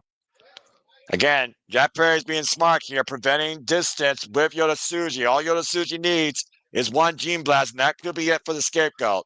Now going off the ropes and tilt the world backbreaker over the knee. Oof, took Perry right out. Of course, that Lucha background, like I said, during his excursion down in Mexico, in Arena, Mexico, in CMLL. And of course, we saw some CMLL talent earlier tonight in that Lucha Gauntlet. There we go, That Tsuji. double strike. Irish reversal, Irish whip off the ropes, goes to Tsuji, catches Jack Perry with a massive boot. Big boot right to the jaw. And Tsuji sends those knees in the gut of Jack Perry. Here's the cover, hook of the leg, get a 2 count. Double knee gut buster by Tsuji.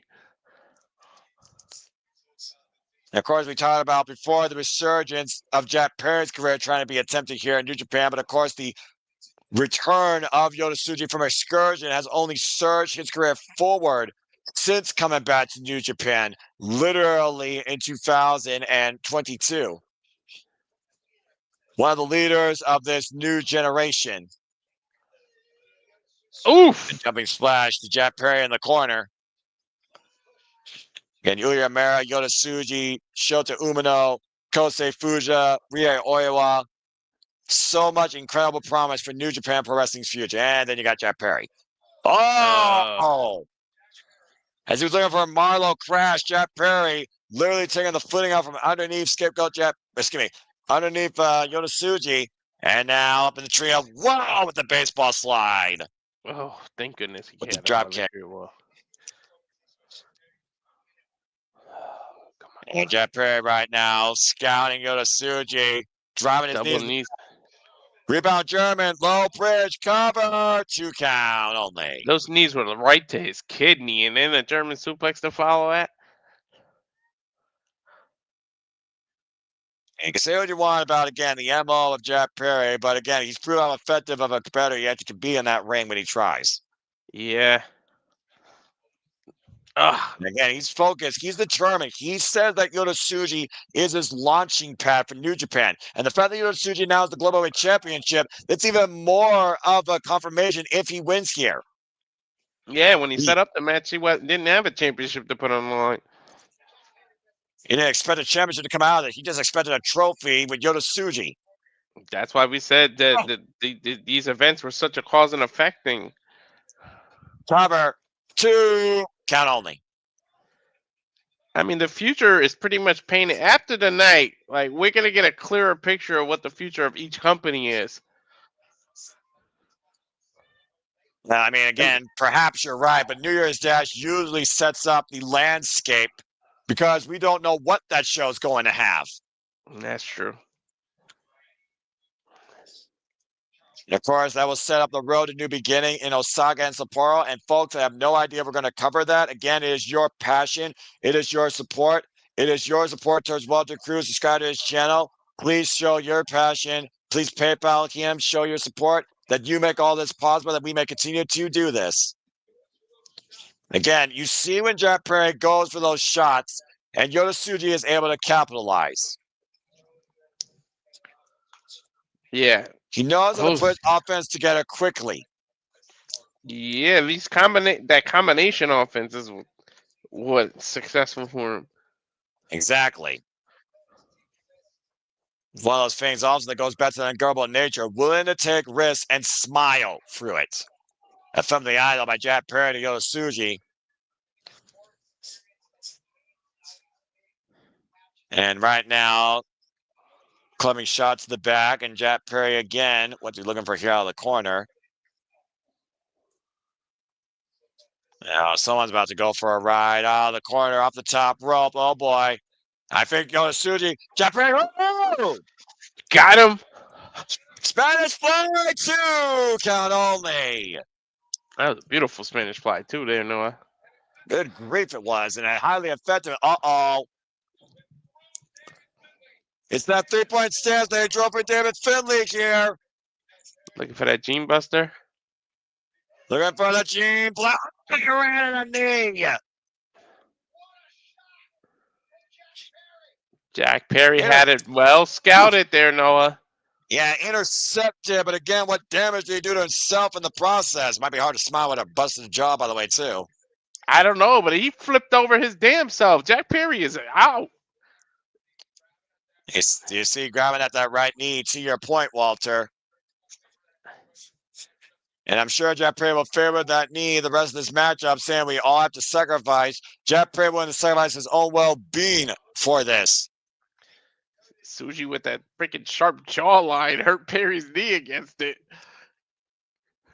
We're at the 10-minute mark at this point. I figure I just heard over the intercom. I heard, but I didn't hear the time. I know they spoke. As they do. And there's Tsuji with that smile again. And smile again. That's so charismatic. That carries through Gene Blast. Big elbow across the jawline there. Jack Perry keeping it close, though. And again, you kept saying it. All he needs is a little distance. Look how close Jack Perry is keeping him.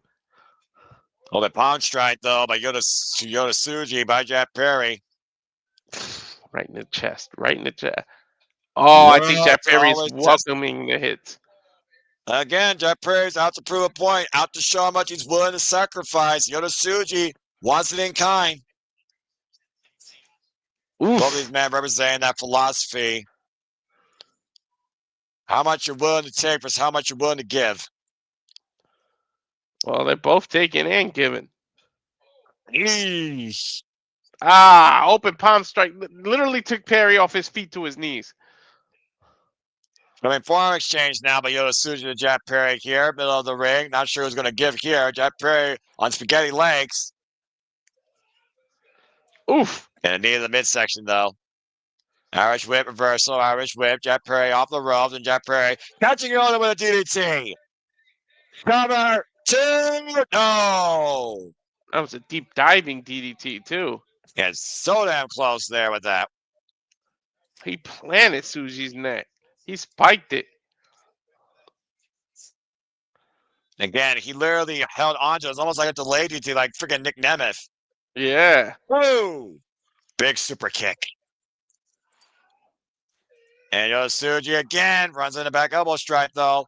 Clubbing elbow. Knife edge chop combination by Jack Perry. Swinging a miss by Tsuji. Almost pushes the referee. Oh! Low blow. Damn you to hell, Jack Perry. Cover. Deep into the ring. Kick out at 2.5. Oh, thank goodness. House of Torture nearly got their first piece of gold for the new year. No, I don't know if I could take all three of them. I'm telling you. Walter, hey, stay with me, bro. Stay with me. There's still lifeline. Tsuji. Jack Perry looking to say on my shoulder. Swing and miss. Missed the knee. Now G blast. Front jumping knee strike. Excuse me.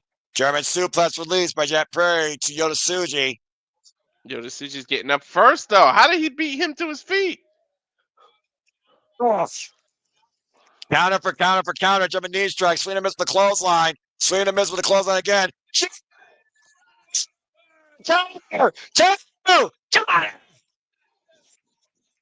Oh, thank you, Tsuji. And still, IWGP Global Heavyweight Champion. Notice he bounced off both ropes, too. He put a lot of oomph in that Gene Blaster. Exactly. Added momentum off that Gene Blast, cutting the scapegoat in half to everybody's happiness.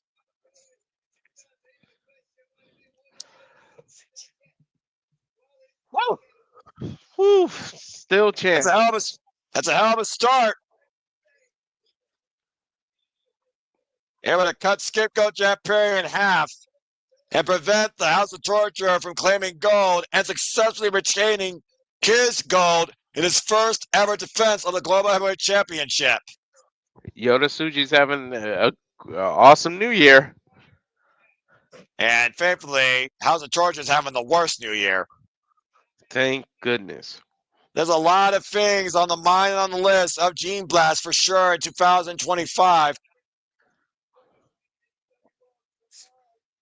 We'll see what happens. Maybe we'll get an idea of what Yoda Tsuji's future will involve during the New Year's Dash, literally tomorrow morning. Well, we have to keep our ears and eyes out for that. Just so glad Tsuji gets to raise that title again. Yeah, I'm about to say, you feel a little better now, Walter? Yeah, go to the back and cry yourself a river, bitch. Damn. Or beach. Anyway. Beach. Eventually, I do think that Kazuchika Okada will confront Yoda Tsuji or vice versa. I really think, I'm telling you, Mark, I think Okada's coming out after Kenny Omega's victory. I'm telling you. Well, we'll find out here soon enough, because to your point, Walter, what's been an insane night of cause and effect, and we got new champions across a couple of matches here. Here is a match where something much more valuable is on the line than a title. Everyone's been waiting for it. It's the rebirth and the return of the cleaner. It is time for our semi-main event. Kenny by God Omega versus Gabe Kidd.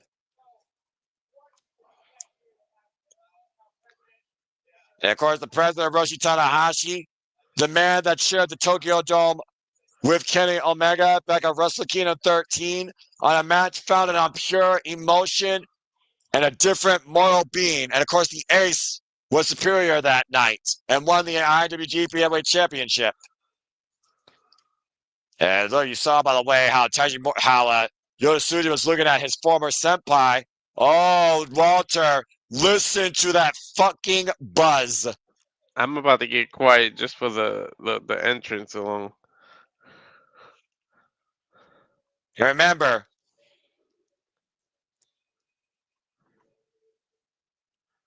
what's this? This is Gabe Kidd's entrance, I think, first. Yep, this is Gabe Kidd's entrance first, who's been very loud and outspoken about what he represents, that he is New Japan Wrestling. Oh, boy.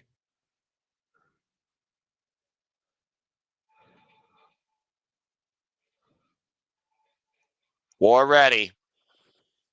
Current NJPW strong Openweight champion. War Dog. Madman. Gabe Kidd.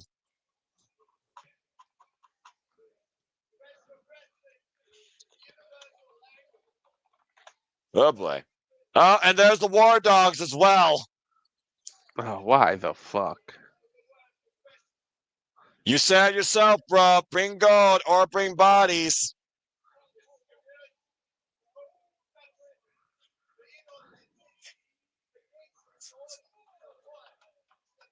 Oh, baby. This is going to be insane.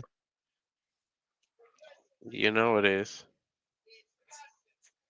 This is where professionalism and passion are going to collide in the most unique showcase so far tonight, Walter.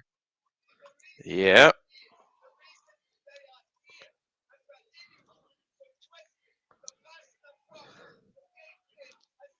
You know, you can say a lot about the War Dogs. You can say a lot about Gabe Kidd. But there is a unique, one-of-a-kind drive when it comes to him saying that I am New Japan Pro Wrestling, I am Strong Style, AEW, go fuck off. Yeah, A man that will literally not only start a fire, he will jump in it. And run through it and roll around in the damn flame. And then put everyone else on fire. Oh, wow. The New Japan shorts? Yeah, you want to literally talk about what this is about with Gabe Kidd. You just saw the lion mark symbol right there. If you're talking about his contract questioning. Mm-hmm.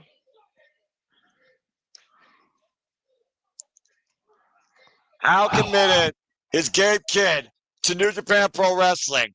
How serious is Gabe Kidd about this match? How determined is the war dog, war-ready fucking madman here to prove a message at the expense of the cleaner? I gotta hear this, dude. Yeah, Oh my Kenny God. Omega put out a very special tweet regarding a brand new introduction tonight. The air is thick, the emotion is high, the tension is at its peak as the cleaner is about to arrive. This is ridiculous. This is First professional time we see him wrestling. in the ring in over a year. And the first time we're seeing him in New Japan ring in over 2 years to the day.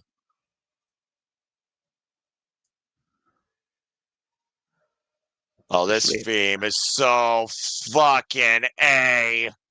This man is New Japan wrestling, man. He is the one-wing angel.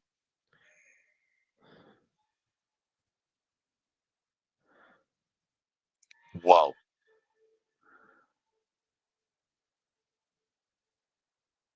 For those that are wanting our silence, we are taking in the presentation. Yeah. Look at that! The icon, the self-proclaimed God Gaijin, the final boss, the beyond this earth opponent with a power level that you cannot measure in any video game statistic. Kenny by God Omega is back in the Tokyo Dome and is back home in New Japan Pro Wrestling.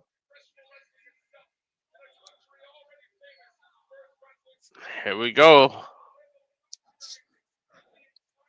Revolutionizing the entire professional wrestling landscape from a land so founded in its passion and its strength alone in the art known as professional wrestling. How often does the co-main event seem to just have more importance than the damn main event? Shit. Dear God, I got fucking goosebumps right now.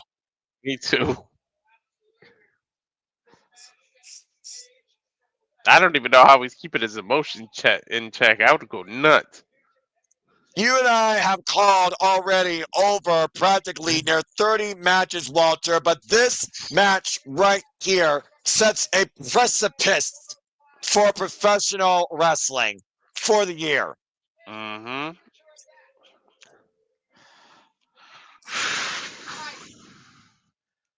It's what it's all about.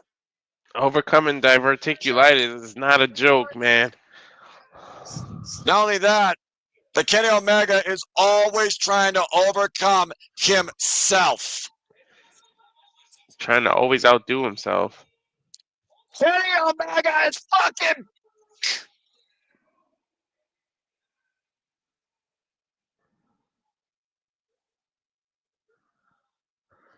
And just when I thought I couldn't get a more fucking epic entrance, Kenny Omega does that shit. That Right? was real. I hope he gets to keep that theme, right? I mean, it justifies the stage. It does not have to perpetuate the career. That's true. This is a once-in-a-lifetime moment and a turning point that Kenny Omega cannot fall short in. And in the same way, you can say the same about Gabe Kidd, as this match is officially underway. Referee Bryce Rensburg. Tokyo Dome semi-main event for Wrestle Dynasty, ladies and gentlemen. You call him the wing angle. I'm telling you, Okada's waiting in the wings, man.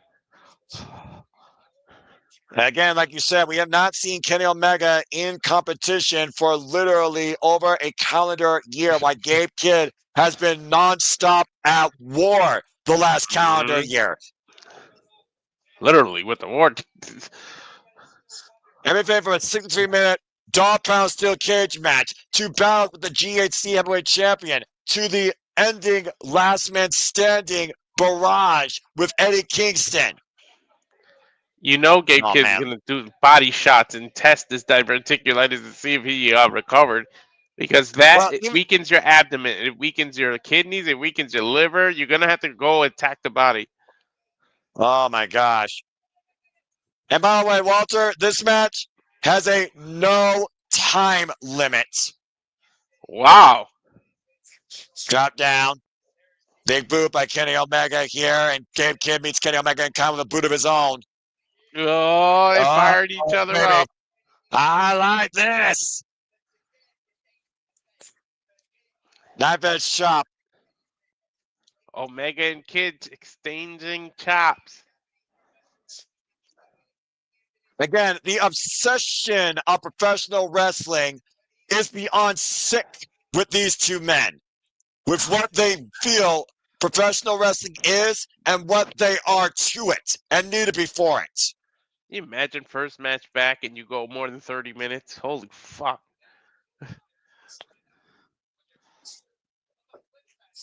And right now, Kenny Omega squaring up against Gabe Kidd, rocking the War Dog in the corner, massive chops with those heavy hands of Kenny Omega. Of course, you talk about, again, Gabe Kidd, almost a boxer stance with those type of shorts. Kenny Omega, of course, former MMA background in his own right. Mm-hmm. We're talking about the roots of Gabe Kidd going back to young Lion days with those black trunks. Up on the fireman's carry. Uh-oh, you can't escape. Mm-hmm. Steamroller. Spearing up the second. Vintage Kenny Omega with the moonsault cover. 2. No. No, you can't give me a sub 5-minute match now. Someone tells me, again, as you see Kenny Omega bracing his core, to your point earlier, Walter, we have not even kicked out of gear 0 yet. Right? We're still in front. Yeah, we're still in 0.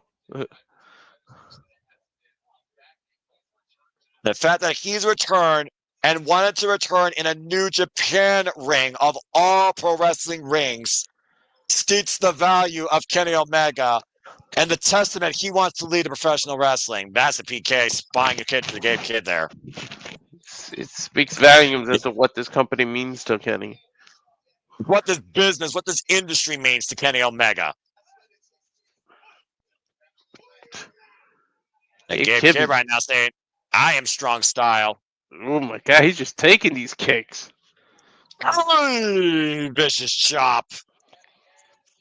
Those heavy hands of Kenny Omega, I tell you what.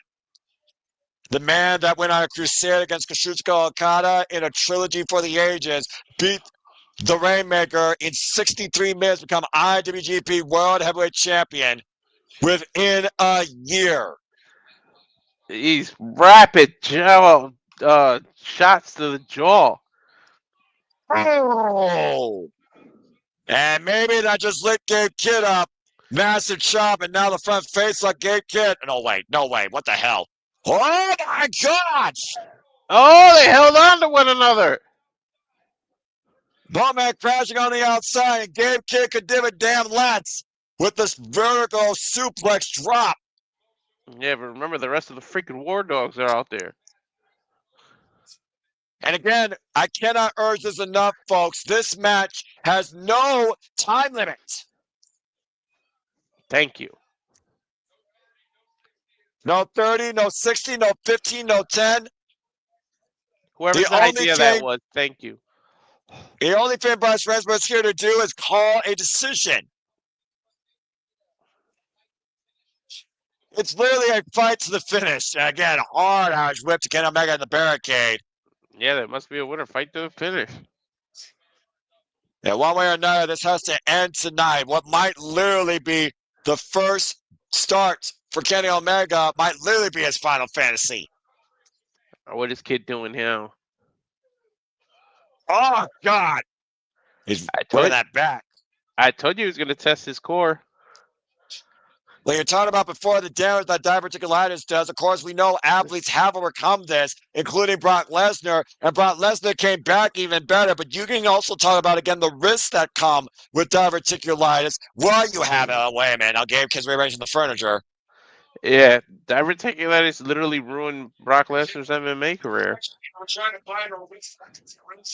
And right now, Chris Charlton and Walker Studer might want to get their wits about them. You want to win? Get in the ring. Now again, does Gabe Kidd want to win or does Gabe Kidd want to destroy Kenny Omega? Good God, the speed with that drop kick. And Kenny Omega over the top with a plunger. To be fair, I think he wants to do a little bit of both. Woo. And Omega feeling the effects. You see him grabbing his core there. Mm-hmm. Grabbing those intercostals right there. And I'm pretty sure I heard Kenny Omega said fuck when he did that, Walter. Yeah, he did. That right there. Again, Kenny Omega says his stomach might literally be a ticking time bomb on not just his career, but his life. You just never know when that flares up, man. The swelling, the anything. Stay away from any seeds. Anything with seeds, you got to stay away from. So it's not a simple solution. It's an entire lifestyle change. And I think Kenny Omega, I would imagine Kenny Omega would have had to have been aware, because at one point he said he almost had fear, and he put that to the side. He has to be aware of the danger here. Mm-hmm. Kenny Omega, of course, who won the G1 Climax back in 2016 and wrote what professional wrestling could be in a classic still held today as one of the best matches of all time against Kazuchika Okada at Wrestle Kingdom 11. It was that match that night that changed the scale of professional wrestling as we knew it. You got to be careful, man, because it could burst at any time, leading to leaky gut syndrome, which is 10 times worse. There's a lot of cause and effect with that. And Gabe Kidd might as well feed on the carcass. This crowd reaction right here, a sense of concern and excitement. The fact that Gabe Kidd literally went back traditional with the tracksuit and the trunks instead of his usual gear shows how serious Gabe Kidd is taking this despite the war dog mentality. I'm sure Kenny Omega's taking it just as serious too.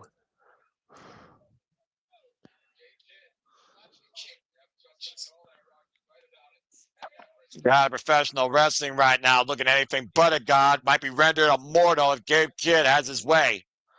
These forearm shots are right to the neck, Noah. And that headbutt was right on the chrome dome. Again, you damage you do to your own body.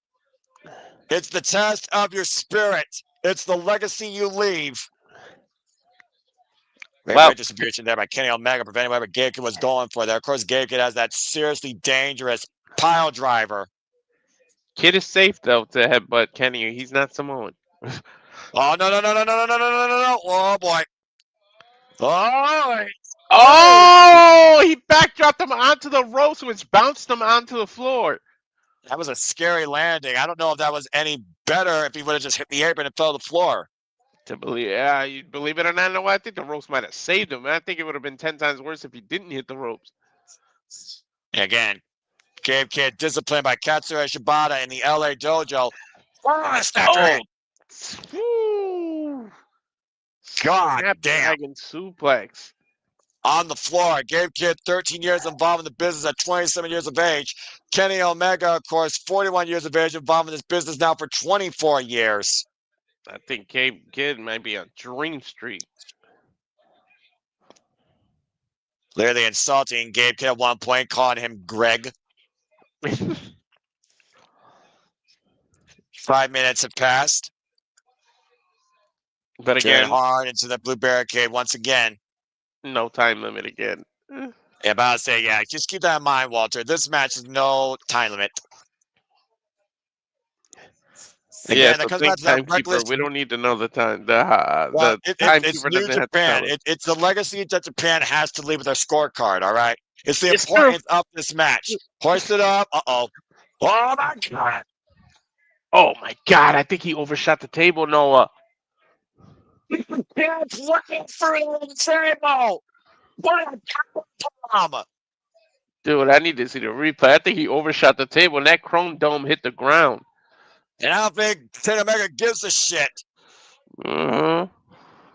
Bryce Rensburg calling for help, to your point, as the War Dogs are checking on him. If this is what Gabe Kidd wants, the God Professional Wrestling will give you a match that you will regret. To be fair to you, Noah, I don't think Gabe Kidd gives a shit himself. And I don't think he would want it either way. Mm-hmm.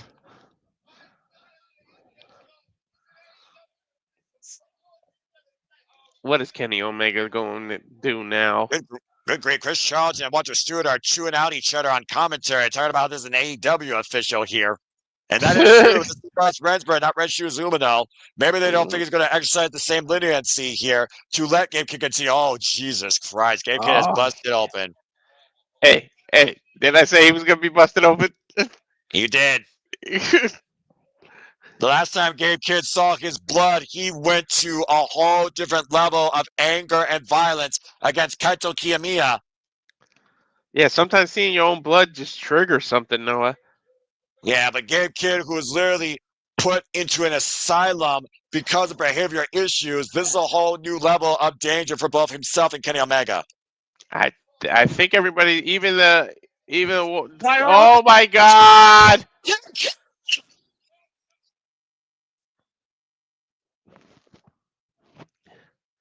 Kenny Omega just took out the field, Noah. Just came back from diverticulizing already, risking his core like it was just another day of training, flying on the top rope and wiping out officials in the process. And Gabe Kidd and himself. For him, this is just another day at the office.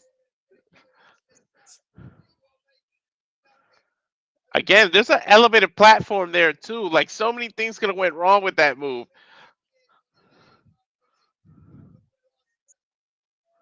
I mean, man.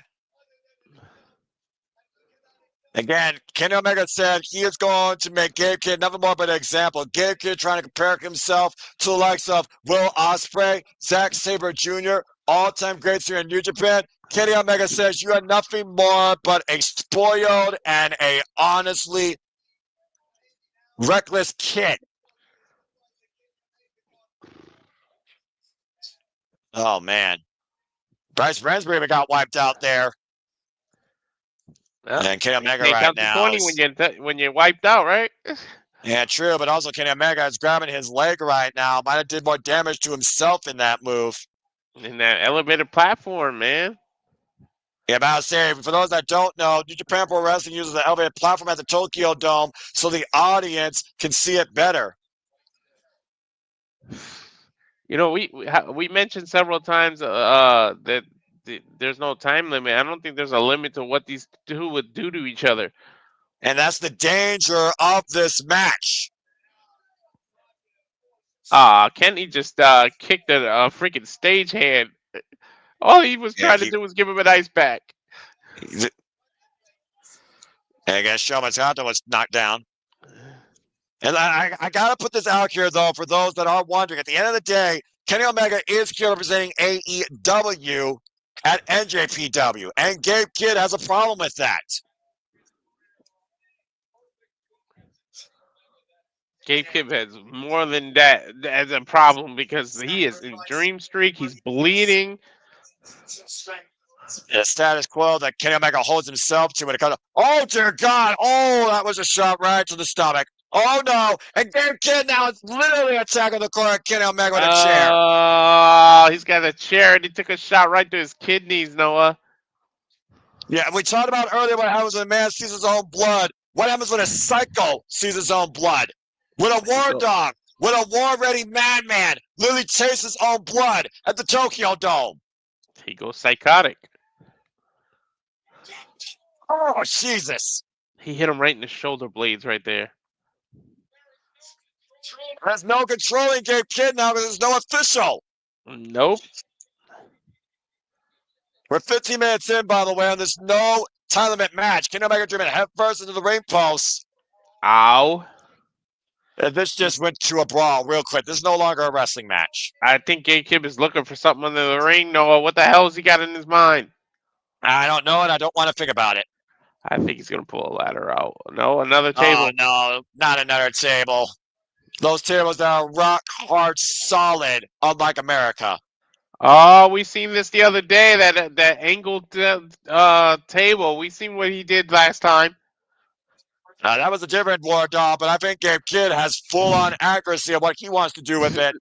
Literally trapping Kenny Omega in the headlock position. Now, Saito attempt. Gabe Kidd finding back, though. Kenny Omega trying to drive Gabe Kidd for that table. And the point of the elbow in between the shoulder blades. Now Gabe Kidd hooking up Kenny Omega. Turning position. What the hell is this? Oh, dear God. No. And Kenny Omega saving his own well-being, grabbing the barricade. But Gabe Kidd, though, I think, got a hook here. Oh, man. Okay.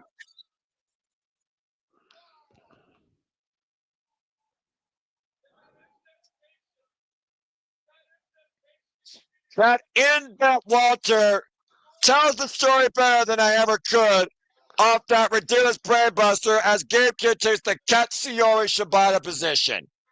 To not just get suplexed on the table, but the table was at a 45-degree angle, Noah. The hardest part was literally raised. Kenny's back hit that part. And look at Gabe Kidd literally tearing apart that table. The wood off the freaking steel drawer right out of the head of Omega. Concussion City. Mark Hard, the German Malone, extremely fired up now as Gabe Kidd has taken full control of this war zone he's created. Literally a war zone. There's no ref. There's no rules. There's nothing stopping Gabe Kidd right now but his own imagination. And the fans are in support of him because even if you don't like the War Dogs mentality, you cannot argue what Gabe Kidd's done has strictly been for New Japan Pro Wrestling. It's true. Is he going to go for another table? No. That's a chair. Hey, you see that cut, by the way, over the forehead of Gabe Kidd. Still, though, the blood slowly pouring out again. There is no official. Oh, Lord, this is going to get a whole lot more dangerous before it gets any safer. I don't think now Gabe Kidd... Omega busted open. Gabe Kidd couldn't care less. And now he's biting the wound. Sick, twisted motherfucker. What the most violent match you've called so far this year, Walter? Might be. We knew this was not going to be pretty. We knew this was going to be ugly. We knew this was going to be statement making. We did not knew it was going to be this visceral, this early, nor did we knew it was not going to have a time limit. I called that it was going to be bloody, though. I knew that shit. Yeah, you were not wrong there. Oh, he's piling all the chair. Oh, I thought he was going to suplex on it. Kenny Omega, though. What the hell was that? He just drove him the back of the head on all the pile of chairs. Almost a dominator of sorts, like Great Old Khan driving Gabe Kidd down that bit of steel to your point. Yeah, he literally used his hand and pretty much freaking Great Khali, great vice gripped him. Yeah, I mean, hey, table worked in Gabe Kidd's favor. Those chairs did not work in his favor, though. And Kenny Omega right now. Whoa. The problem is that the rest of the War Dogs are there, and there's no referee. There's nothing stopping them from interfering. But right now, Kenny Omega, that also means Kenny Omega can do what he wishes. Oh, I can't mean Kenny Omega and Khan with a big right. No split focus on the mind of Gabe Kidd, though. Look at Kenny Omega. Oh, dear God. Oh, boy. Oh, man. Oh. Straight go, off the top, rope into the bad chairs. God damn.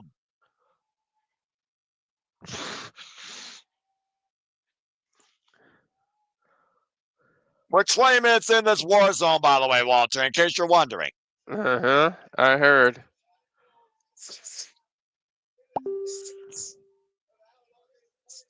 I mean, again, how much longer do you really endure, unleash this punishment on each other? I don't know. Where else? What other dark place can you go? Well, I am not a psychiatrist. I am also not a previous patient of a psychiatric ward. You would have to ask Gabe Kidd and see if you actually live to tell the tale. And that chair right to the core again of Kenny Omega.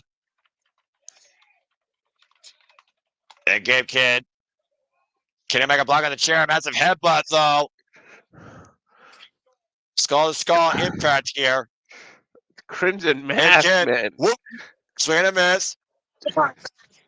Dragon sleeper suplex. Snapdragon, excuse me. Oh, look at this chair. Oh! Oh! Oh! Twice! Oh! God! Oh! And both these men scrambling each other's brains with these chairs. Holy shit. You try to put your hands up and you're unable to. Full on skull and steel contact. That table looks like it's been in a war. I meant the chairs. Yes, it's starting to get a little bit uncomfortable for my professional wrestling taste. This is crazy. Like, I can't even imagine what's gonna go on in their brain to go to some crazy or dark place. Now, how about headbutting each other in the middle of the ring, considering again who truly is New Japan Pro Wrestling? That's what it's all about, and we finally got a referee being here. Red Shoes Umino of New Japan Pro Wrestling. This is And his Red first match back. Oh boy. Yeah, of the night. And Red Shoes right now has to try and reestablish law and order here. Good luck. Oh, God. You talking about coming back for your Oh. first match and just getting thrown right into the fire, Noah? Yeah, heavy punch strikes by both in kind. Ducks underneath again. The heavy hands of Omega. V-trigger. Ducks underneath the clothesline. Gabe Kidd, though, goes to the clothesline. Bang! Oh. V-trigger. Oh, rebound lariat. Oh my God!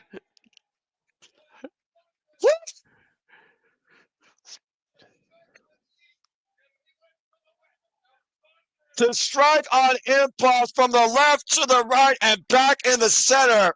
Gabe Kidd, Kenny Omega both down for now. And that is the only saving grace in this no time limit encounter. Noah? Hey, Noah. Yes. How the fuck are Zack Sabre Jr. and Ricochet gonna follow this shit? Ask again later. The Dark Hero New Japan Pro Wrestling tonight is Gabe Kidd, as you hear by the New Japan faithful here, clubbing shots now to the front and the back of Kenny Omega by Gabe Kidd. Yeah, knife edge chop, and Gabe Kidd fends it off. Ducks underneath, clubbing shot, big knife edge chop again. Kenny Omega still on his feet, get off the ropes, up and over. Take out Tierras by Kenny Omega. Ugh. He has got to be exhausted. Look at Kenny Omega's face. Again, over a year without being in the ring. So you know his body is just, ugh. He's not used to going at this pace right now, Noah. Oh boy, well, Kenny Omega, you don't have to talk about pace. We talk about rebirth. Here comes the rise of the Terminator, possibly. Can Kenny Omega execute the flight? And Kenny Omega picks up speed, 0 to 100 from the other side of the ring as Kenny Omega. And the Terminator hits his target. Ugh.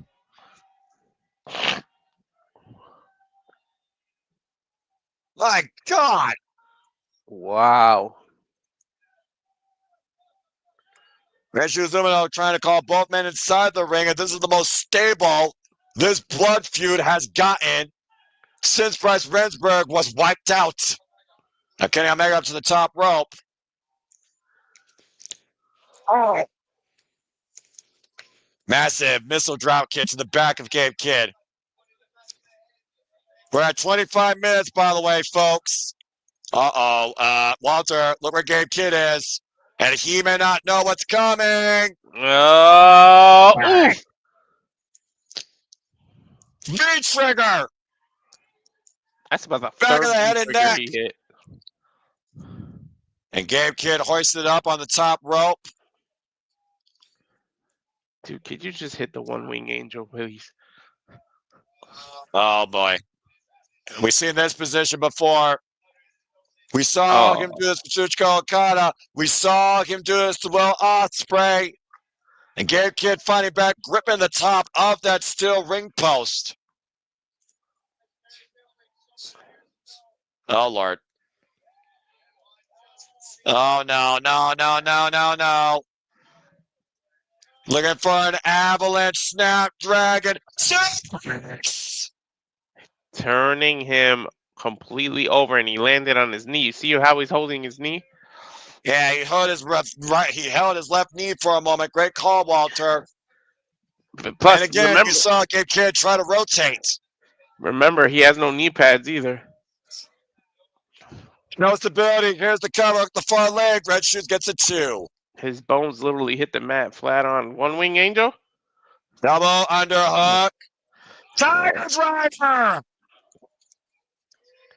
It's over. Jay Killer cover. 2. No.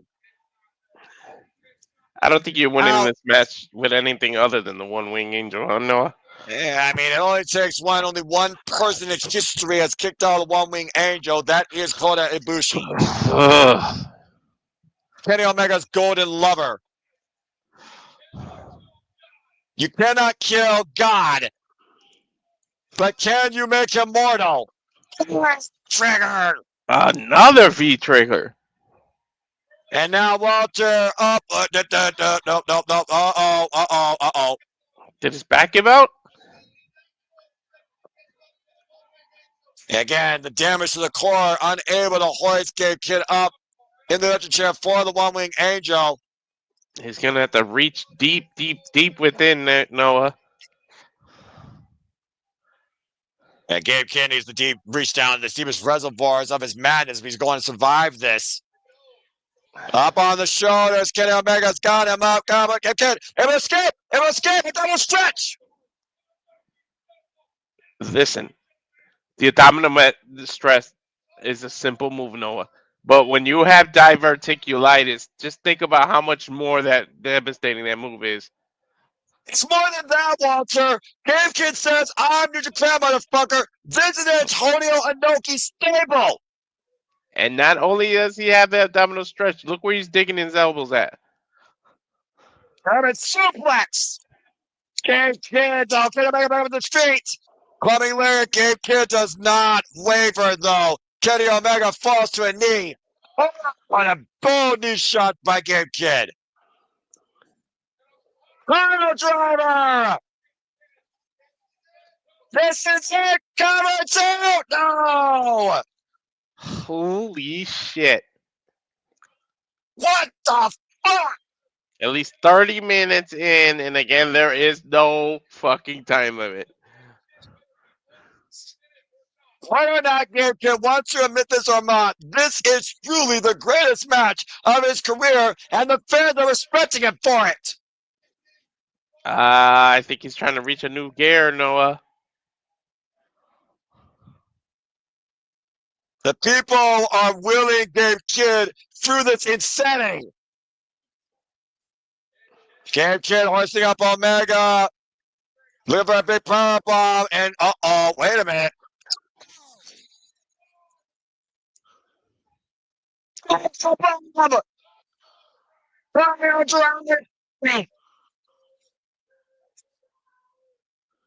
He's too close to the ropes, Noah. Oh! He was too close to the rope. God! Oh, my Lord. The rope break goes to Kenny Omega, saving grace. God perseveres for a little bit longer. To your point, Walter, ring positioning and awareness in favor of the cleaner. You gotta believe that if Kenny Omega got hit with all that in the middle of the ring, it would have been over. This 30-minute Infinity War continues.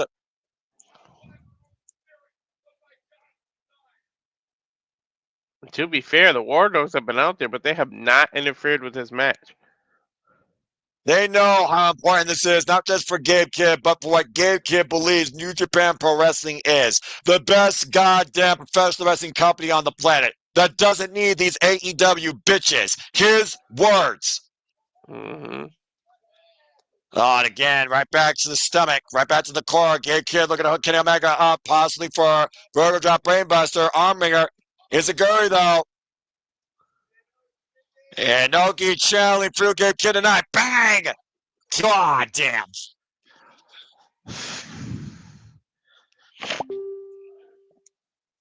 Oh my god.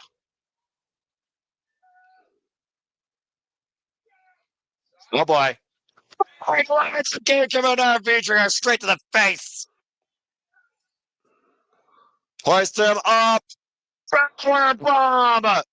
Rolling for a bang. Heavy trigger. Falls in the cover. Oh my god, Noah, where is he getting this from?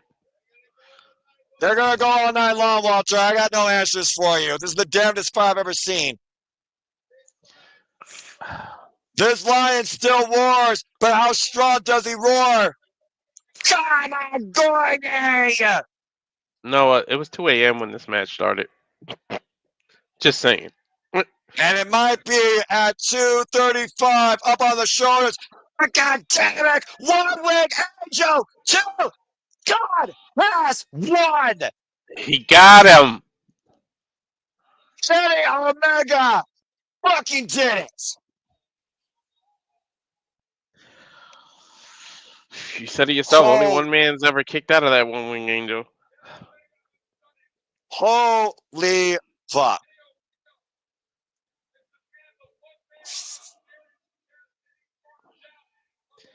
He's defeated the one man who cast any sort of doubt on Kenny Omega's legacy there, Noah. Legacy redefined, legacy reaffirmed, legacy rebirthed. Kenny by God Omega just beat Gabe Kidd in the damnedest fight of that mammoth's fucking life. Two of the most stubborn SOBs in this business with a what mentality.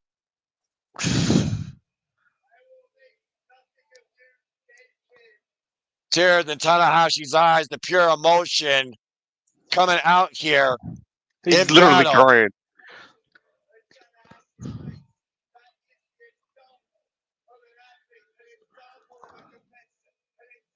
We can't take nothing away from Gabe Kidd, though. Giving us the example of what New Japan Pro Wrestling's been founded upon and evolutionized on since 1972. Antonio Inoki is smiling down from the heavens ear to ear, not just for what Kenny Omega did tonight in victory, but what Gabe Kidd brought in defeat.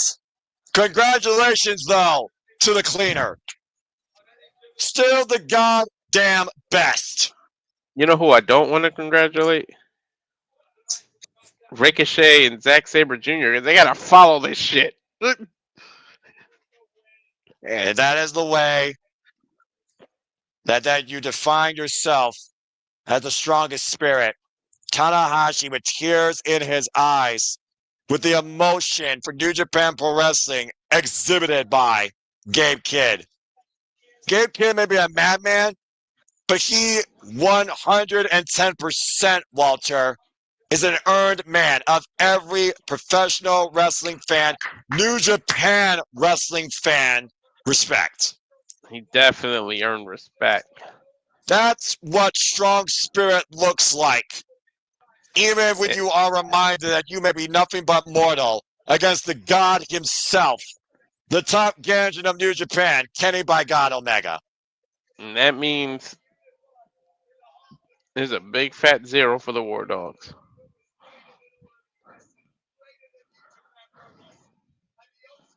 Holy shit.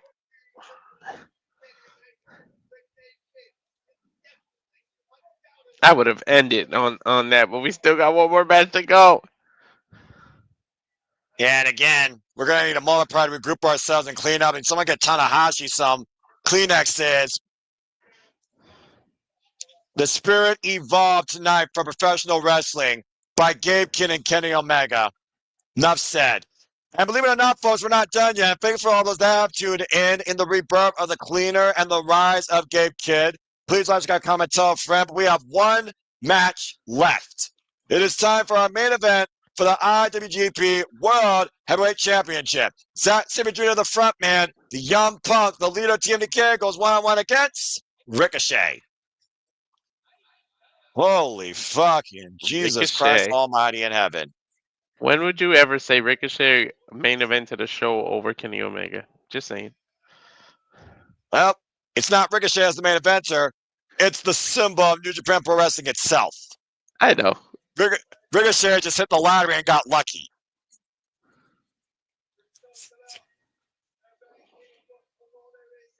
We talked about the pinnacle of professional wrestling. We talked about the pinnacle of being the best in this business. That IWGP World Heavyweight Championship gives you the power and the proving point that you are the best in this company and the leader of this entire generation. Good God. Ricochet literally has a chance to get the major title in New Japan before he even gets a singles title in fucking AEW.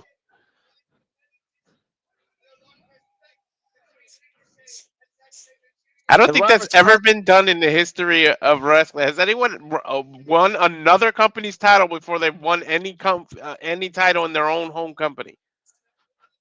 I'm not entirely sure, though. That's a heavy loaded question. I don't think even Jeff Meacham could answer if he was here right now. But Ricochet has a huge chance of doing that. After Zack Sabre Jr. made history last night, becoming the first foreigner to actually enter and leave IWGP World Heavyweight Champion, Ricochet could literally swerve that entire direction for TMDK tonight, taking the title from the front man. Looking to prove that he still is the man around here. Based on what I said, Ricochet has a huge chance of making fucking history. And what's already been a historic night tonight, we really learned how much Gabe Kidd is New Japan Pro Wrestling, but Kenny by God Omega is still above everybody in this business. Now Ricochet looks to come out of this world and into the new world, IWGP World Heavyweight Champion for AEW.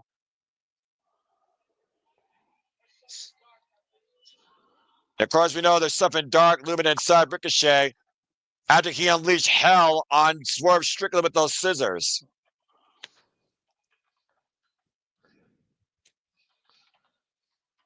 I love this new mix by Zack Sabre Jr.'s Fiend, by the way.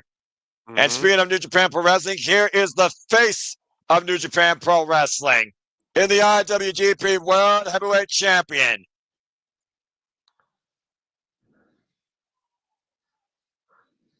Zack Sabre Jr. And there's a reason why I'm wearing orange tonight.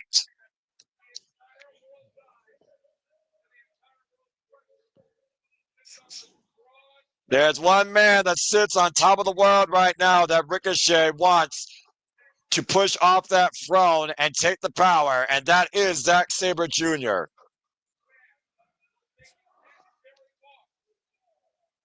Oh boy, I'm just gonna breathe for a moment and take this entrance in.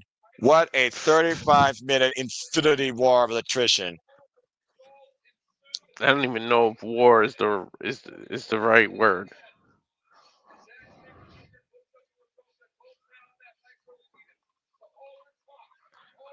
Let's go to the stream for right now. Oh.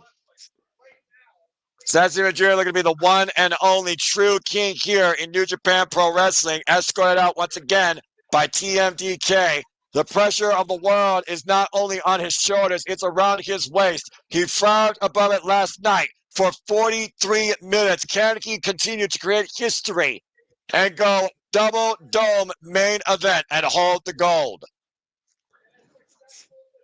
All he said was he dreamed of main eventing the Tokyo Dome and defending the title. He already accomplished that last night. Now he gets to double do it. And once again, history is looming from Zack Sabre Jr.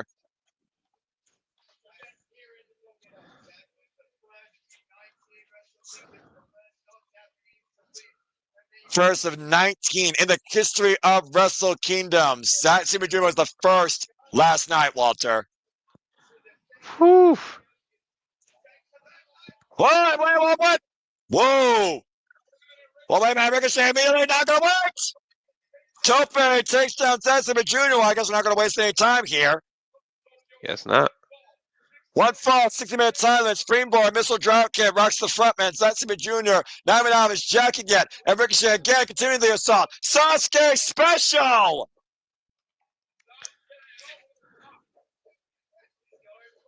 He's going fast. Ricochet, 450 splash. Bellatron red shoes. Count 2.5. And nearly the shortest Tokyo Dome main event just happened. Good God.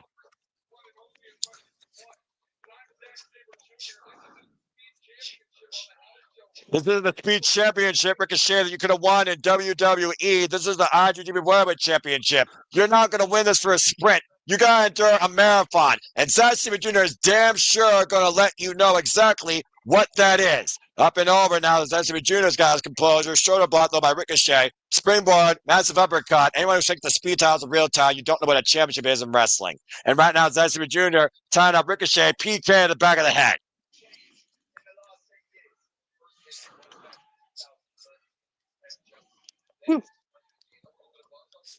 Anyway, now I can finally breathe. Walter, you were trying to say something, or did you just completely just lose your voice because Ricochet didn't give you a chance to breathe? I lost whatever the hell I was trying to say.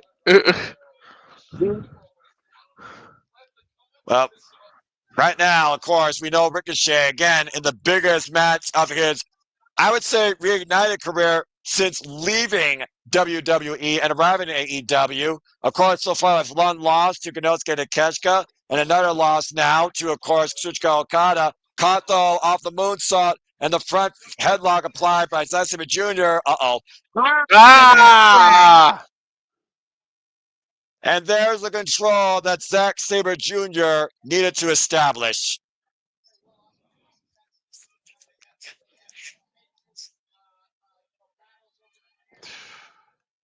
I'm still trying to get over the goddamn previous match. I'm still buzzing over. That's not just professional wrestling. That's New Japan Pro Wrestling, goddammit. My God. Zack Sabre Jr. over here with the... Oh, look how he... Pretzel. He's literally got Ricochet's leg in a pretzel. Not much you can do when you're trapped in that position as he bridges backwards. Modified figure four leg lock almost of sorts. Mm-hmm. Oh, now he's got Ricochet. Oh, in all kinds of trouble, Noah. Yeah, he's lucky that he fell into the ropes and was able to force the break. If there was a limb to take, Zack took it.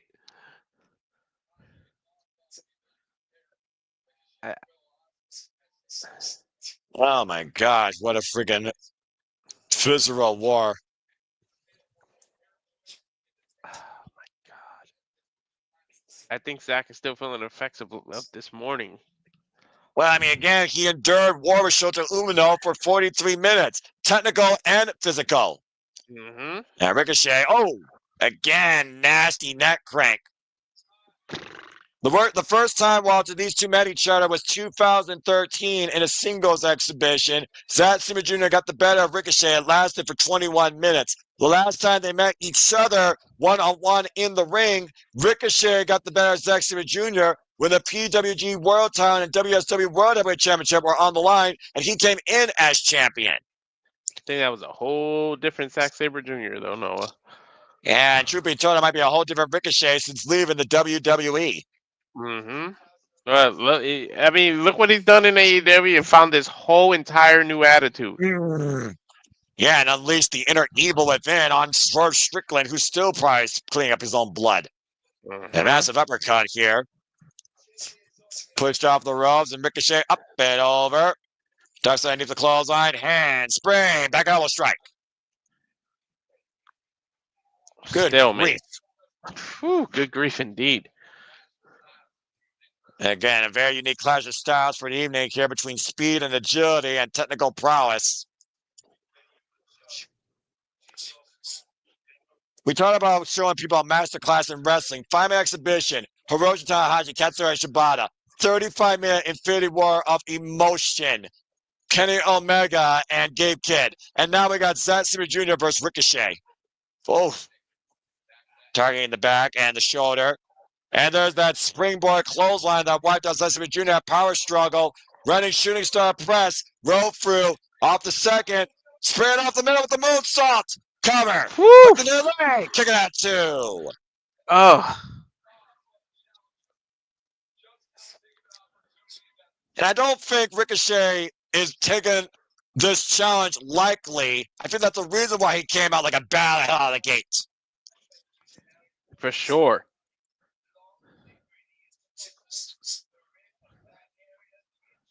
He's literally. Go ahead. They've been on each other since the word go, literally. Yeah, before the word go, you kidding me? Mm-hmm. Again, we talked about the wear and tear. Shama Sota Umeda was able to overcome Claudio Castagnoli. Can Zack Sabre Jr. overcome Ricochet? You, of course, talk about the damage done to Zack Sabre Jr.'s ribs, all the times it was dropped on his head. Ricochet, though, Zack Sabre Jr. transitioned to rear naked choke, but Ricochet able to put Zack Sabre Jr. in the corner and try and force the break. Zack Sabre Jr. reaffirming his grip, and Ricochet right now trying to force separation between him and the champion. Oh, my God, this is crazy. Again, Ricochet, though, trying to find his bearings here. Once again, staying on his own 2 feet. Trying to force Zack Sabre Jr. to let go of that hold. Oh! Yep, that's one way to do it. Yeah, drive your opponent's head into the freaking turnbuckle pad. Again, all the focus attack on Zack Sabre Jr.'s head last night. Yep.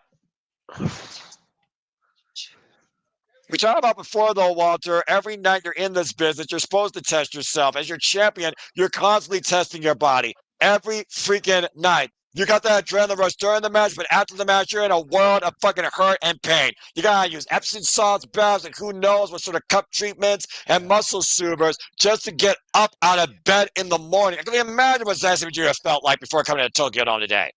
Exactly. Imagine and what again, folks, this is live. Imagine what the outsiders that aren't from Japan have to feel for a flight that's damn near 20 hours. Yeah, but what's more damaging, jet lag or physical compromises? No, I mean with the compromise on their body, then they got to take a flight for over 20 hours. And again, Zack Sabre Jr. didn't have to take a flight. He just had to stay at a hotel and just rob at the same building. Wall kick by Ricochet. Open palm strike combination. Spinning Sova. Bending strikes me over. Ooh, and big knee strike. Oh, what a clothesline. Discus goes on. Massive lariat.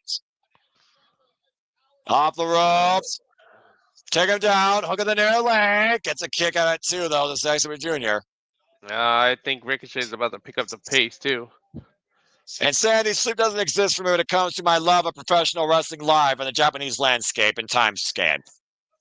Dude, Zack Sabre But yes, Jr. I do realize that we have been up for 5 hours straight doing this.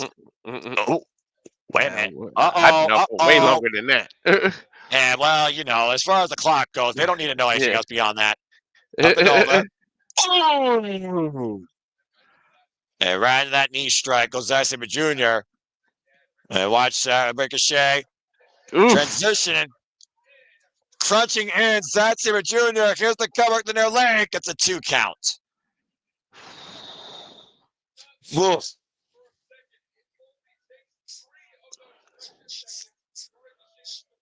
All the 2s you want in the world doesn't give a damn unless you get the magical 3 that calls you champion. That's all you need is 3 seconds, though. Yeah, but you and I have talked how many times, especially in Japanese wrestling, how hard it is to get 3 seconds. We've seen people kick out of shit this last week that, oh my God, I don't know how. Spirit gun miss and running uppercut by Zack Sabre Jr. What a run-in. Dude, Ricochet almost landed on the top rope. He flew so high. Big PK followed by Zack Sabre Jr., who falls He sees Zack Jr. grabbing his ribs. Those ribs been compromised ever since the G1 climax. It's still aching him, as you can see. Zack Sabre Jr. almost kicked the damn field goal Ricochet. Ricochet hasn't been a world champion since PWG in 2018, just to put that in perspective.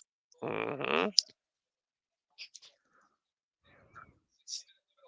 It's one of those things. I looked at Shota Umino's match last night. Once again, Walter, the focus was on the head. If Shota Umino could have employed some technical prowess and focused on Zack Sabre Jr.'s ribs, there very well could have been a chance for him to become champion. Telephone announce it. We got to see if Ricochet. Oh, 2 count. Go ahead. See, Ricochet is going to be smart enough to focus on the ribs. Instead of trying to match Zack's speed and blow for blow, you got to focus on whatever weakness he shows you. I mean, you come in compromised as a champ, you got to take full advantage. You're not wrong there. We're 10 minutes in, by the way, of this 60-minute time limit. This actually does have a time limit, believe it or not, folks. Mm-hmm. Unlike although last night, last night did go 43 minutes. Still the longest match so far across this 2-day span, Walter. That was a big old ass kick. What? And hooks him up. Sad driver denied. Now Ricochet hooks him up. Oh, yeah, last night was the longest match across this 2-day span. That last match was 35 minutes. Mm-hmm. Believe it or not. Uh-oh. Got caught. Oh, he was right underneath the jaw. And hooking him up. Northern Lights roll through. Front face lock, though. Floating over. Brainbuster. Whoa. Big brainbuster. And again, still maintains control of the head. Now rolling the apron. Uh-oh, this is dangerous. Oh, hell no. God. Holy shit. The whole German supers on the apron and one fall on the floor. Holy fuck. Damn.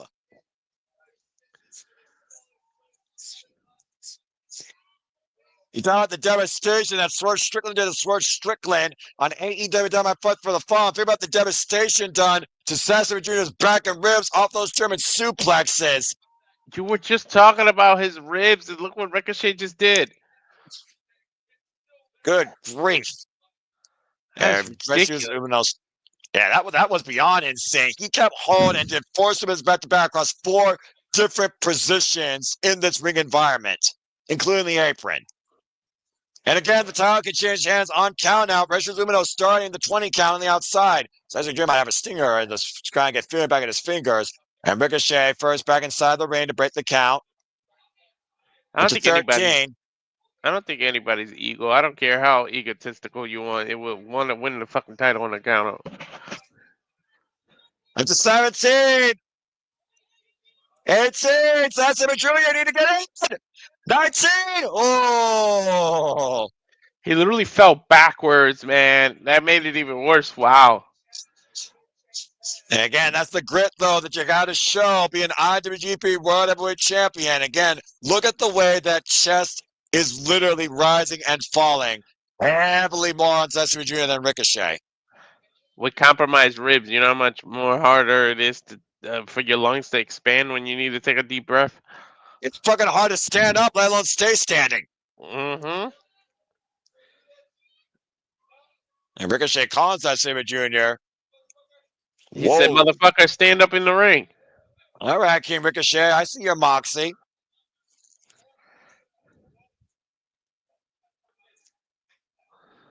Motherfucker versus dickhead. Oh! Oof. Oh, boy. Oof. Oh, here we go. Firefight. Extend and smacks. Japanese tradition, slap your opponent if you respect them so much to bring a better fight out of them. Bryan Danielson showed John Cena exactly what this was, and John Cena became a better wrestler because of it. Mm-hmm. Now, Zack Sabre Jr. and Ricochet meeting in center. Big uppercut by the champion. And Ricochet right now, drifted across the top rope. Oh, there's the dickhead I was waiting for. Mm-hmm. Cheeky Brit. Oh, man. Trial by fire. Test your might. Trial by combat. And again, these barrage of uppercuts by Zack Sabre Jr. here. Get a little bit full of himself. Yeah, Ricochet. Oh, caught Cesaro with the run with a boot. Or counter knee, excuse me. I think that was a knee strike, Walter. I couldn't tell because the camera angle. I think it was a knee. Zack Sabre Yeah, is down, too. Yep. Yeah, exactly. A bit of a PWG callback there. We're 15 minutes in the 60-minute bout, folks, for the IWGP World Heavyweight Championship. Ricochet holding Zack Sabre Jr. all the way to the top rope now. You know, you were worried about these two falling, Kenny Omega and Gabe Kidd. They're pretty much holding up for the run of the money for what's important here. And, Zack Sabre Jr. got a hold of the arm. Ah, he's got the armbar in a 12-6 position, too. Ow. And point, literally, every time Zack Sabre Jr. can find a limb, he will take it. Ooh, and I guess anytime Ricochet can get a kick, he'll dish it. Big headbutt. Yeah. Of course, like I said earlier, Ricochet and Zack Sabre Jr. have faced. Uh-oh. Oh, wait. Whoa. What? Zack, two! Oh, immediately down on the cross arm breaker. Transition to Fujiwara arm breaker, though. Zack Sabre Jr. What was that an elevated Michinoku driver? Like, what the fuck? Yeah, that was a Zack driver, exactly. But Ricochet forced his way to the ropes before Billy Robertson came into play off the multiple arm bars. And Ricochet is still alive in this match. I don't know how the hell. This is the 8th singles encounter for Ricochet and Zack Sabre Jr. Ricochet has won their last 2 singles encounters. Oh, no, he's going to do that stop on his elbow. Ah! Yeah, Ricochet felt that one. I hate that move. Ah. The longer this goes, the more it favors Zack Sabre Jr. as he dissects Ricochet limb by limb. Working both arms here with the stomps. Ugh. You hear Ricochet screaming in pain. Big Shit, PK. I'm screaming in pain. Oh! Another one just rocking Ricochet's chest. The thud of the boot. Oh. Ricochet catches the boot now, though. Let's see what Ricochet does here. Climbing shot to the leg. Went for the back fist. Zack Sabre Jr. countered. Parallel kick to the left arm. High kick by Ricochet, though. Rocking Zack Sabre Jr. Hook kick. Champion's down. This thing's far from over, though. And might be looking to hook Zack Sabre Jr. for vertigo.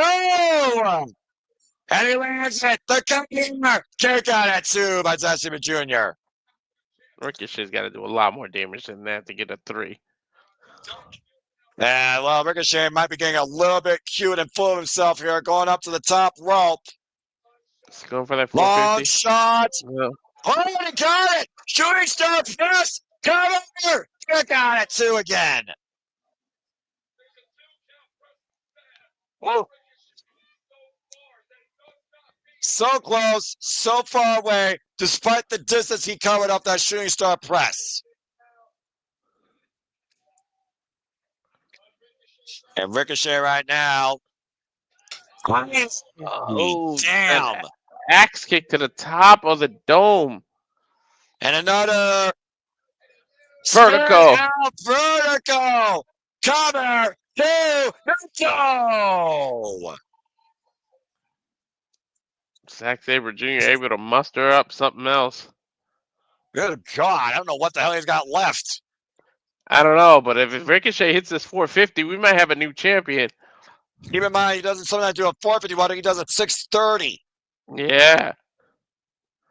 And Ricochet, once again, the title on the line. Ooh. Good God. Spiking his head and neck. Running PK by Zack Sabre Jr. on the 630 crash. Sabre driver. Cover. 2. And no. He definitely was going for the 630 based on how many turns he did, Noah, when he missed. Yeah. And the way he crashed, and somehow Ricochet is still alive in this match. Did he What just a kick out of horrible 2 landing. Sabre drivers in this match? What the fuck? Dead Sabre driver counter. Look at the single leg. Look at the single leg. Ooh. Hit the side of the head. Big right just drops. Zack Sabre Jr. close fist in the face. Oh. And 30 minutes pass, and Ricochet looking for one last haymaker. 3 close fists to the face. If Ricochet uses another one, though, Red Shoes might disqualify him.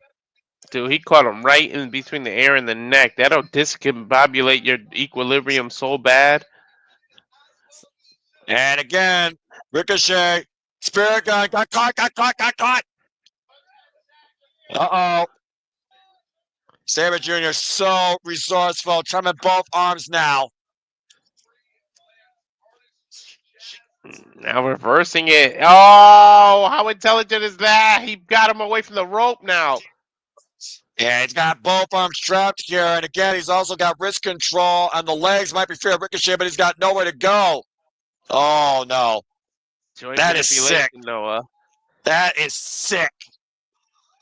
And, oh, that's it. That's it. Ricochet verbally submitted after Zack nearly broke his left arm. Zack Sabre Jr. wins. I was going to say, did he verbally tell the ref or something? Because I didn't see him tap. Well, he couldn't tap. He had no arms free. Exactly. He had to verbally say yes. And especially when Zack Sabre Jr. applied pressure, you see the ice being immediately applied to that right arm. He almost popped that arm out of its socket. I don't think Zack even realized because it looked like he was going to go into sink it in deeper, right? Yeah, if you ask me, I think Ricochet saved his own life and well-being, but the bottom line, Zack Sabre Jr. achieves mark history. Zack Sabre Jr. has gone double main event, double dome, back-to-back nights, and still, IWGP World Heavyweight Champion. He went from dreaming of headlining the Tokyo Dome to doing it twice in the same weekend. That's the champion. Japanese wrestling. Look at the discoloration of a fucking Ricochet's arm. Exactly. Literally, he was pulling that arm out of its socket as soon as Ricochet missed that spear gun and Zack Sabre Jr. caught him. It was over. I got a feeling we might find out who Zack Sabre Jr.'s next challenger is going to be. Well, we might find out as soon as New Year's Dash. We might find out as soon as tonight. But the bottom line, the man that is the face of New Japan, the best professional wrestler on the planet, is the IWGP World Heavyweight Champion, Zack Sabre Jr.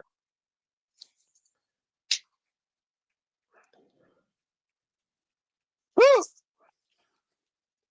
Might be a little bit of a hot take there, Safet. That depends, again, what you look at in professional wrestling, what you look for. I think both basically were their own main event of their own kind. Tested the champion, both in different ways, as he's made history once again. And now we'll hear the champion to close things out here. He has the microphone. Hey, Baldy. Hey, Ricochet, thank you. Cheeky but respectful.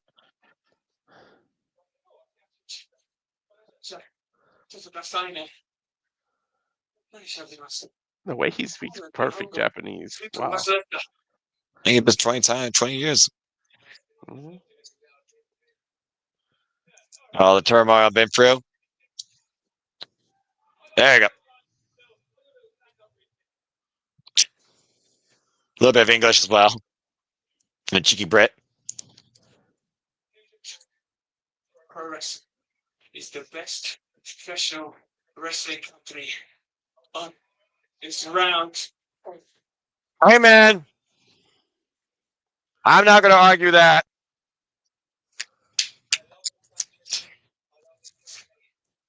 Future New Japan is very, very bright. Future New Japan's very bright.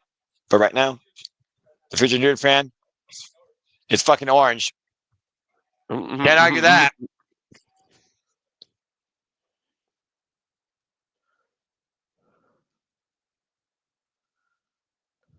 Okay. TNK is going to be top of New Japan for a long time. These young Japanese men are going to be champions very, very soon.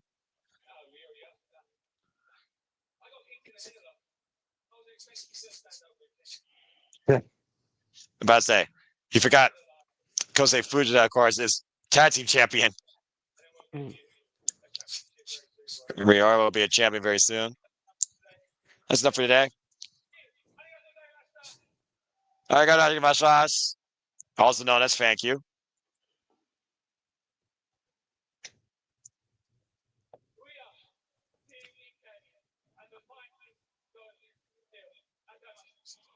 We are TMDK, and the mighty don't meal, as you were. Well, Walter, the mighty don't meal, but the mighty sure did rise across these incredible 2 fucking nights. Zack Sabre Jr. ushering in a brighter new era in New Japan, still the IWGP World Heavyweight Champion. Claiming New Japan Pro Wrestling is the best professional wrestling company on the planet. And what we saw tonight and last night, Walter, I think you'd be very hard to argue against it. If you want to argue with him, take your ass there and fucking beat him for that title.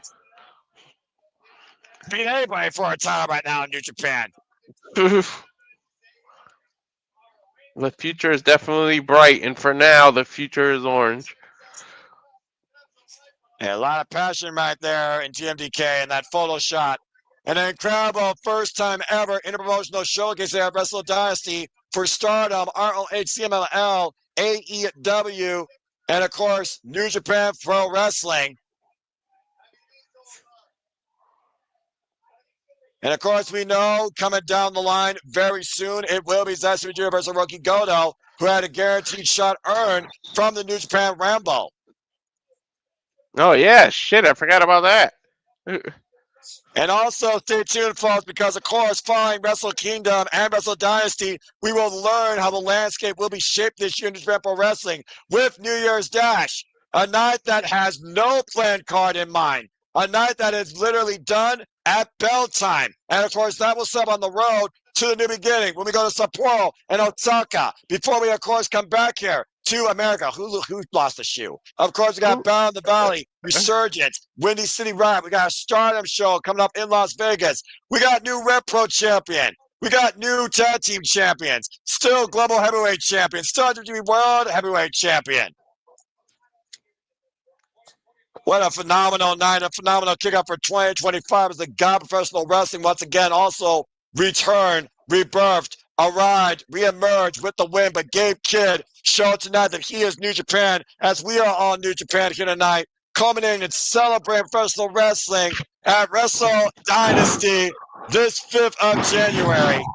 Let's not take anything away from Ricochet. He gave the champ a run for his money, but in the end, he just couldn't pull it off. As soon as Zack had those arms trapped, he was done. Yeah. I mean, when you verbally are forced to tap out, that's crazy.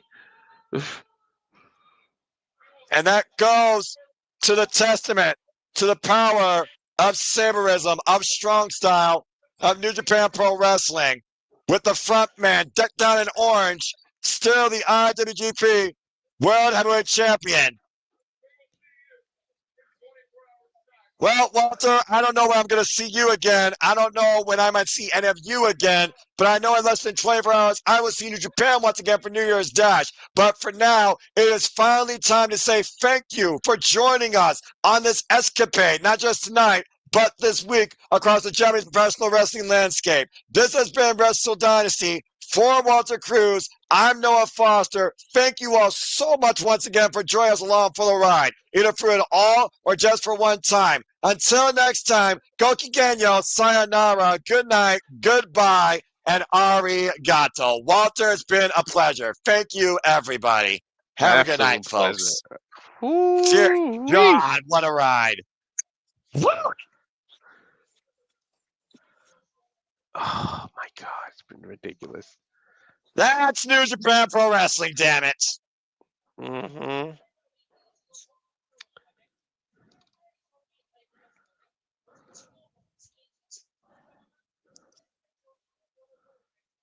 Oh.